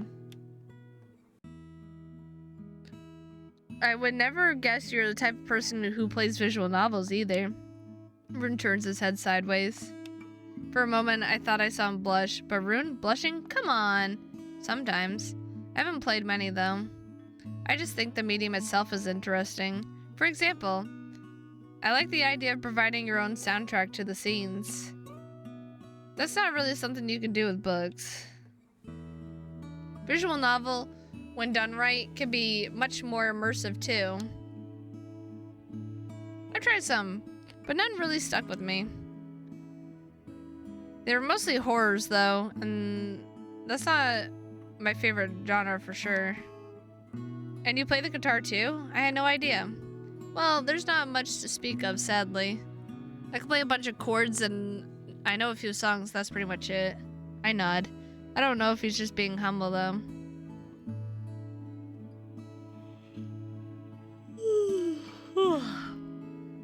Prior to now, I thought he just plays on a team and practices in his free time, and that's pretty much it. Now it turns out he reads Japanese novels, thinks of writing himself, and plays music. I know so little about him. Pierre, you won't laugh at me, right? He speaks quieter and softer than before. It's weird seeing him so meek all of a sudden. That's a strange contrast to his usual confident self. What? Of course not, why would I? Thank you. You see, it's a bit embarrassing. Oh wait, are you still standing? Sit somewhere you like. Sit wherever you like. Thanks. I sit down on Rune's bed, as the closest piece of furniture. Rune, in turn, leans on the desk. From this perspective, he's even more imposing. So frankly, my ambition is not to play, but to compose. I have a few songs written, but I'm not happy with any of them yet. I don't know much about writing music, but somehow this seems even more ambitious than playing songs. Is he really a deer or a goddamn cyborg? Aren't these a bit too many hobbies? I mean, do you even have the time for it all? You have your team on top of your studies, you work on your own music, and you are thinking of working on a visual novel. Isn't it a bit crazy? It gets a bit overwhelming sometimes, yes, but there's a key to finding some time. It's discipline. I plan my time ahead and keep a schedule, and I don't allow myself to slack off. That's impressive and all, but I hope you don't push yourself too hard. I don't want you to collapse from exhaustion. Don't worry. I'm a sturdy deer. There isn't much, really, and I enjoy what I'm doing. If I wasn't, I probably wouldn't find the motivation. not entirely convinced. But there isn't much more I can do for him now, is there? Okay, let's say I believe you. Could you play one of your songs for me? If you really want to hear one, but I can assure you that they're nothing special. Maybe even a bit embarrassing. Everyone has to start somewhere. I don't expect you to play me a multi-part masterpiece here. Okay. I'm not used to playing for others though, so I'll for sure mess something up. He picks up the guitar and hops on the desk, resting it on his leg, and then strums the strings quietly with his thumb, playing a mellow chord. I currently have it tuned to an alternate tuning I came up with. I've only one song written to that tuning, but I like the sound, so I'll probably work on more. But you probably don't know what the alternate tuning... You probably don't know what the alternate tunings are, yeah? Hell, you probably don't even know what the standard tuning is. Not really. Okay, that's not really important. Guitar has pretty weird tuning because the strings are tuned 5 semitones apart, except for the 5th string. That's 4 semitones higher than the 4th one. Semitone is the distance in pitch between 2 adjacent keys on a piano. I think that's the easiest way to put it. That tuning is called standard tuning, and it's what pretty much every guitarist use. Alternate tuning is anything other than that, and they're usually constructed in such a way that all open strings together form a specific chord. You can get more interesting, unusual sounds from them, and they're often easier to play and once you get a good grasp on them. I always like it when others gush about their interests. It's really sweet in a way. I can feel their excitement about stuff I have no knowledge of. It always makes me want to explore the topic deeper and get into it too. I guess that passion can be contagious. I tried writing some songs with them, with varying degrees of success. I've got all the chords laid down for that one, but I'm still working on the melodies. Rune strums the strings again, this time pressing some of the strings to the fretboard with his left palm. The chords sound sweeter, more joyful than the previous one. I move closer to him, sitting on the edge of the bed and observe him play. He plays rather quietly and timidly at first, but after the first few chords, I can hear that he regains his usual confidence. Suddenly I hear a loud twang and something sharp hits my face. Ow! I press my paw against my cheek, feeling a stinging sensation there. Pierre, are you alright? Rune drops the guitar in panic, leaning in and looking at me with worry. Looking at the instrument, I can see one of the strings snapped and is now dangling limply. I think so. It just stings a little. Wait, show me. He grabs his paw and gently pulls it away from my face, looking for the wound. He presses his thumb to my cheek and brushes through the fur gently, observing me closely. Damn, you got a pretty awful cut. Pierre, I'm so sorry. Wait here just a moment. I'll be right back. Rune gives me a quick head pat and runs out of the room. I wonder how often this happens. I had no idea playing the guitar could be this dangerous. It frightened me a bit, but now I know what happened. It doesn't even hurt much. For a moment I think about picking the guitar to see a better look at it, but I stop myself when I realize that another string might snap too. I wonder where did Rune go? He looked pretty worried. I hope he didn't panic because of a small scratch. I stand up to look in the mirror that's at the entrance of the room and look at my reflection. There's a small stream of blood trickling down my cheek. Oh. I sit back on the bed heavily and raise my paw to the cut, feeling the wetness under my paw pads. The sight of blood always makes me a bit queasy. Okay, I'm back. Rune hurries into the room holding something in his palm. He sits down on the floor in front of me and opens the small bottle he is holding.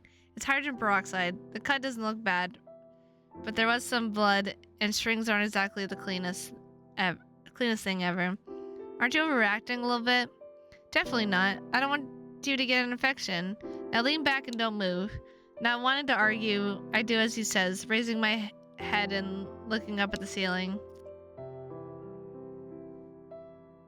He brushes the fur on my cheek with his thumb again to have a better access to the wound. His touch is gentle, making me shiver slightly.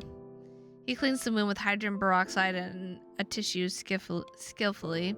Being an athlete, he probably had his share of cuts and bruises himself, so that comes at no surprise. It stings a bit and I hiss when the hydrogen peroxide comes in contact with the wound, but keep still. From up close, his scent is much stronger.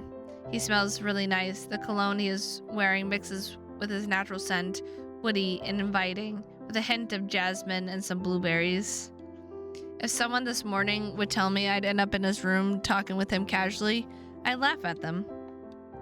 And yet here I am, talking about our hobbies, listening to him play his songs, and now with him kneeling in front of me. Okay, all done. You should watch it with soap later, too. You're really lucky the string missed your eye. You can't imagine how terribly sorry I am, Pierre. It's okay. It's not your fault.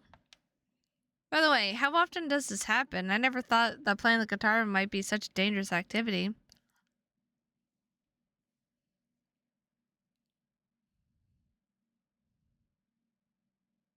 Almost never, unless the guitarist attempts to do some wild soloing, then the highest string can sometimes break.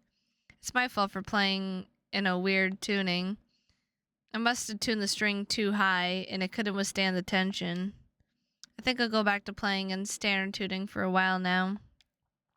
You have no idea how much this frightened me. At least I heard you play. The song sounded quite nice. You're only saying that to make me feel better. But thank you anyway. Too bad you won't be able to play it again. Too bad you won't be able to play again now on this trip. Oh, I have a spare set of strings, don't worry. I always have one with me in my guitar bag. Strings wear out very quickly, so I change them every month or so, whenever they get dull or rusty. Where'd you get the hydrogen peroxide from? I borrowed it from Devin. I will drop by his room later to return it. I told him I just needed it for a moment. Tell Rune to do it now. Return the bottle yourself. Don't bother. You've done a lot for me already. I'll go and return it myself. Okay, if you want to. It's no problem for me, though. You're really kind, but I don't want to be a bother. Well, you're not a bother, Pierre. He hands me the bottle and leaves the room with me.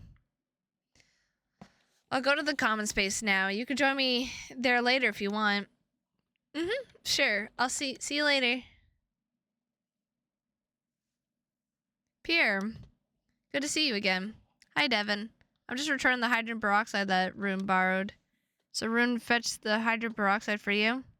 He didn't tell me anything, just asked for it and left. Did something happen to you? Nothing, just a scratch from a snapped string. Devin nods, observing me closely. Okay. Thanks for returning it. You didn't have to bring it back immediately. Frankly, hydrogen peroxide isn't the best thing for disinfecting wounds. Just water with soap is enough. I just happen to have it in my first aid kit. Huh? Why did Rune use it then?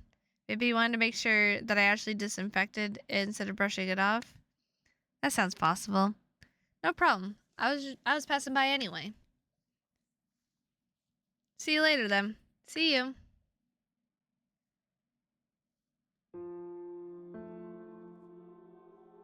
Well,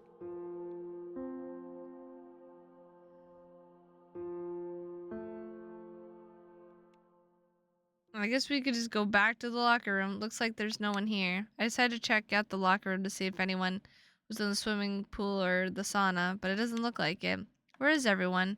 The lockers are all open, so maybe I shouldn't assume that it means they're all empty. I take off my shoes and walk further into the locker room. Inside one of the open lockers is a familiar hoodie covering some other belongings. Bingo. Now, where might the bear these belong to be? If he's in the sauna, maybe I could join him for a quick session? Hi, bear. I peek in the corridor just in time to see BJ leaving the sauna. Oh, Pierre. I'd ask if you're going to the sauna, but seeing you clothed, I'm guessing not. I wanted to check if anyone anyone's inside. I don't think anymore. Yeah, there's only me, and I'm done. 2 15-minute sessions are enough for me. I need a cold shower now. A bucket of cold water would be the nicest, but I haven't seen those here. Would you mind if I tag along with you? I mean, after the shower? Oh, you're not here for the sauna? Not really. I'm just looking for some company. It's been oddly silent everywhere since dinner. Bro, this is the longest fucking day ever.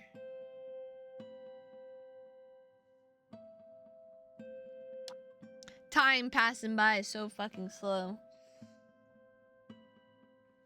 When do I get to decide whose room I'm gonna sleep in? I suppose most of the students are in their room. I probably would be as well if I could get into mine. Sure, but you'll have to wait for me for a while.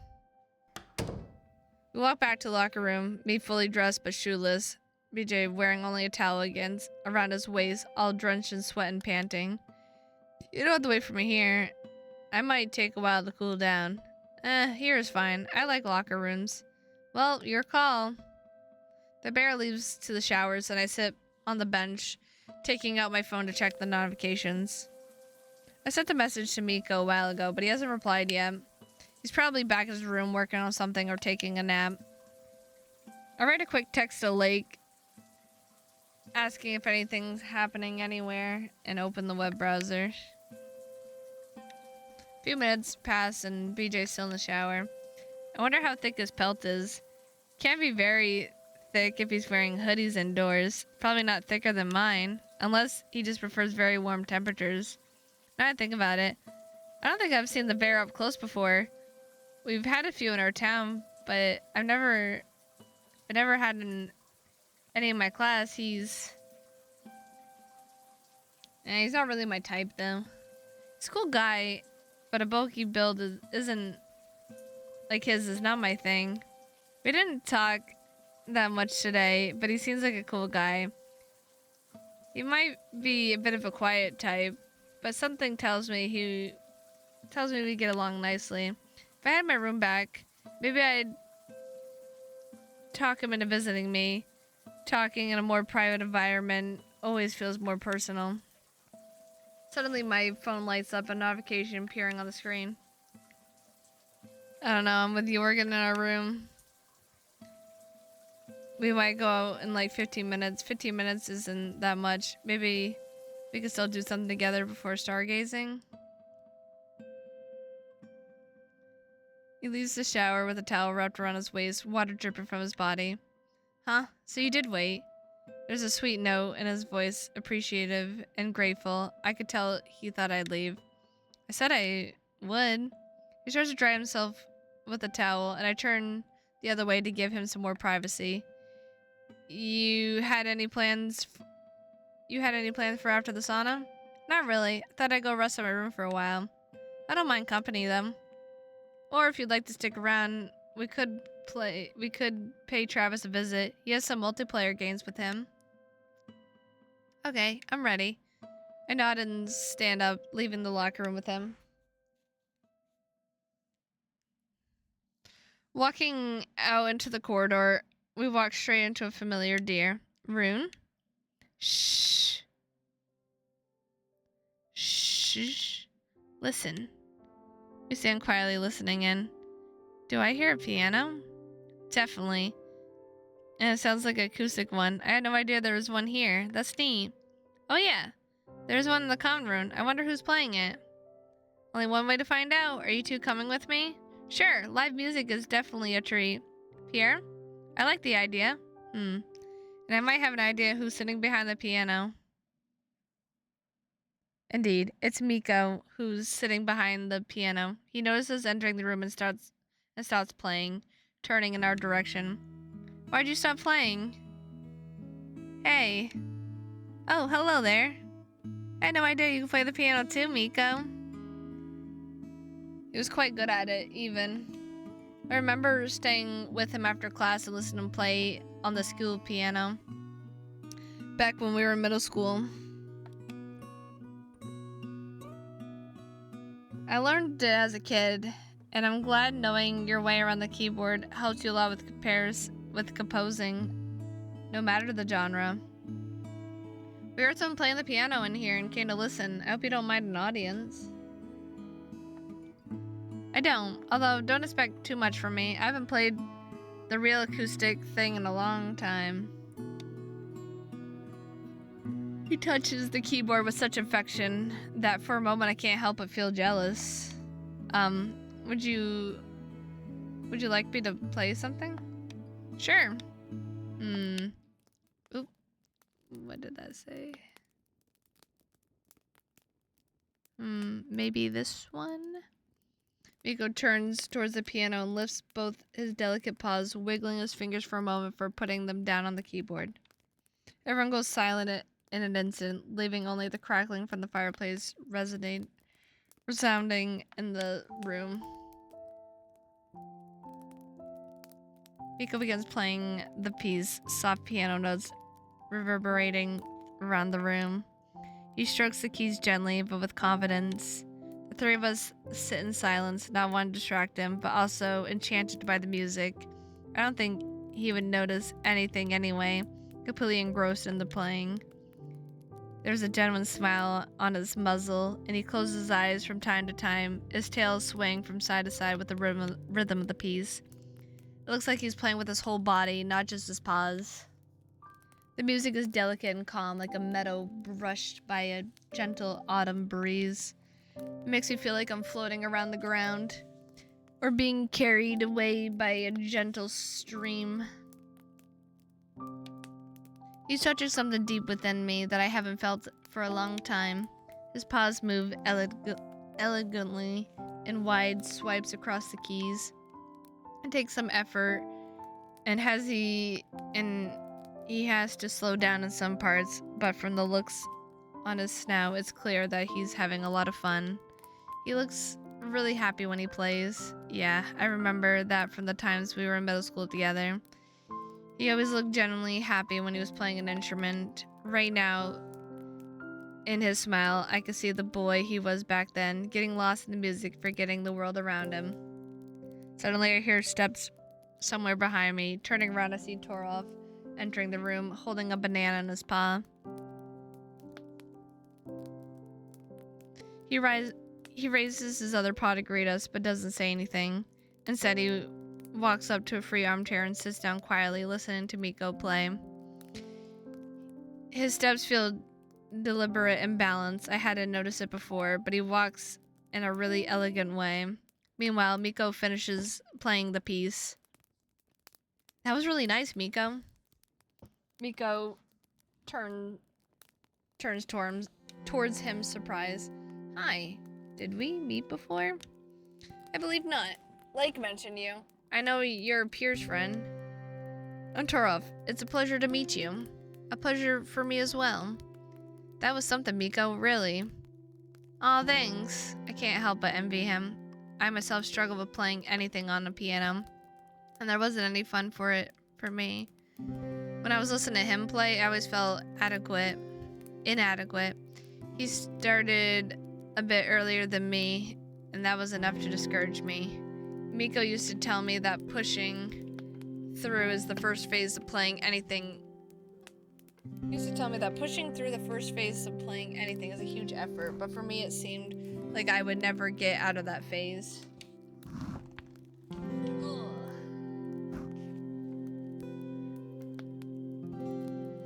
The truth is, I never applied myself. Well, Miko kept practicing and practicing. Now he's better than I will ever be. No. That really was great. Where did you learn to play like that? Well, we had music lessons in school, like everyone in Finland. We were playing mostly stringed and wind instruments, but we had the basics of piano too. I spent a lot of time playing piano by myself after classes. Oh, does that mean you could play too, Pierre? Not really. I had music lessons as well, but I was never good at it. Maybe you remember something from them, though? Maybe a few melodies, that's all?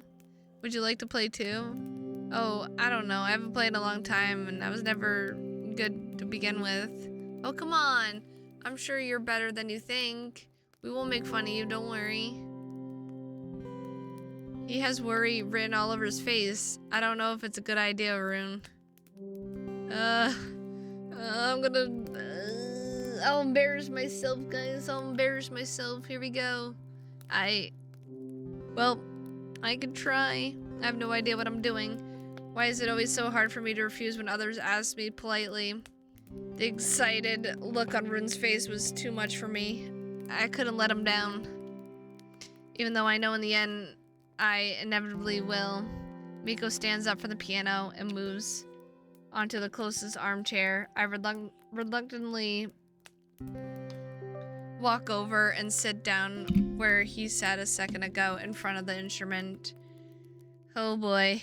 Resting my paws on the keyboard, I notice they're shaking. What should I even play? I should try to think of any track I was ever learning. There is one that was fairly easy to play, and I think I remember it. I play the scale in which I think the track was composed, just to make sure that I remember it correctly. I don't know why among all the ones I've tried to learn, this one stuck with me. I haven't listened to it in a long while. Okay, I don't really know what I'm aiming for. Not without some hesitation, I play my first note of the track, and then the rest of the chord. The weight of the keys feels surprisingly familiar, and the chord sounds nice and sweet. Forgot how nice it feels to play. I was never happy with my playing. But only now I remember I enjoyed it. I still feel everyone's eyes on my back though. Okay, focus. I just need to go through this piece and not make any obvious mistakes.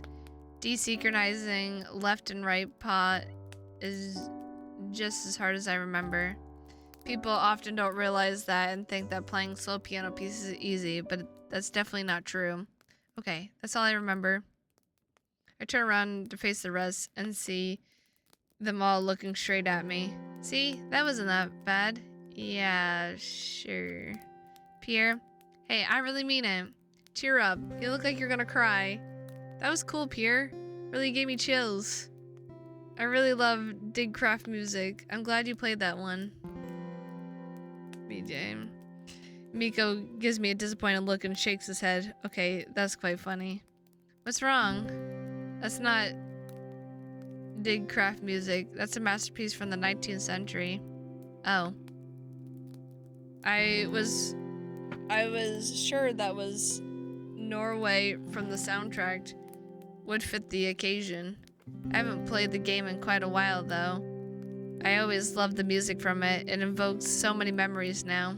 I'm glad to see the time I spent teaching you did not go to waste though, Pierre. Oh, right. That's why this piece stuck with me. It was the one Miko himself taught me. Frankly, I'm surprised even myself. Although that wasn't my best performance of this piece, to put lightly. It's not like I remember much of it anyway. For someone who didn't play in a long time, that's really impressive, Pierre. You're really kind, all of you. I stand up from the piano and walk back to the sofa. My legs feel wobbly under me, but I try to look calm and composed. I can't help but let out a big sigh of relief when I sit back down, leaning forward and hiding my snout in my open paws. Rune gets up and walks up to me, patting me on the back reassuringly. You did well, Pierre. Don't worry. By the way, Miko, your playing is really nice. Do you play often? Not really. I used to. But that was back in Finland. Here I don't have a piano I could practice on. I do have a synthesizer with a keyboard, but it's definitely not the same. Pianos have weighted keys with a completely different feel and playing dynamic. I can't imagine performing something other than a batch fugue on a synth. Why is that, if you may ask? Those are written for organs mostly, so the dynamics are completely different. You don't need a piano's dynamic range and subtlety to play those. I understand. So you play electric music too?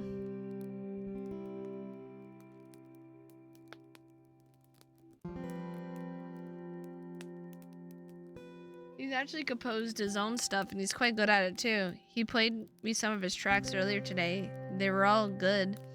Miko blushed at those words, putting his huge fluffy ears down. He never enjoyed being on the spotlight much. I just like playing music, that's all. If you're good at it, you definitely should use your talent though. Do you have a SoundLike account where I can listen to your tracks? I do have one, but I don't really upload anything there, at least not lately. Why? I mean, how else are you gonna get known? I don't really care about that. As I said, I just like playing music. The fur on Miko's neck is all bristled, and he even bares his fangs when he speaks. Oh, this is not good. I rarely see Miko angry, but now it's clear that he's getting more and more annoyed. That's just wasting your talent. If there's something you can do well, you should find a way to monetize it.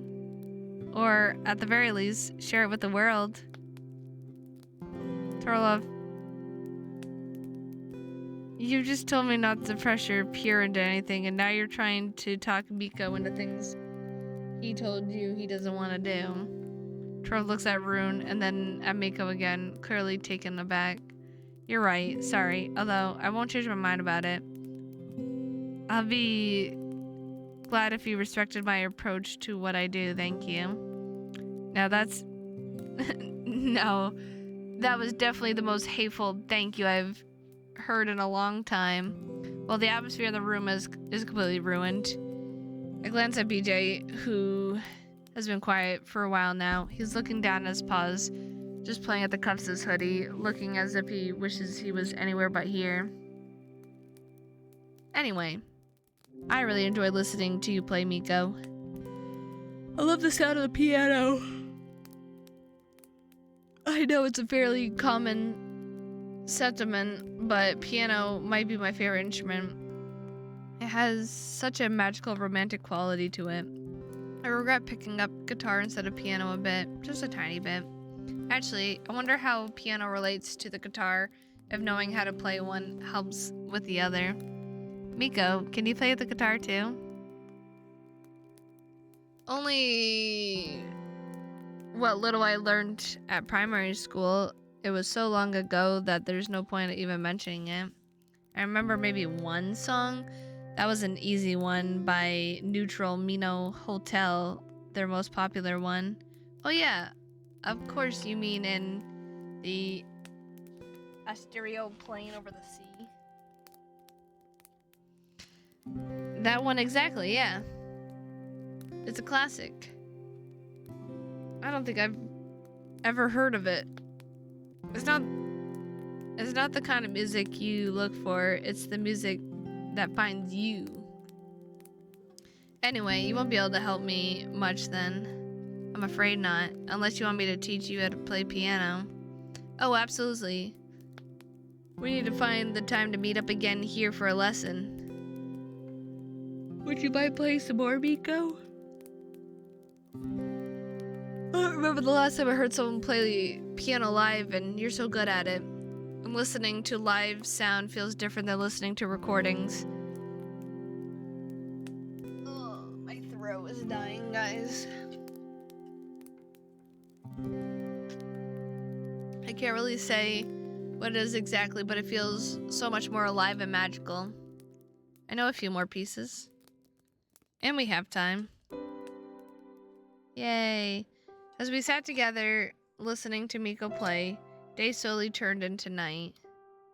Leaning on BJ through the window, I observed the last minutes of the evening sun, painting the sky red and orange.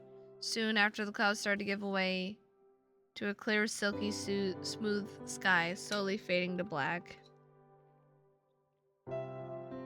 So many things happened today already.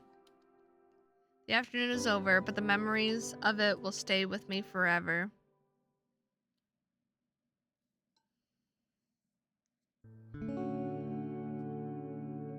Days end so fast here up north during winter. It's dark, but I don't feel tired at all. Quite the contrary. I'm full of energy and enthusiasm. Above me, the stars look like small pebbles scattered across the night sky. Here, far away from the city and its polluting lights, they shine so much brighter. Even the subtle band of light that forms the Milky Way is visible. It's a very cliche thing to think, but it's mind-blowing to think how big they actually are. So big and so distant. Impressive, isn't it? Hey, look, it's the other teacher we haven't seen this whole entire time because no one cares about him. Nobody fucking cares about him.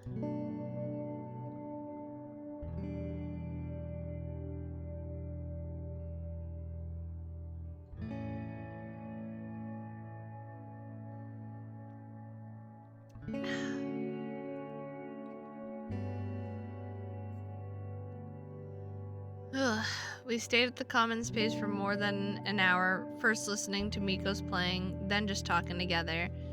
At the end, we were joined by Lake and Jorgen, who treated everyone with chocolate they brought with them. It was almost time for the stargazing to begin, so we hurried outside onto the terrace. Once we found a few other students already waiting and several telescopes lined up on the edge of the terrace. The night sky here certainly is something. Next to the entrance stands Devin, together with a professor I'm not familiar with. He's a burly badger, probably in his late 40s or 50s, rather friendly and approachable judging by his demeanor. Good evening, Professor.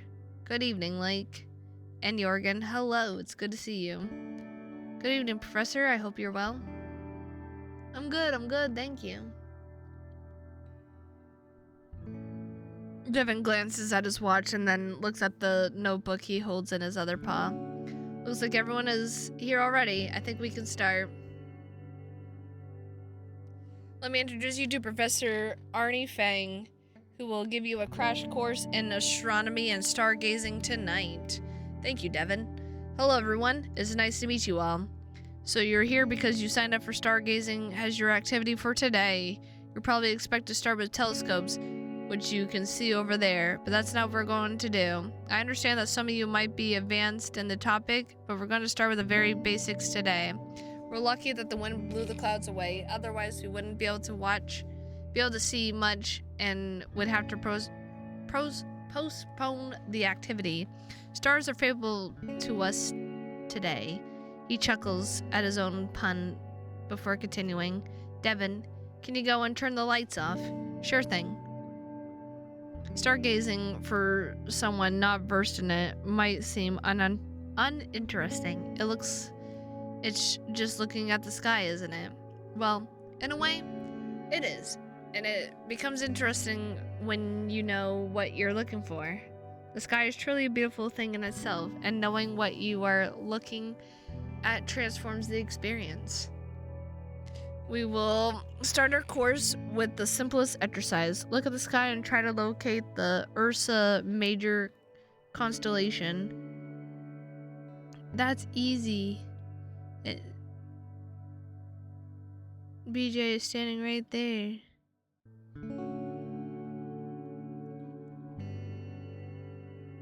Lake points at the bear and whispers to Jorgen, who, upon hearing that, hides his face with both his paws with a sigh. Thank you, Devin. So now, can you find the Ursa Major by yourself? I look up at the sky, but I have no idea what to look for. I heard about that constellation, but at first glance it's hard to recognize anything, even a bit Ursine looking. If you found it, please raise your paw. Glancing around, I see a few paws already in the air. I myself have no idea what I'm looking for, though. Okay, so now, have you found that constellation in the sky? When you look at Ursa Major, in its tail, you will surely notice a shape. You may know the group of stars has Karsvagen, Charles, Wagon, or the Plow. The Plow? That's a big difference for you, Devin. Ah, sorry. British English sometimes still confuses me. Oh, that makes it much easier. I think everyone at least once in their life found the plow in the sky. Plow. Only unlike in the city, the sky here is filled with a multitude of stars. How am I supposed to find anything among so many? Counterintuitively, you may find out that locating Pacific stars is harder here because of how many stars are visible. Focus on the brightest one, ignore all the smaller ones. I think I see it. Looking only for the brighter stars. I finally locate the familiar shape and raise my palm. Now, why is this important at all? That constellation is the third biggest one in the night sky and certainly one of the most well known. It is extremely useful in navigation in the northern hemisphere of our planet. Even Homer in the Odyssey mentions Ursa Major has a constellation that never disappears from the sky and instead bathes in the ocean's waves. If we draw a line going through them, the last two stars of the bull point us straight to Polaris. Who can tell me why is that important? Polaris is the North Star.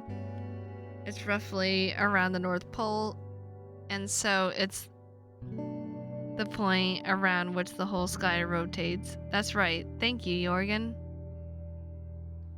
What you might not know is that Polaris is actually a 3-star system composed of a primary star with 2 smaller companies.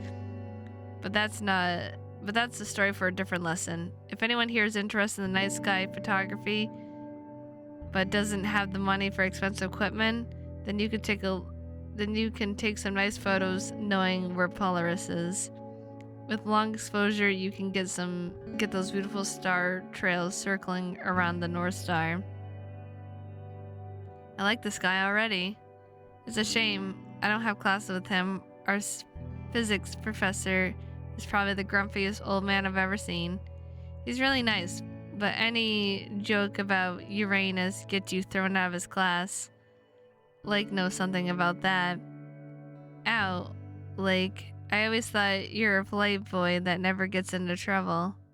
I don't know where you got that idea. I can attest that is completely untrue. So it looks like everyone was able to locate the Ursa Major. That's great. For the next exercise, let's spice things up a little bit. This time, you'll be using the telescopes. You'll take a closer look at Saturn through them. That's it. If you manage to locate it, it'll make it easier for you though, because these are supposed to be fun activities after all. You're introduced to download a Sky Map app on your phones before the arrival. I hope you all did that. If not, then do that quickly before we get to the next step. Devin, you can go too. Have some fun as well. Oh, if I can, then sure thing. Okay, so we don't have quite enough telescopes for all of you. So for the purpose of this exercise, you may form pairs or triples or whatever configurations you might fancy. I don't mind. So now please, step up to the telescopes. I believe you can sort into bigger groups when needed yourself. Doing as Professor Arnie said, I walk up to a free telescope at the end of the terrains. Looking around, I see all my friends have already either at their telescopes or paired with someone else.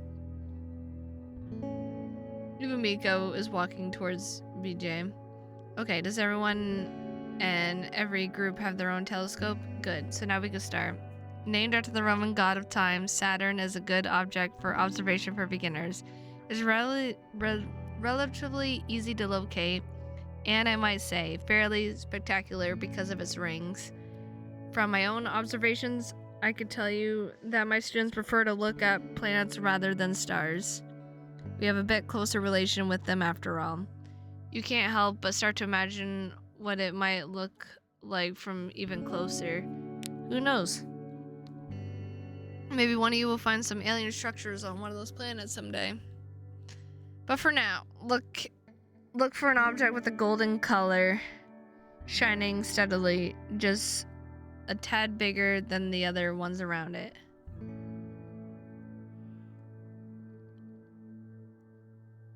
First, you'll need to locate it with your own eyes before finding it with the telescope. With mobile map you have on your phones will be helpful. An object with a golden color shining steadily, just a tad bigger than the other ones around it.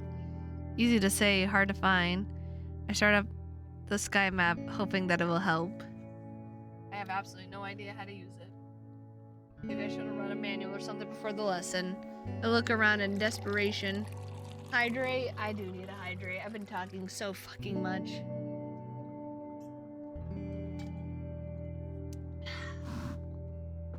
Oh, God. Thank you for the hydrates and stretch tank. Thank you.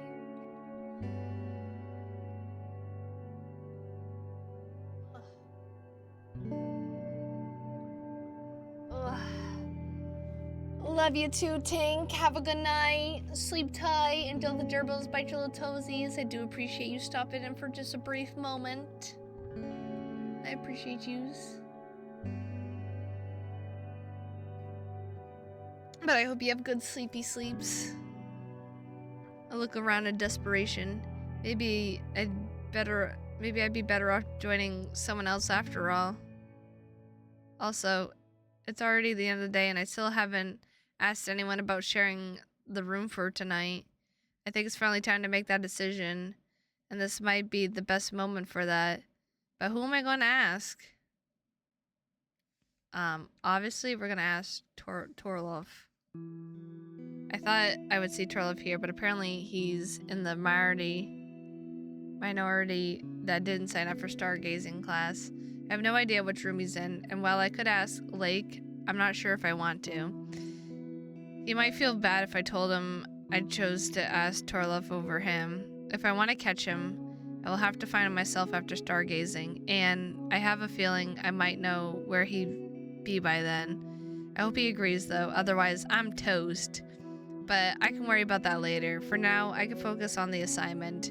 Okay, this can't be too hard. I turn to the sky map again and look over the interface, searching for any clues. Finally, I find a button that opens a menu with all the major objects in the solar system, obviously including Saturn. Maybe it is easy after all.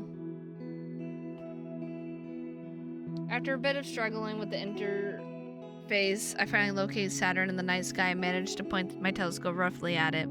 I battled with the equipment for a bit before I noticed the smaller finder scope attachment at the top of the tube. That helped a lot. Now all that's left is some fine adjustments with precise knobs of the tripod the telescope is standing on, and everything should be ready.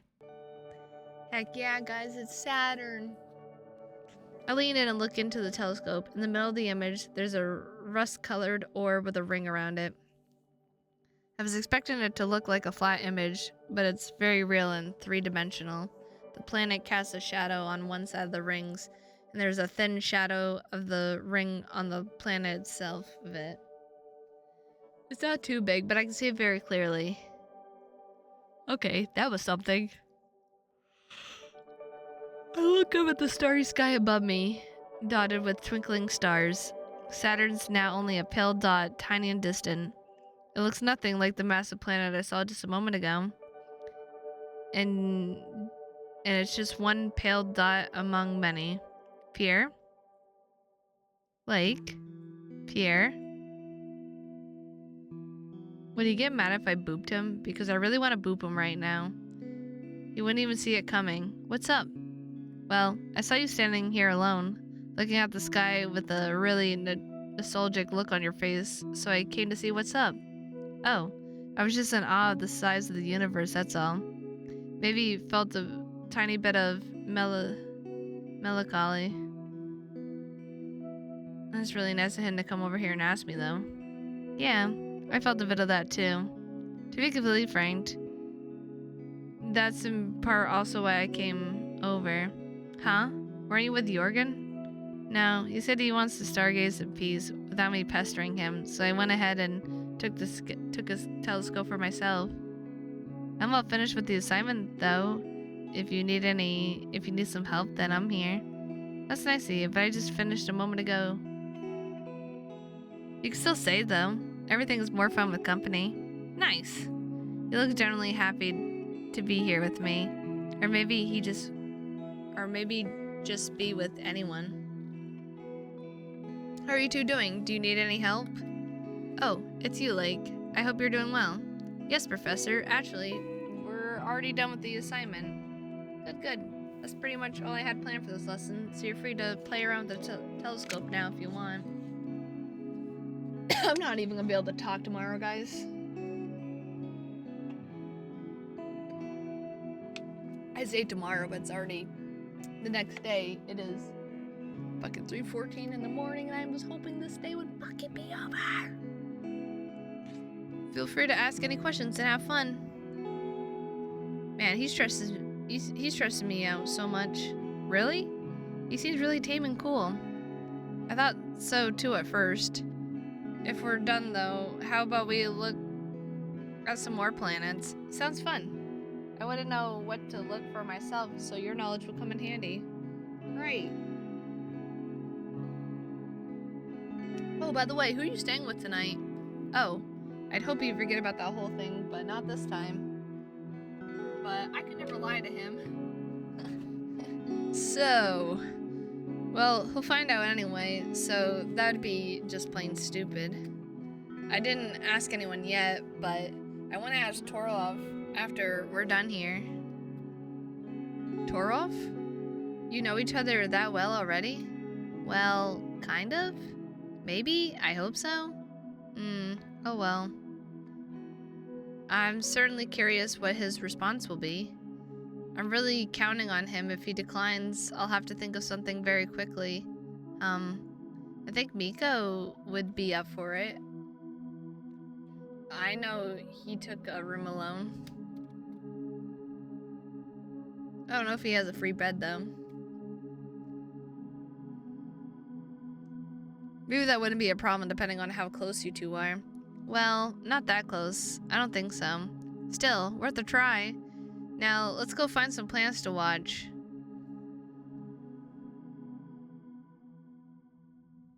Okay, it looks like our time here is up. Thank you all for attending the lesson. I hope you all enjoyed it and maybe even gain a new passion.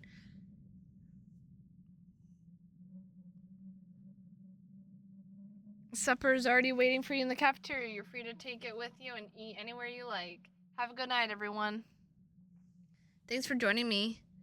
Like, it wouldn't be half as fun without you. No problem. I hope I didn't impose on you or anything. No, don't worry. If I wanted some time alone, I would have told you. Anyway, I better go find Torov now. I'm off to catch Jorgen then. See you later. Sure. Later, Lake. Lake walks away and I sprint back to the guest house before the queue to the door forms. If the supper is already served, then I bet Tolif is either in the cafeteria or he grabbed his meal and went somewhere else to eat. My bet is on the later option, so I'll check the latter. I don't even know. I'll check the cafeteria first before everyone coming back from stargazing gets there. There are some students already sitting inside, but the room is mostly empty. To the right of the entrance is a table with food. Paper plates with sandwiches and cakes are taking half the table, and a few dozen bottles of water are standing in rows next to them. I look around the room for toilet, but to no avail. I'll grab the food later, but for now I need to find that tiger. Turn around, I see a person I haven't seen in quite some time. Travis.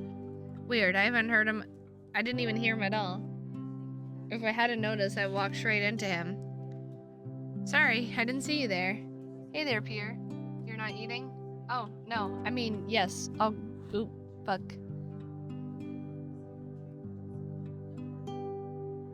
I got food in a moment. I need to find someone first. I'm just gonna save real quick. If you're looking for Miko, then he should be here in a moment. I think he's still talking with BJ outside. Not this time. I'm looking for someone else. Who's that? Maybe I've seen them on the way? Torlov. I'm not sure if you know him. No, sorry. Good with that. Good luck with that, then. Keeping my fingers crossed for you. Thanks, Travis. Damn it. I moved quite slowly, walking against the small crowd of students heading to the cafeteria, but I finally worked my way back to the corridor. Let's see if I was right. Hey! Pierre? So my bet was correct. Somehow I knew he would come here, to a less crowded place where he could also play some music. He's sitting in the chair drinking water, his plate yet untouched. Hey, do you mind? Well, how could I say no to such cute company? Stay, of course. It's always good to see you. I sit in the chair next to his and rest my paws on my knees, not really knowing what to do with them. By the way, do you know if stargazing is over yet? Yeah, we just finished. Are you going to the cafeteria then? I am, but I wanted to find you first. Oh? Why me? Wait. I don't think you know. About what? So I lost my key to my room today. Of course, I went to look for it first, and notified the guest house staff. They couldn't find the spare key from the office due to the heavy snowfall. So they could either put me in some random room for today or let me ask around and choose myself. I preferred to ask myself, so here I am asking you. Can I stay in your room tonight? Oh.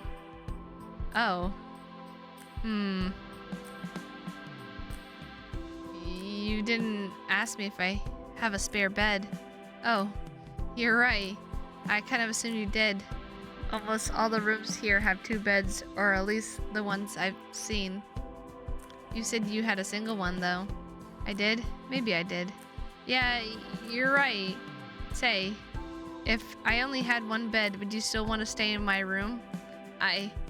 Maybe? I mean, I haven't really thought about it. I do have 2 beds, though, so that's not an issue. Something tells me it won't be needed, though. You could join me, sure. I just need to cancel something and we're good. Tolov takes out his phone and starts tapping at it. Meanwhile, my stomach reminds me that maybe it's time for some food. I'll be right back. I'm off to grab my supper. You know what? I'll be in my room then. You can join me there. Unless you prefer to eat in the cafeteria? No, I'll get the food and eat with you. Can you give me the room number though? Right.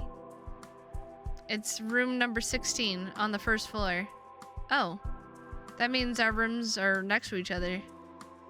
It doesn't really mean anything, but it's an interesting coincidence anyway. When I get my room back, Tolov will be just behind a wall. Okay, I'll see you there then. Tolov only nods and gets up from the chair and walks back to the cafeteria. There weren't many students in the cafeteria anymore when I got there. Only a few chose to eat there, and the rest either finished already or took their food with them. I hope that I encounter Miko or at least Lake there and tell them goodnight. But from the students I know, only Rune and Jorgen were there at the time. They were busy talking to each other and didn't notice me though. I grabbed one of the last plates and left. Oh, Pierre. Have you seen Rune in the cafeteria? Yes, he's there with Jorgen. That's good. By the way, who took you in for today? Tolov. I'm heading to his room right now. Tolov? Ah, the tiger. I didn't know you two were friends. Okay then. It's great you found something yourself. Have a good night. Good night, Devin. Devin walks through the door outside, disappearing into the night. Room 16. I glance at the next door to the right, leading to my room. Maybe in the end, losing my key was a blessing in disguise. Sure, it'd be nice to have my stuff back, but if I had the key, I probably would spend a third of the day inside my room alone. And for sure, I wouldn't spend the night with Torlov. Speaking of, the thought of it makes me anxious. I barely know him after all. Cuddling on the couch in the common room is one thing, but sleeping with him in his room is something much different. I asked him already anyway. I can't just back out now. For a moment I hesitate, but finally I gather my courage and knock on the door. Come in. Stepping into the room, I feel like a prey entering a predator's lair. Tolf is sitting at the table with his legs crossed and looking at me with a slight smile. You can drop your things wherever. I don't mind. Okay, thanks. I quickly glanced around the room, familiarizing myself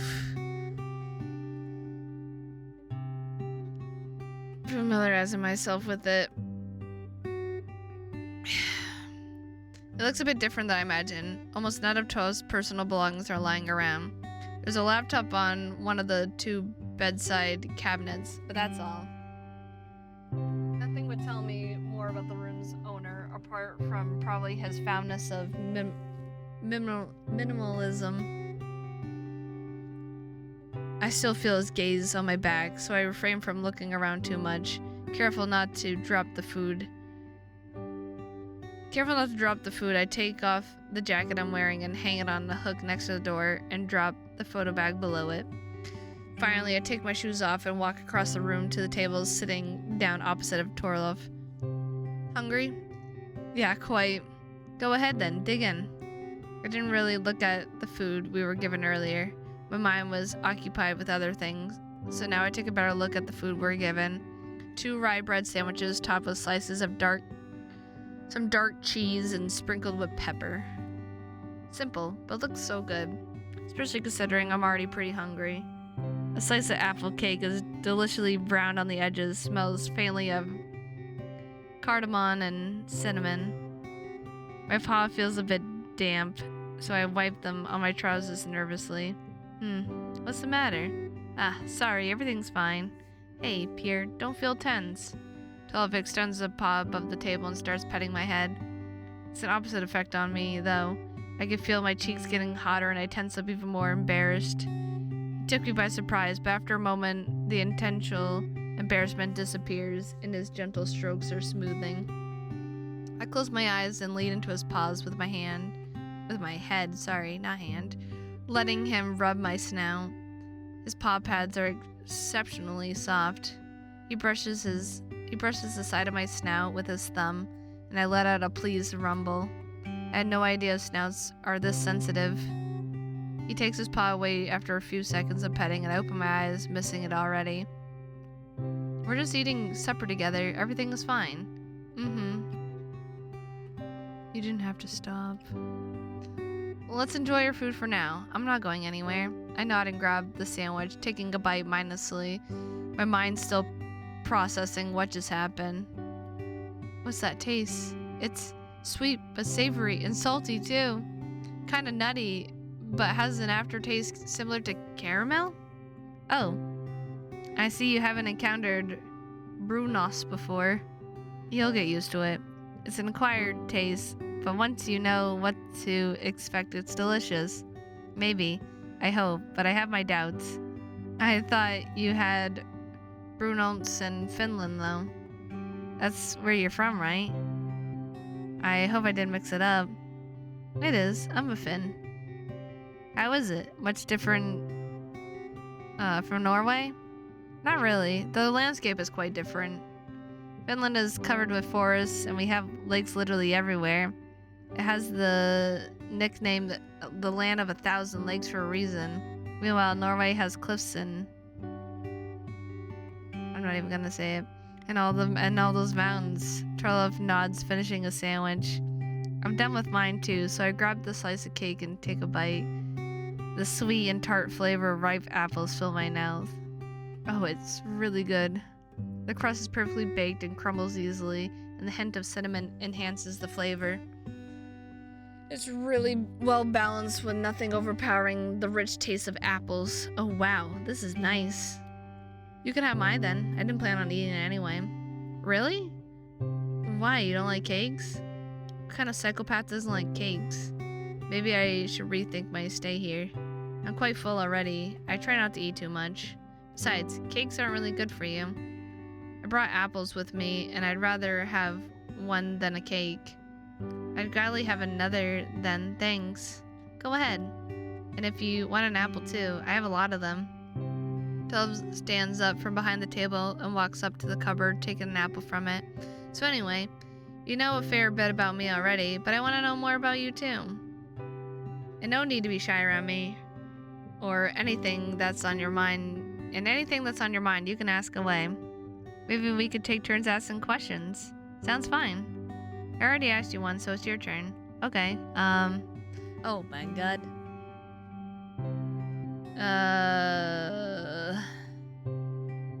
Okay, what's your favorite music genre?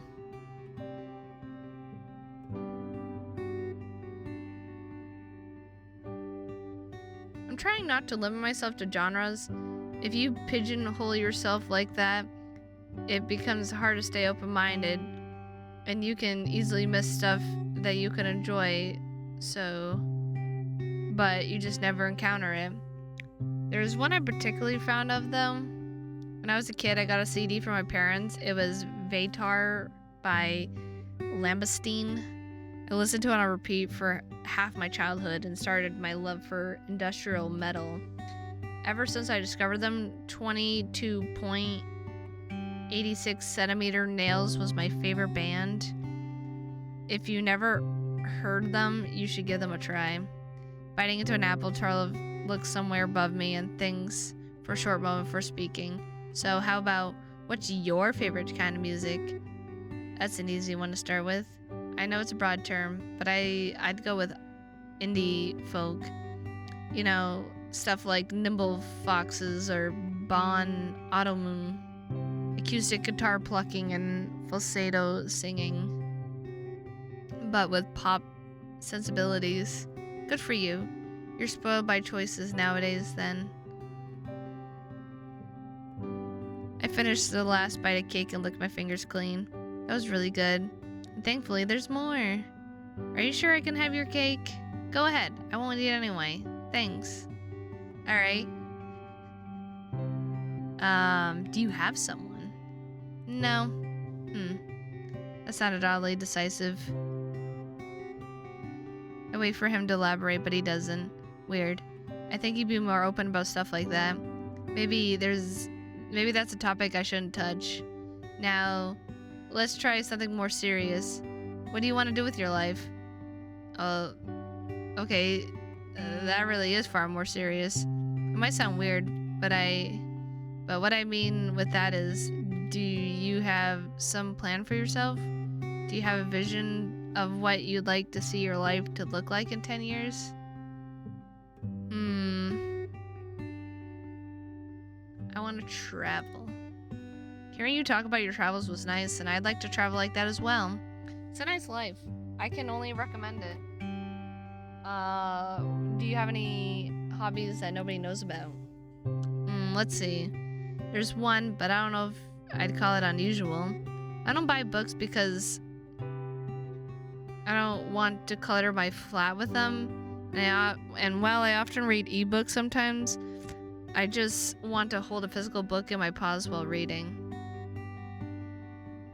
It's mostly the case with fantasy books, but the ones I read in my childhood. So I often go to the library, borrow a book, and go through it 1 or 2 sittings in the reading room.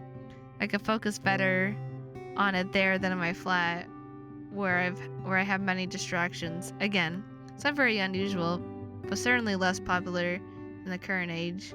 My turn now. Were you ever in a serious relationship? Not yet. In fact, I wasn't in any, really. Never? Are you serious? I would lie if I said his reaction didn't hurt my pride a bit. It's easy to feel like there's something wrong with you when you're 20 and never been with anyone. No, not yet. There was one time when I had a crush on someone, but I don't think I want to get into that. Fair enough.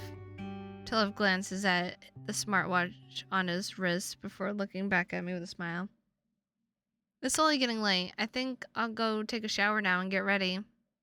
Ready? I'll be back soon. He gets up and enters the bathroom, closing the door after himself. I'm left alone here, and suddenly the silence hanging in the air feels heavier.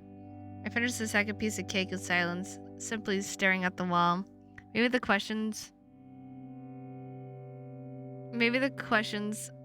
we've asked helped us know a bit more about each other, but they barely scratch the surface of who we both are. It was still helpful, though. Now I don't feel tense anymore. Almost. I stand up and look around the room, but there's not much to look at, so I sit back in the chair and check the messages.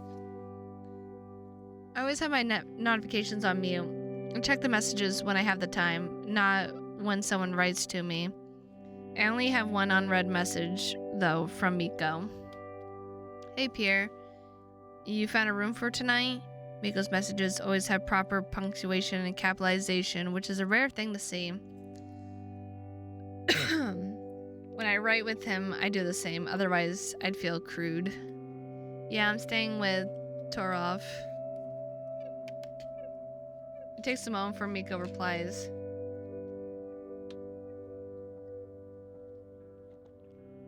But the way he composes his messages is no surprise. Oh, I'm glad. Sleep well, Pierre. Whoa! My God. Jesus Christ. And I'm back. Yeah, you are. Yeah, you are, my dude. You are back. So, man, I am very interested in the, what the NSF version looks like, to be honest. 12 walks out of the bathroom wearing only boxers that don't leave much to imagination. My first impulse is to look away, but I know Tolov came out of the bathroom like that so I could look at him. And he certainly has nothing to be ashamed of. His tank top didn't hide much, but now it's pretty obvious that this tiger takes good care of himself. There's not much fat on him, yet he looks pleasantly soft. Even here, from a distance, I could see that his fur is brushed, well-kept, and shiny. He has a nice, solid build, somewhere between athletic and buff, and I can't help but wonder how many hours he had to spend in the gym to look that way. Yeah, I better go take a shower, too. Blushing like crazy, I walk over to my photo bag and take the bathroom kit out of the side pocket. I'm glad Torov can't see my face now. See you in a moment. Sure, Pierre, take your time. You'll find a fresh towel there, you can use it. Thanks. God damn. Whew. My heart beats so fast. I take a few deep breaths to calm down before commencing the evening maintenance. I first brush my teeth, paying special attention to my long canines. I'm glad they had a kit with a toothbrush designed for Felidae? I don't even know. Those bigger and wider universal ones are sometimes painful to use. Then I strip down to my boxers, putting all my clothes on the toilet lid, first making sure that it's clean, and looking at myself in the mirror. And look at me, I'm so scrawny. My face is the same as ever, but I feel like I'm looking at someone else. I raise my paw to my snout and touch it to make sure it's me. I haven't even kissed with anyone yet, and here just a moment ago I was standing face to face with an almost naked tiger who does little to hide his intentions. Things are progressing so fast that I feel like I'm on a roller coaster that only speeds up. With a deep sigh, I lean my paws on the wall beside the mirror. The tiles are still wet with steam from Tolov's shower. Am I really ready for this? Looking deep into my eyes, I search for an answer, but I know I wouldn't find it there. The moisture in the air clings to my fur, making it damp. What? What, Centipede? What? What do you want? If you tell me to go to bed, I'm gonna go to bed once it hits day 2. Cause goddamn, this day is so fucking long. If you're saying Pierre because he's like, man, it's escalating fast, I'm about to have sex in the other room, then I was not expecting it to fucking come to this either. So, I don't know. I don't know what you want from me. Why are you so down bad? Cause that's just how I am, Centipede, you know? That's just the way I am, don't you know? Is this what I wanted? I look at my reflection again. It's this time looking at my body. I'm far from being as fit as Tolov. Ayo! Ayo! It's bedtime. It's only 3:38 in the morning, guys. It's fine. It's fine. Don't even worry about it. Don't even worry about it. I'm fine. Everything's fine. Everything's fine. I feel a bit self-conscious next to him. Next to him, I'm just a clumsy average tiger. But then it was he who started hitting on me. Maybe he sees something in me that I can't. He told me I'm cute. He told me I'm cute. That must mean something. I take off my boxers, letting them fall to the ground, grab the shampoo and conditioner from the bathroom kit, and get into the shower. The water's warm and pleasant. Wasting no time, I open the shampoo and start rubbing into my fur, starting with my head. Rub-a-dub-dub. I ended up here in Torov's room because I wanted to. I'm not doing anything against myself. I'm not doing this against my goddamn will. I'm only going where my curiosity leads me, and that thought comforts me, because curiosity killed a cat. Satisfaction will bring it back. All right. I stand under the stream of water, letting it flow down my body, washing away all the tension. I continue with the relaxing ritual until I'm all clean. Then I open the conditioner and apply it generously, brushing it into my wet fur. It's unbranded, but it smells nice. Now I smell nice too. Yay, now we smell nice. Finally, I rinse my whole body again. I turn off the water. I step out of the shower, dry myself with a fresh towel, which takes some time when you're all covered in thick feline fur. I'm done in a few minutes. Bless modern technology for those thick, super absorbing towels. And then I realize something. I don't have any fresh clothes with me. Only the ones I was wearing the whole day. I wish I had at least had a fresh pair of boxers. Some chances, but I hope Torlov won't notice that. I had no choice though. I put them on, grab the rest of my clothes, and leave the bathroom. Ah! The light! It burned for just a sec. Torlov is sitting on one of the beds reading something on his phone when I leave the bathroom. He turns in my direction, grins, putting his phone down. So my bet was right. You really are a cutie. I think I've blushed more today than I have during my entire life combined. Hey, as I said, no need to feel tense. I think I need to feel tense, sir. You look really good, you know? And you're even cuter when you get flustered like that. Thanks. You look great too. Well, I hope so. I put a lot of work in this. Dolov, can I ask you one more question? Shoot. But then I also get to ask one. Just so there isn't any misunderstandings. I need to know. I need to know. I need I had to ask the question, guys. I had to get rid of the elephant in the room, okay? I needed to get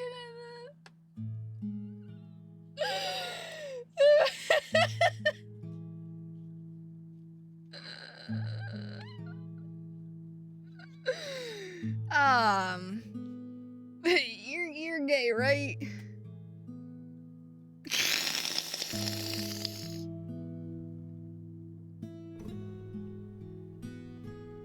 Now he's still in the closet. Still, what do you mean? Fair enough. Getting bolder, I see. I like that. I'm not gay, though. I'm bisexual. Fair enough. Me too.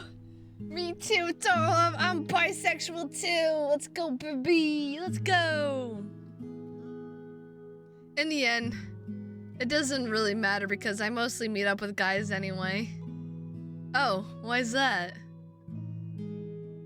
It just feels much easier that way, I guess. Less hassle, you know? I'm better suited for the gay lifestyle, so it works well for me. I've had some woman in my bed. It was always fun, but not really something I miss a lot. Feels like there's just so many games you have to play and expectations you have to fulfill when dating women. Meanwhile, meeting with men is no frills, no games, no shame, just fun. I met women who thinks similarly, but it's rather rare. With men, you can get what you want without the whole dating game, and you can spend the surplus time and resources on yourself. That's what works for me, though. So, I'm bi, but I might as well be born gay, and it wouldn't make a difference. I'm happy being me. What about you, though? Me? That's something I don't even know myself. I'm not sure, frankly. I know I like guys, though. Sometimes more, sometimes less. Sometimes I think that maybe I should date a girl just to see what it's like. Sometimes I'm afraid that if I don't get a girlfriend, I will miss some important part of my life, that maybe I'll become an outsider or something and distance myself from society around me. About the latter, that could have been true 10 or 20 years ago, but not anymore, I think. And there will always be some things in life you will miss. That's unavoidable, and that's okay. There's no point in beating yourself over everything you didn't try. The more you do, the better, of course, but don't feel obligated to try dating a girl. Only do it if you really want to. Rather do what feels right to you, and don't let the FOMO force you to do things you don't even want to. Maybe you're right. I just feel like I still have some exploring to do. If you start right now. Bro! Okay, hold up. I need a moment. My character needs a moment. I need a moment. First of all, to calm the down. It's too early in the goddamn morning for me right now. If you want to start right now, you could come lie down here with me. I nod in response, blushing, and come closer to Toro. Dude, I really want to download the NS. I want to download the not safe for work version of this visual novel right now, just so I can see this fucking part in not safe for Twitch. He makes me some room and I sit down next to him on the bed. Damn, well that escalated quickly. It did. Oh my god. I sit down next to him on the bed, resting my paws on my thighs, unsure what to do with them. Hey, no need to be so nervous. He licks my ear playfully and the nibbles on each other. I fucking can't, guys. I fucking can't.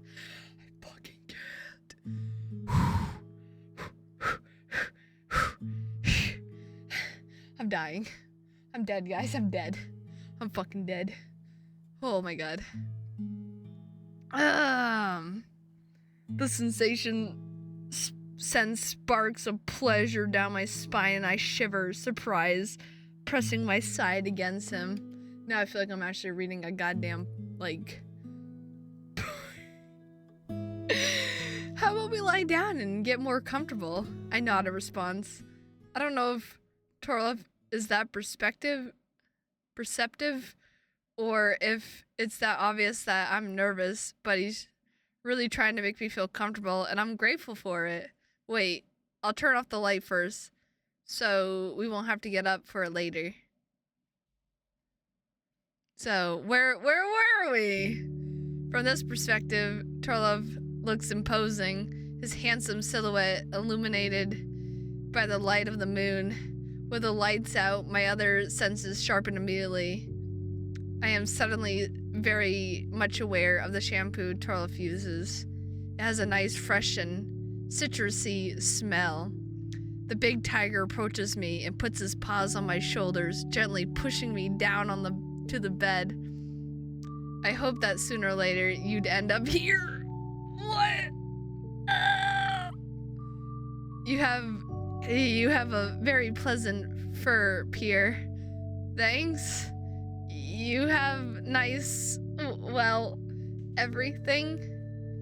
Turlove chuckles and lies down beside me and then wraps his arms around me, pulling me closer to him. He smells even nicer from up close. It's mostly just the shampoo and conditioner he uses. He just took a shower less than a half hour ago, but underneath that there's also his own scent. His whiskers tickle my face and brush against mine, and I can feel his hot breath on my nose. He bumps his snout against mine gently, looking me in the eyes. His paw returns to my chest, rubbing it gently in circles, then slowly moves down my torso. Stop! Gabe! Wait, guys. Wait, this should be the option I should go, guys. This should be the option I go, but... I close my eyes and rub my snout back against his. It's like electricity passing between us. Toll.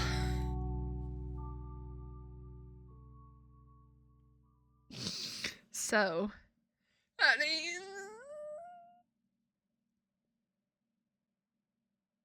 this sounds like I'm not a furry, but so how did you like that? It was better than I imagined. We could shower in the morning. Right now, I want you here. Turn around, I want to spoon you. Aw, they're so cute. We definitely fucking did it. Oh my god, I'm downloading the Not Safe for Work, guys. I'm downloading the Not Safe for Work version. I'm going back to the scene right here. I want to see it.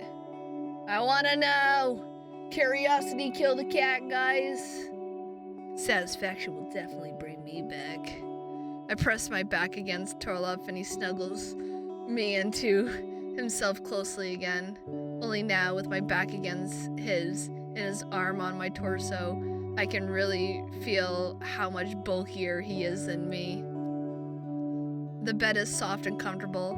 After sleeping in a bus seat, it feels nothing short of luxurious.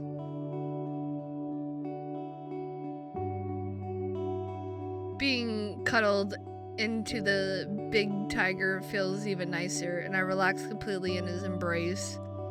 I put my paw on Turlove's. You're a fox? What do you mean? Curiosity killed the fox. There you go. As I entwine my fingers with his, I could feel my heart flutter. His paw is big and fuzzy and so pleasantly warm, keeping me close to him. Already falling asleep, completely spent, I barely noticed Turlove's wet lick on my neck. Sleep well, Pierre. You too. Day 2. Oh my god, we did it, guys! We did it! I'm fucking out of here. I'm out of here. I'm saving. I'm going to bed. I'm out. I'm out of here. I'm finally free. I'm finally free of day 1. I'm out of here. I'm out of here, guys. I'm out of here. I'm out of here. I'm out of here. I'm getting the fuck out of here. Oh my god, I can't even feel my fucking throat. My throat is dead, guys. It's dead. D-E-D dead. Dead. Dead. Bruh. Oh my god, I can't even fucking... That was only day 1? Yes. Yes, it fucking was. It was only day fucking 1. That was the longest fucking day of my entire goddamn forsaken life. That was so long.